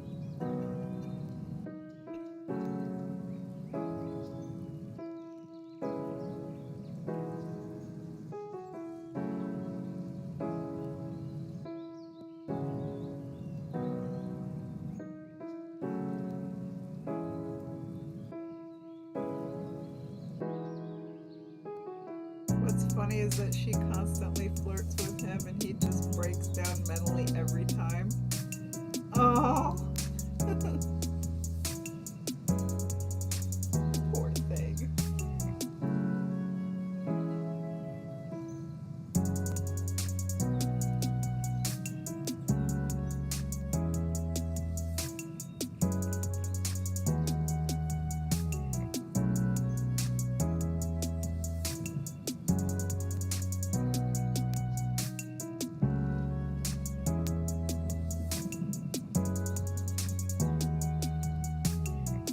She's so confident and he's the total opposite. Aww.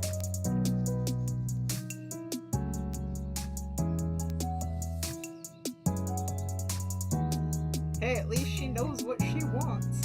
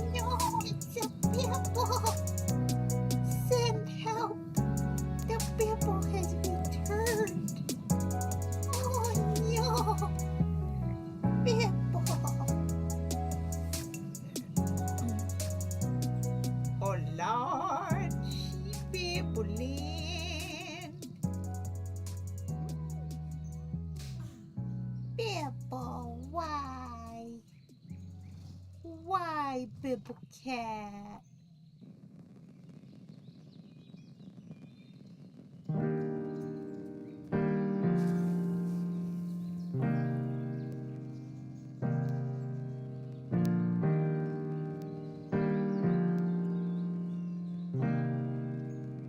Elle is actually far too used to lust, so it's hard for her to actually fall in love. Aww. Well, I imagine she's used to getting what she wants, I bet. She needs to learn how to slow down.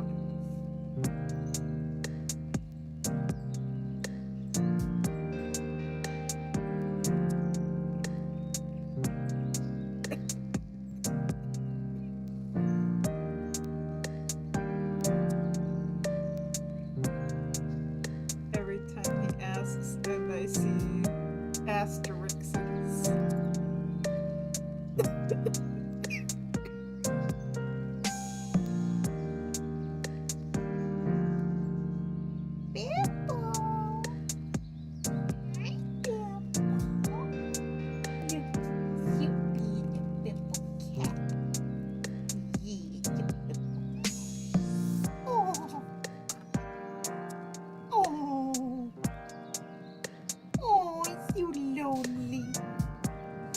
Attention. Yeah. Yeah.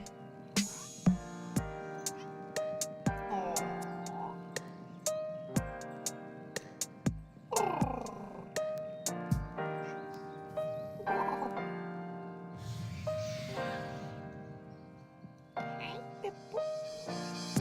Hello, Pippo. Mama loves Dad.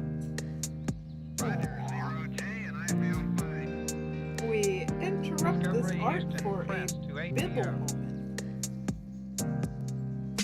as she is now currently licking my arm.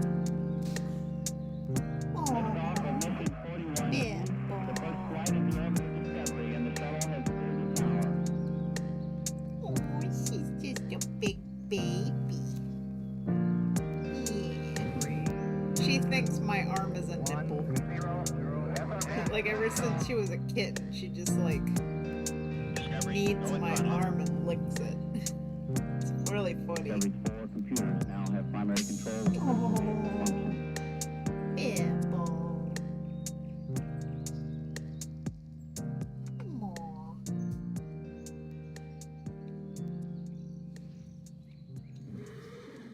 Usually she does this when she's hungry.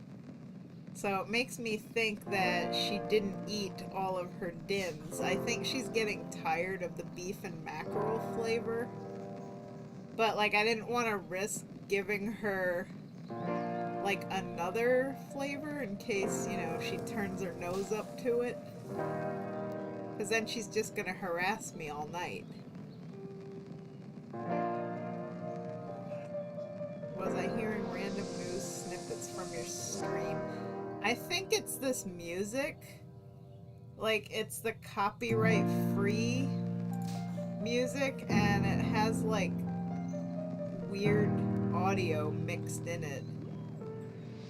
Yeah, like, sometimes I hear talking, but it's from the music. I don't really know what is mixed in it, but... It's not a bibble.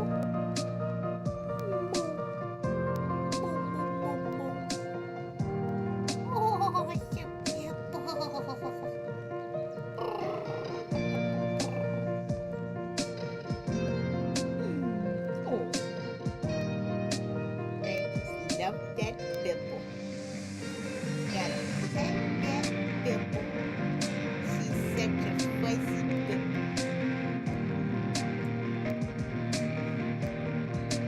A lot of role players out tonight. It's been a long time since I danced on Moonguard.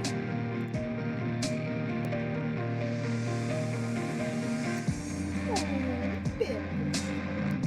So all we got left to do now is the highlights, so I do have to do some shading in the line as well. But otherwise, it's pretty much just highlights that need doing.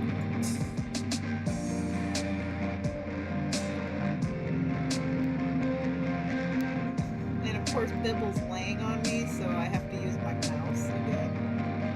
So I'm just gonna wing it.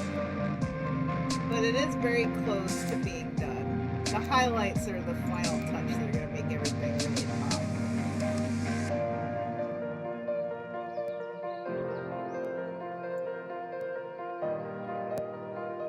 But yeah, shading and color flats are done so far.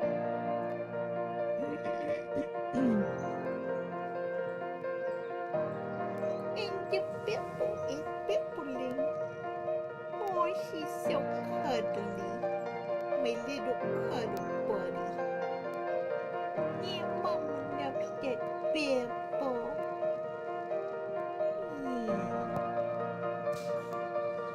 I will never have children, but I will have a cat. There is no better family than the furry four-legged kind. Isn't that right, Bipple? Isn't that right, you're my little Bipple? Yep, cat children are best children. In my humble opinion.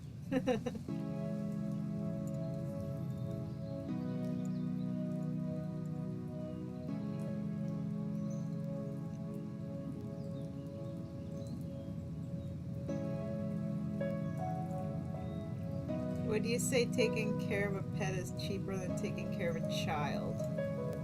Bibble is pretty expensive, so I don't know. I mean, this cat costs me a pretty penny every month. Like, her food is expensive, her vet bills are expensive. She probably costs about as much as a child.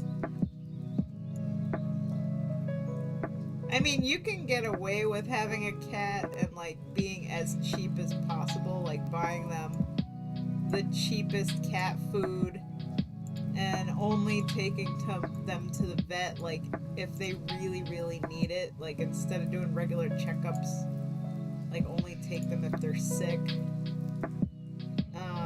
Like, I've known people who, you know, do, like, the bare minimum for their pets, but when it comes to Bibble, like, I go all out because I want her to live the best life she could possibly have, so I give her the best that I can afford to give her.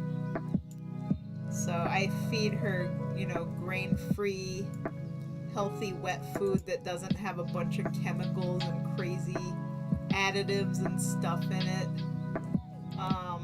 And her wet food is pretty pricey. It's like $1.49 a can. And she could eat like 3 cans a day. So, like, Bibble could easily eat, you know, like $6 a day. So that adds up. And then I pay a monthly vet bill, $48 a month for her. And so every like 6 months when I take her to the vet, like they test her blood, they clean her teeth, they do a bunch of diagnostic stuff just to make sure that she's totally healthy. So like what normally would cost like $600 doesn't cost me anything because I pay monthly. So that monthly payment helps cover that kind of stuff. And her cat litter is $128 every 3 months, and I get a box in the mail of pretty litter, and it's like a 3-month supply. And it usually lasts me a little longer than that. Like, I end up with like 2 extra bags by the time the next box comes, so that's good. But yeah, Bibble is not cheap. Yeah, you don't gotta pay for schooling. Like, you don't have to send her to college. Bibble, you wanna go to college? She says no.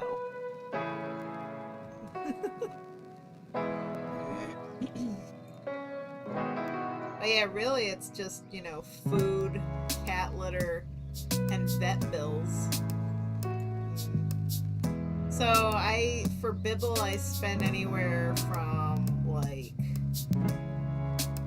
you know, $200 to $300 a month, I'd say. It's mostly her food though that costs me the most money. Like, her food costs me more than my groceries for me and Mike. I wish I could get cheaper food for her, but like, you know, she also has this thing where she gets like crystals in her bladder, and she's prone to UTIs, so she has to eat like really good food, like any other food, and she'd probably die. So, you know, there's that. I just want one cat if I live on my own or somewhere away from my parents, so I'm just wondering if I'll be able to handle it once I get a steady job. And again, like for me, spending $300 a month on Bibble, that is, you know, you can have a cat for way cheaper, like way cheaper. Like, you could spend maybe $10 a month on cat litter. And like, let's see, cat food, the cheapest I've seen is maybe like, I don't know, 60 to 80 cents a can. So like, if your cat eats like 3 cans a day, let's just say 80 cents. 0.80 times 3. That's $2.40 a day times 30. $72 a month to feed your cat. If you give them like the cheapest. Might even be less if you give them dry food. You just buy like a bag of dry kibble food.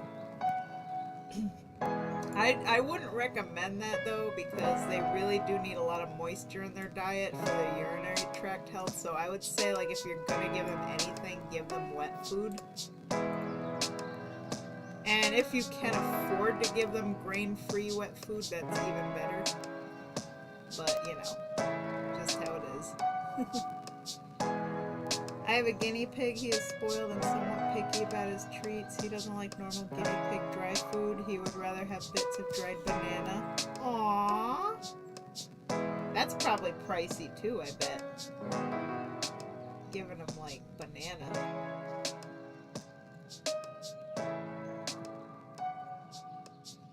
Let's see.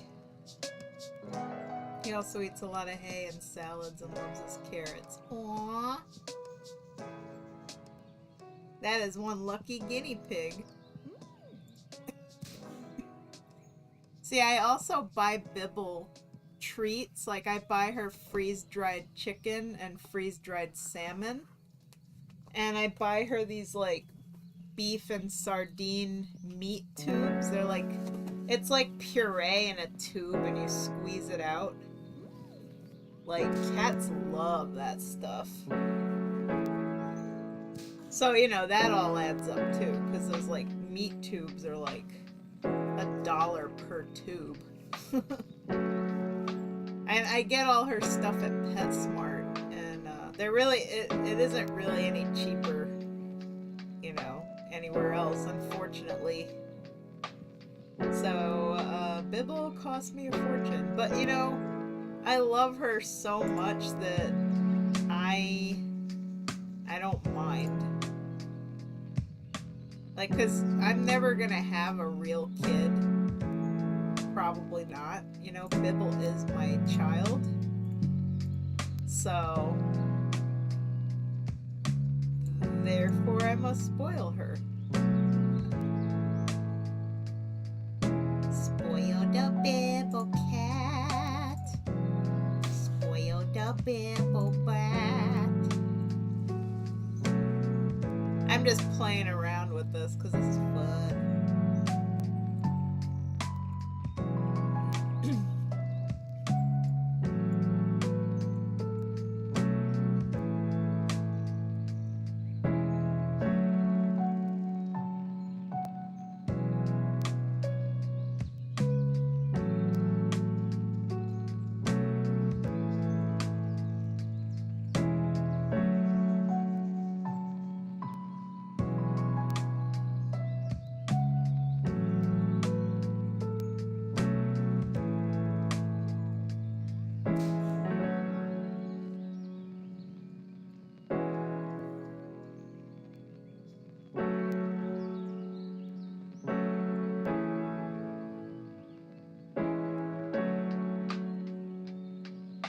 Yeah, this is the new Clip Studio feature.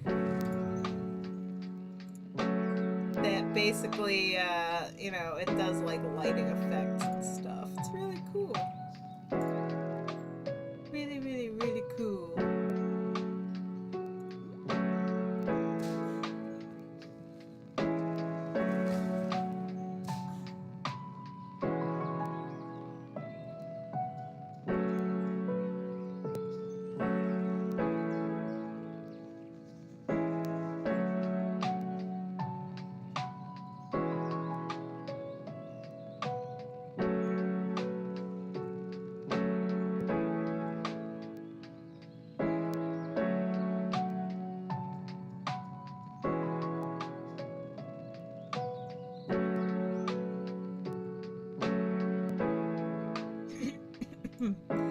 Granted, now it's not perfect, though.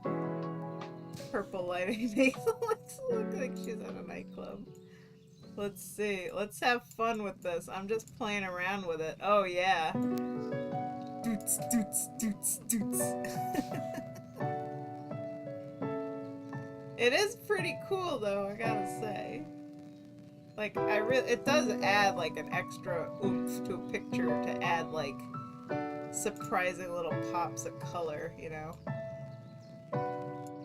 Let's see, red light district lighting. Let's see how that goes. More red on top of red.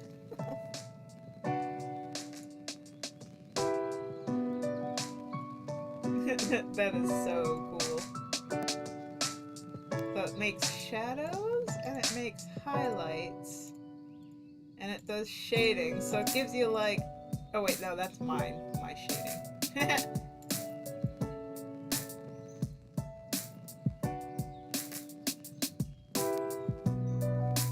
But yeah, like, it's fun to play with, you know?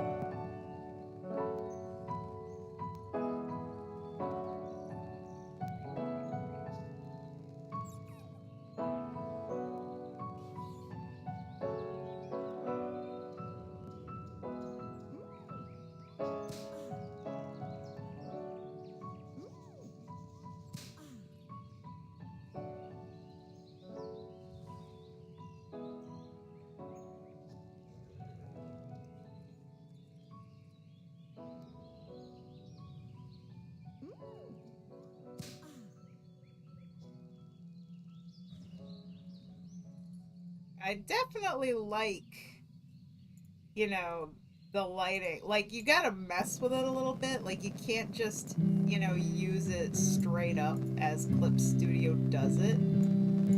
But, like, definitely, playing around with it can be pretty nice. Like, it definitely adds a nice little subtlety, for highlights and shading that I do enjoy.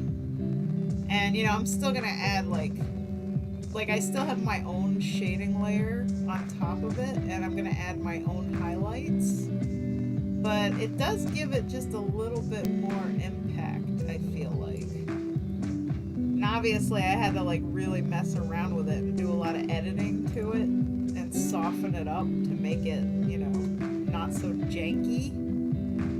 But like the new Clip Studio shading assist is still pretty good. Like it's very valuable as a tool for sure. And hopefully like over time, Clip Studio will like refine it and make it better and better. Because I mean, this is brand new. Like this technology just came out.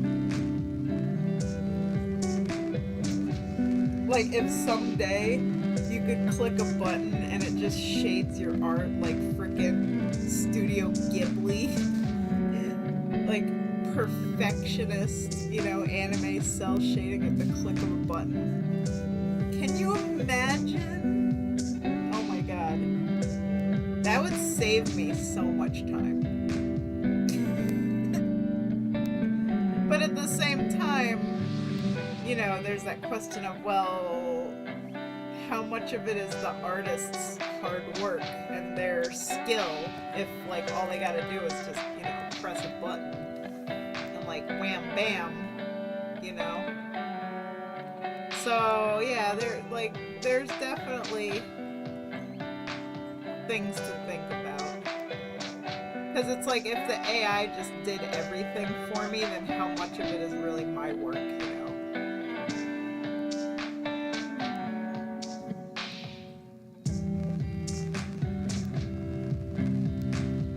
Still, I would love it if, it could just like click a button and it would know how to shade like the way I want to shade and just do it for me. I mean, I wouldn't be upset about that. Have a good night, boo-boo. Thanks for watching. Sleep well, my friend. Take care.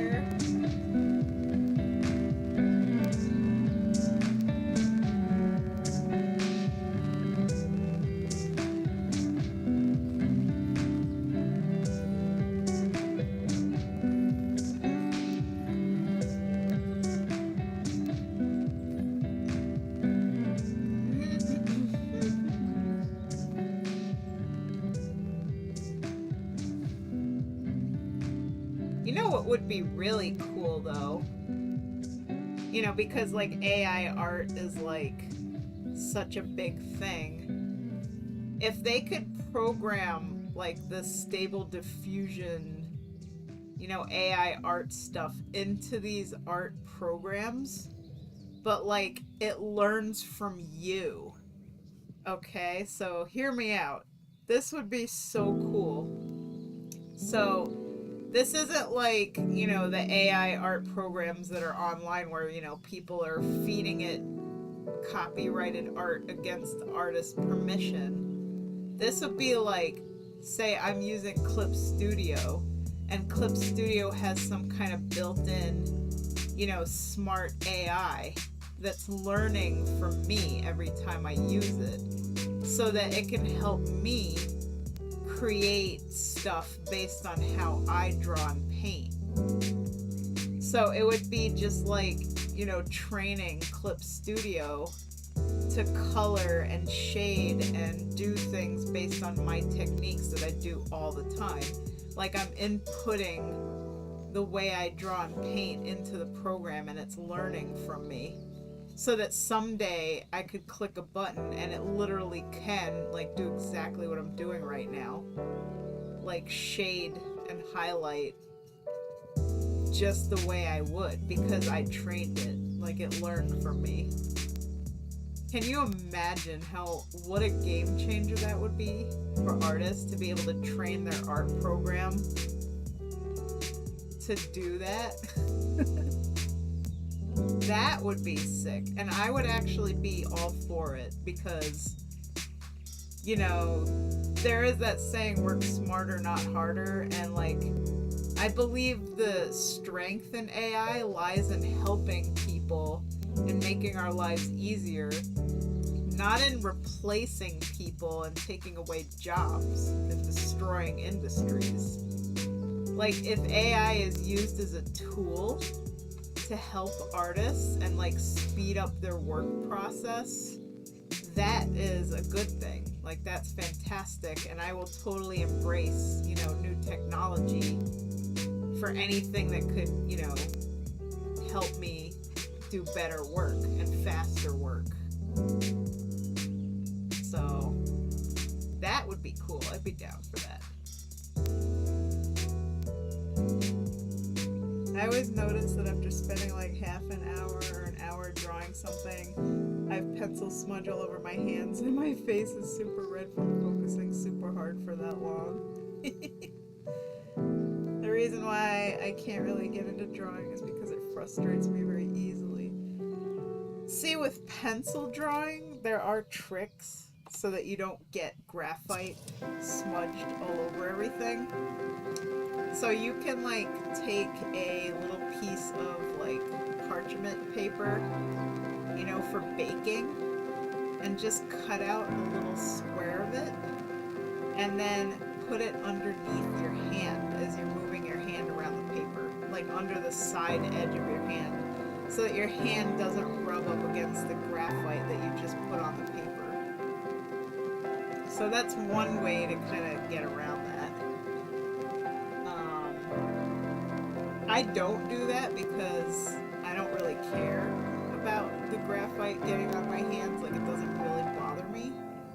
Because, you know, I'm an artist, so I'm used to, like, you know, materials being messy. Like, that's just the way it is. You know, when you're using traditional materials, you're going to get ink on your hands. You're going to get graphite on you. So, I just kind of embrace it, you know. It is what it is. But if I wanted to, like, really be careful, like, I don't want to, like, smudge my pencil around on accident, then, you know, I might wear some gloves while I draw or something like that. And also, they do make spray fixatives. They're, like, acrylic-based clear sprays, so you can spray your pencil drawing, and it will, like, fix the graphite so it won't smudge. And that's what you do, like, to finish your pencil drawing. You spray it with that stuff. And that stuff has a really strong smell and should be sprayed, like, outside or in a very well ventilated area, if you're ever going to do that. But that'll make sure that when you're done with your picture, it'll never, ever smudge. Because you know how, like, sometimes when you got a bunch of pencil drawings in a sketchbook, like, over time they start to get more and more smudged and ruined between the pages? Like, nobody likes that. So spray fixative is the way to go.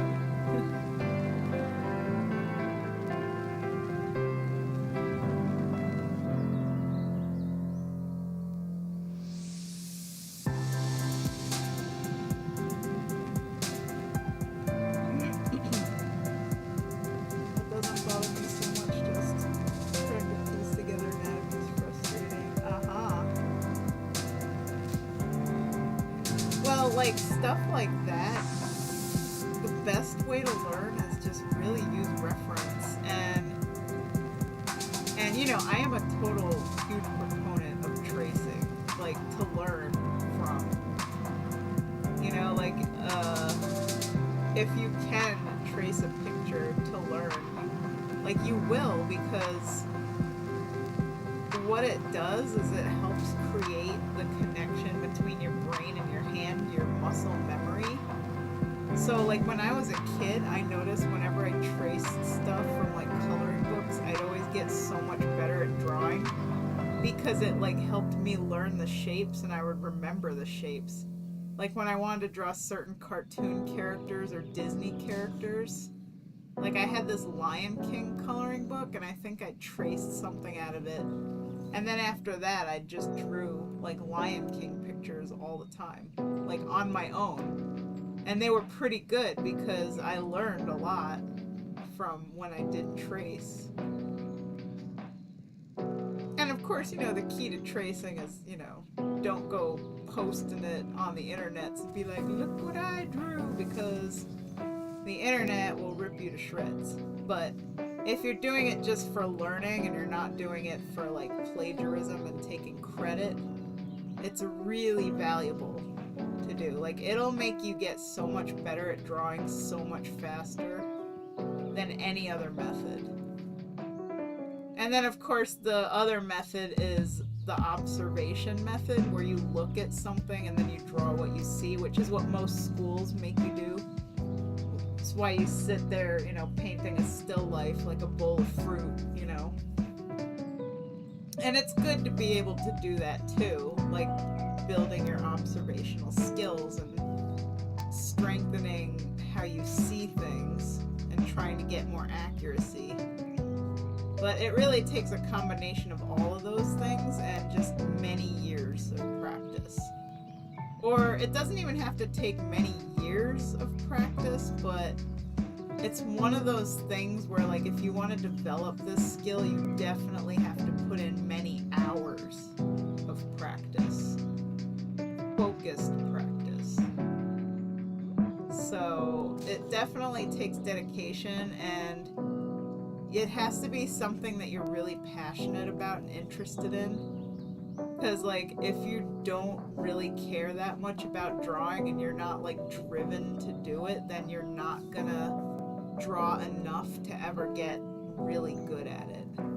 It's the same with anything else. Like, if you want to learn how to play the guitar, or if you want to learn how to sing, or, you know, do ballet or whatever, ride a skateboard, like anything that you ever want to actually get good at in life is gonna take a ton of practice, a lot of practice. So that's just how it goes. Some people, though, they seem to be like naturally gifted. You know, they just kind of have like the knack for stuff. But even them, like even people that have like an innate ability to do certain things, they still have to put in a lot of practice if they want to really excel at it. So, yeah. That's pretty much how it goes.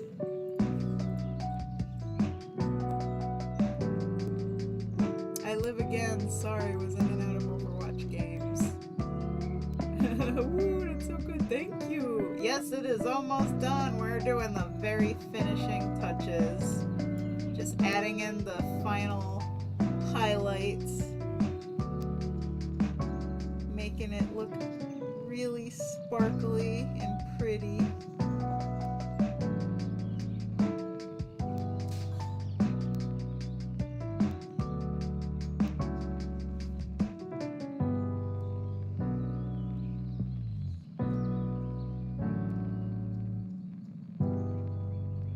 I just gotta fix this line art around the earrings. It's just a little bit janky, and now that it's like colored, you can really see it. So I wanna, you know, tidy it up a little bit.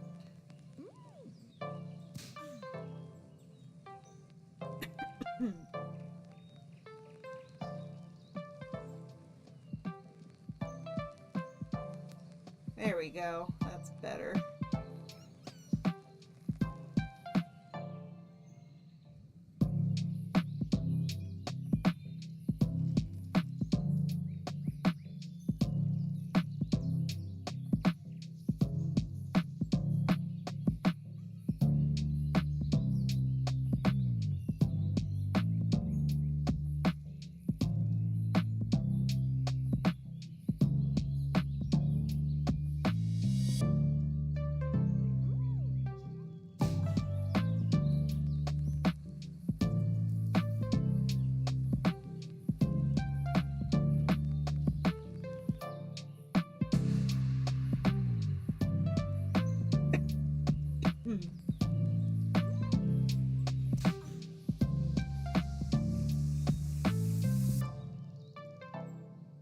Yeah, she looking pretty good. Pretty good.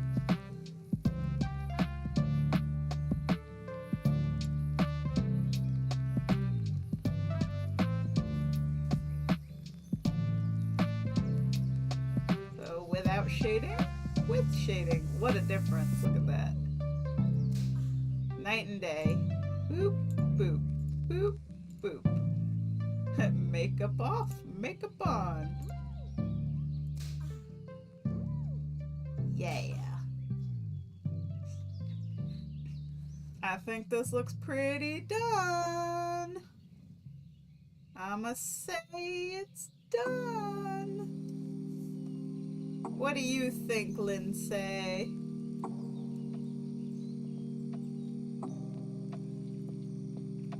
And we did this in just a hair under 6 hours. So not too shabby. If this was paid for, then I went over budget by like 1 hour. Because this is supposed to be like $100 project, $20 an hour. But this is a freebie, so I gave you color holds, and I put in a lot of effort to make it as beautiful as I can. Oh yeah, and let me, for this version, I am gonna like ditch her name. Just because I think like the colored versions look better. Oh, and I forgot to sign it. Like I didn't sign the sketch version either. I gotta do that.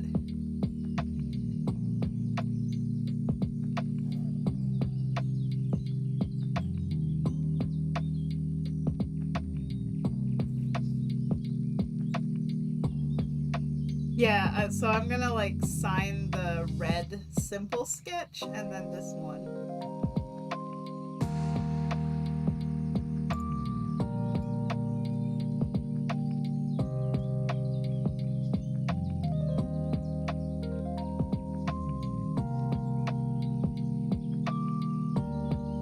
Boop, boop, boop. Good thing, like, it's very rare that I ever forget to sign my art.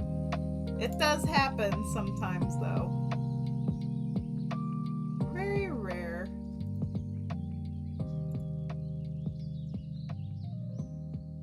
I just gotta handle one more commission thingy.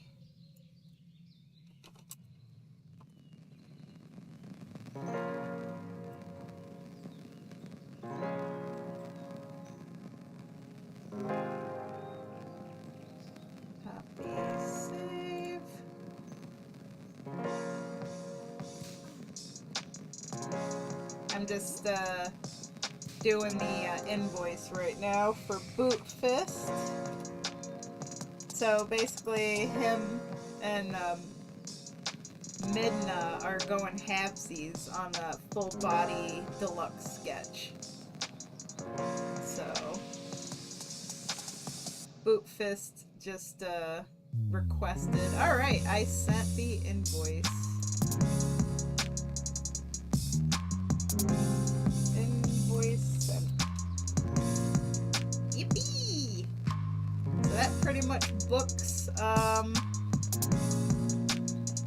April 24th, Monday. We book it.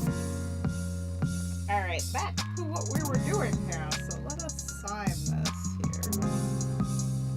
I'm gonna like sign my name in like a nice dark red around her arm over here.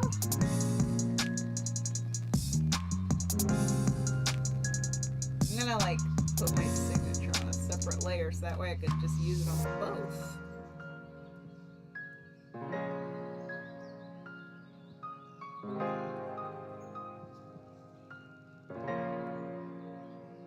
And once again, Lynsae, super congratulations on winning my 500 follower giveaway. And once I hit 600 followers, I'll do another one. That's gonna be a while though. We have a long way to go before we hit 600. Probably gonna take like 2 years.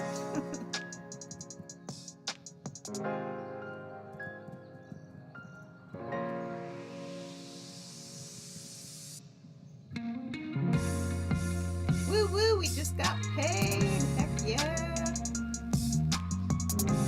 Alright, so let me add that. Whatever 124.85 plus 80 is.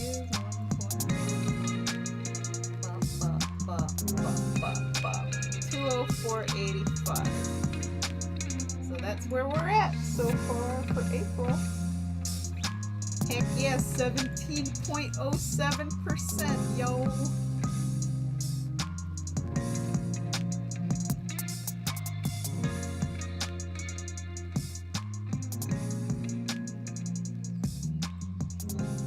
We're getting there. Pretty much we're gonna be starting to book into May soon. But I do have that main vacation in May, so I gotta be careful that I don't like overbook May. Because like I'm not gonna be around. I won't be able to do my work because I'm gonna be on the beach playing in the ocean. That's what I'm gonna be doing. Looking for moose.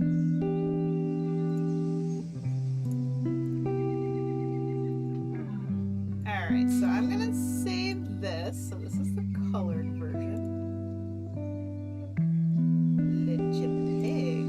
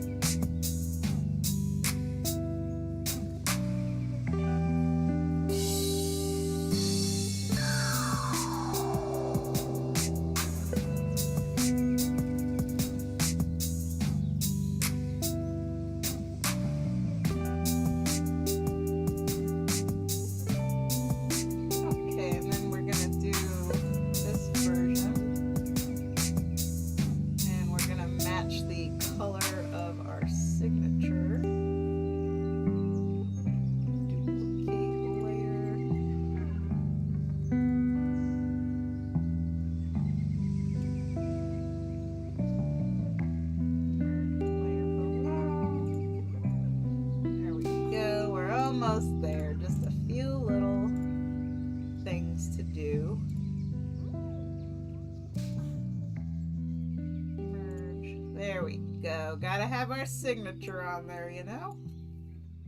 Alright, now I'm gonna save this and I'm gonna send you both files and post both of them. And we're all good.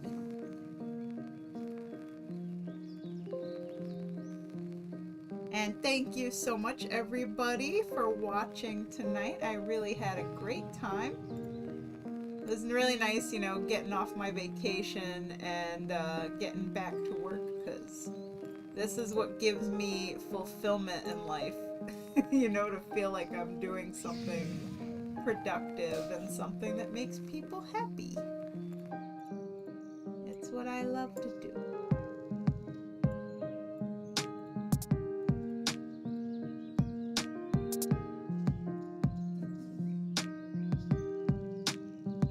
Alright, so let me get these sent to you right now.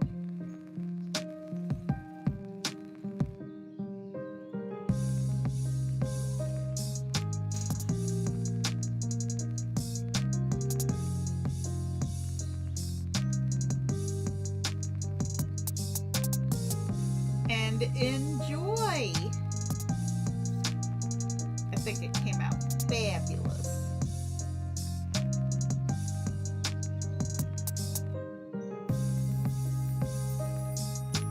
Oh yeah, one quick question though.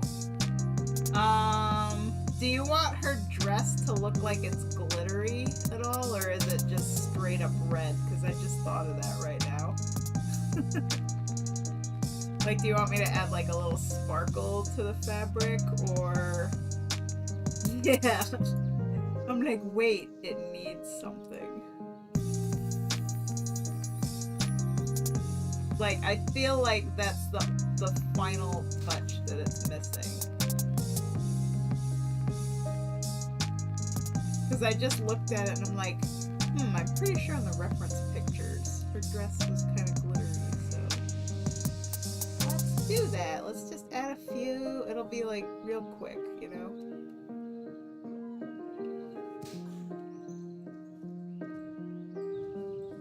Like, just that little tiny detail does so much, you know? Really does. Makes this dress just pop. This is like super glamour now.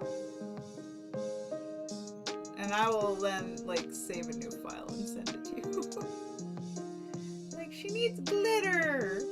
Yeah!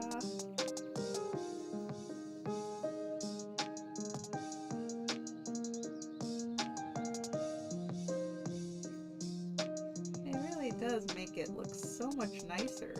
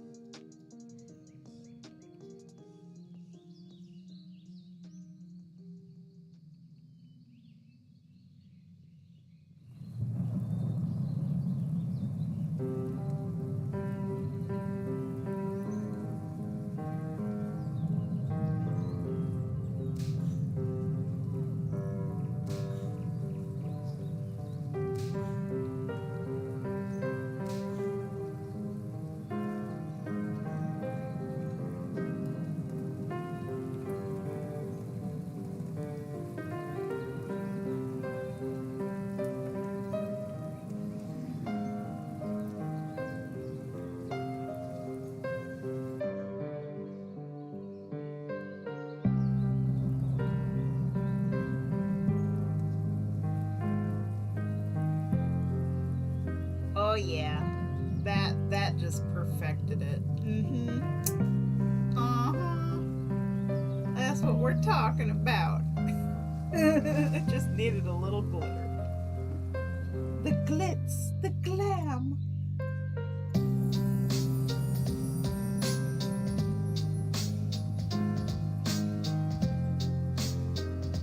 I love it. All right, let me save one more time.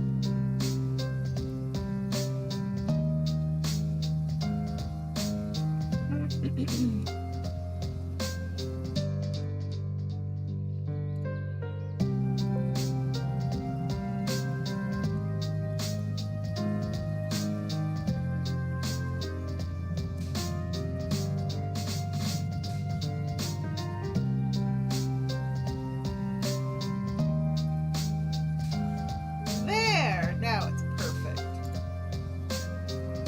Alright. Woohoo!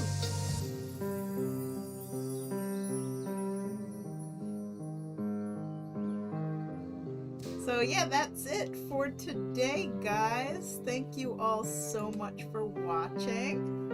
I will be back tomorrow for you, Nuke Hazard.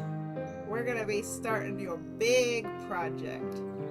It's gonna be amazing and very, very labor intensive, which is why I gave it 4 days, because it's gonna take a lot.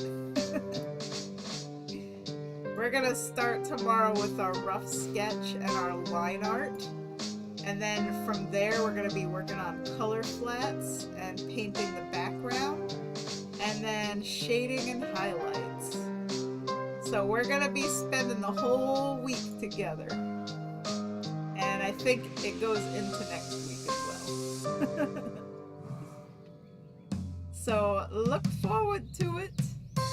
And I hope everybody has a wonderful night. Have fun with whatever you're gonna go do. I think I am going to go make my chicken thingy and just chill out.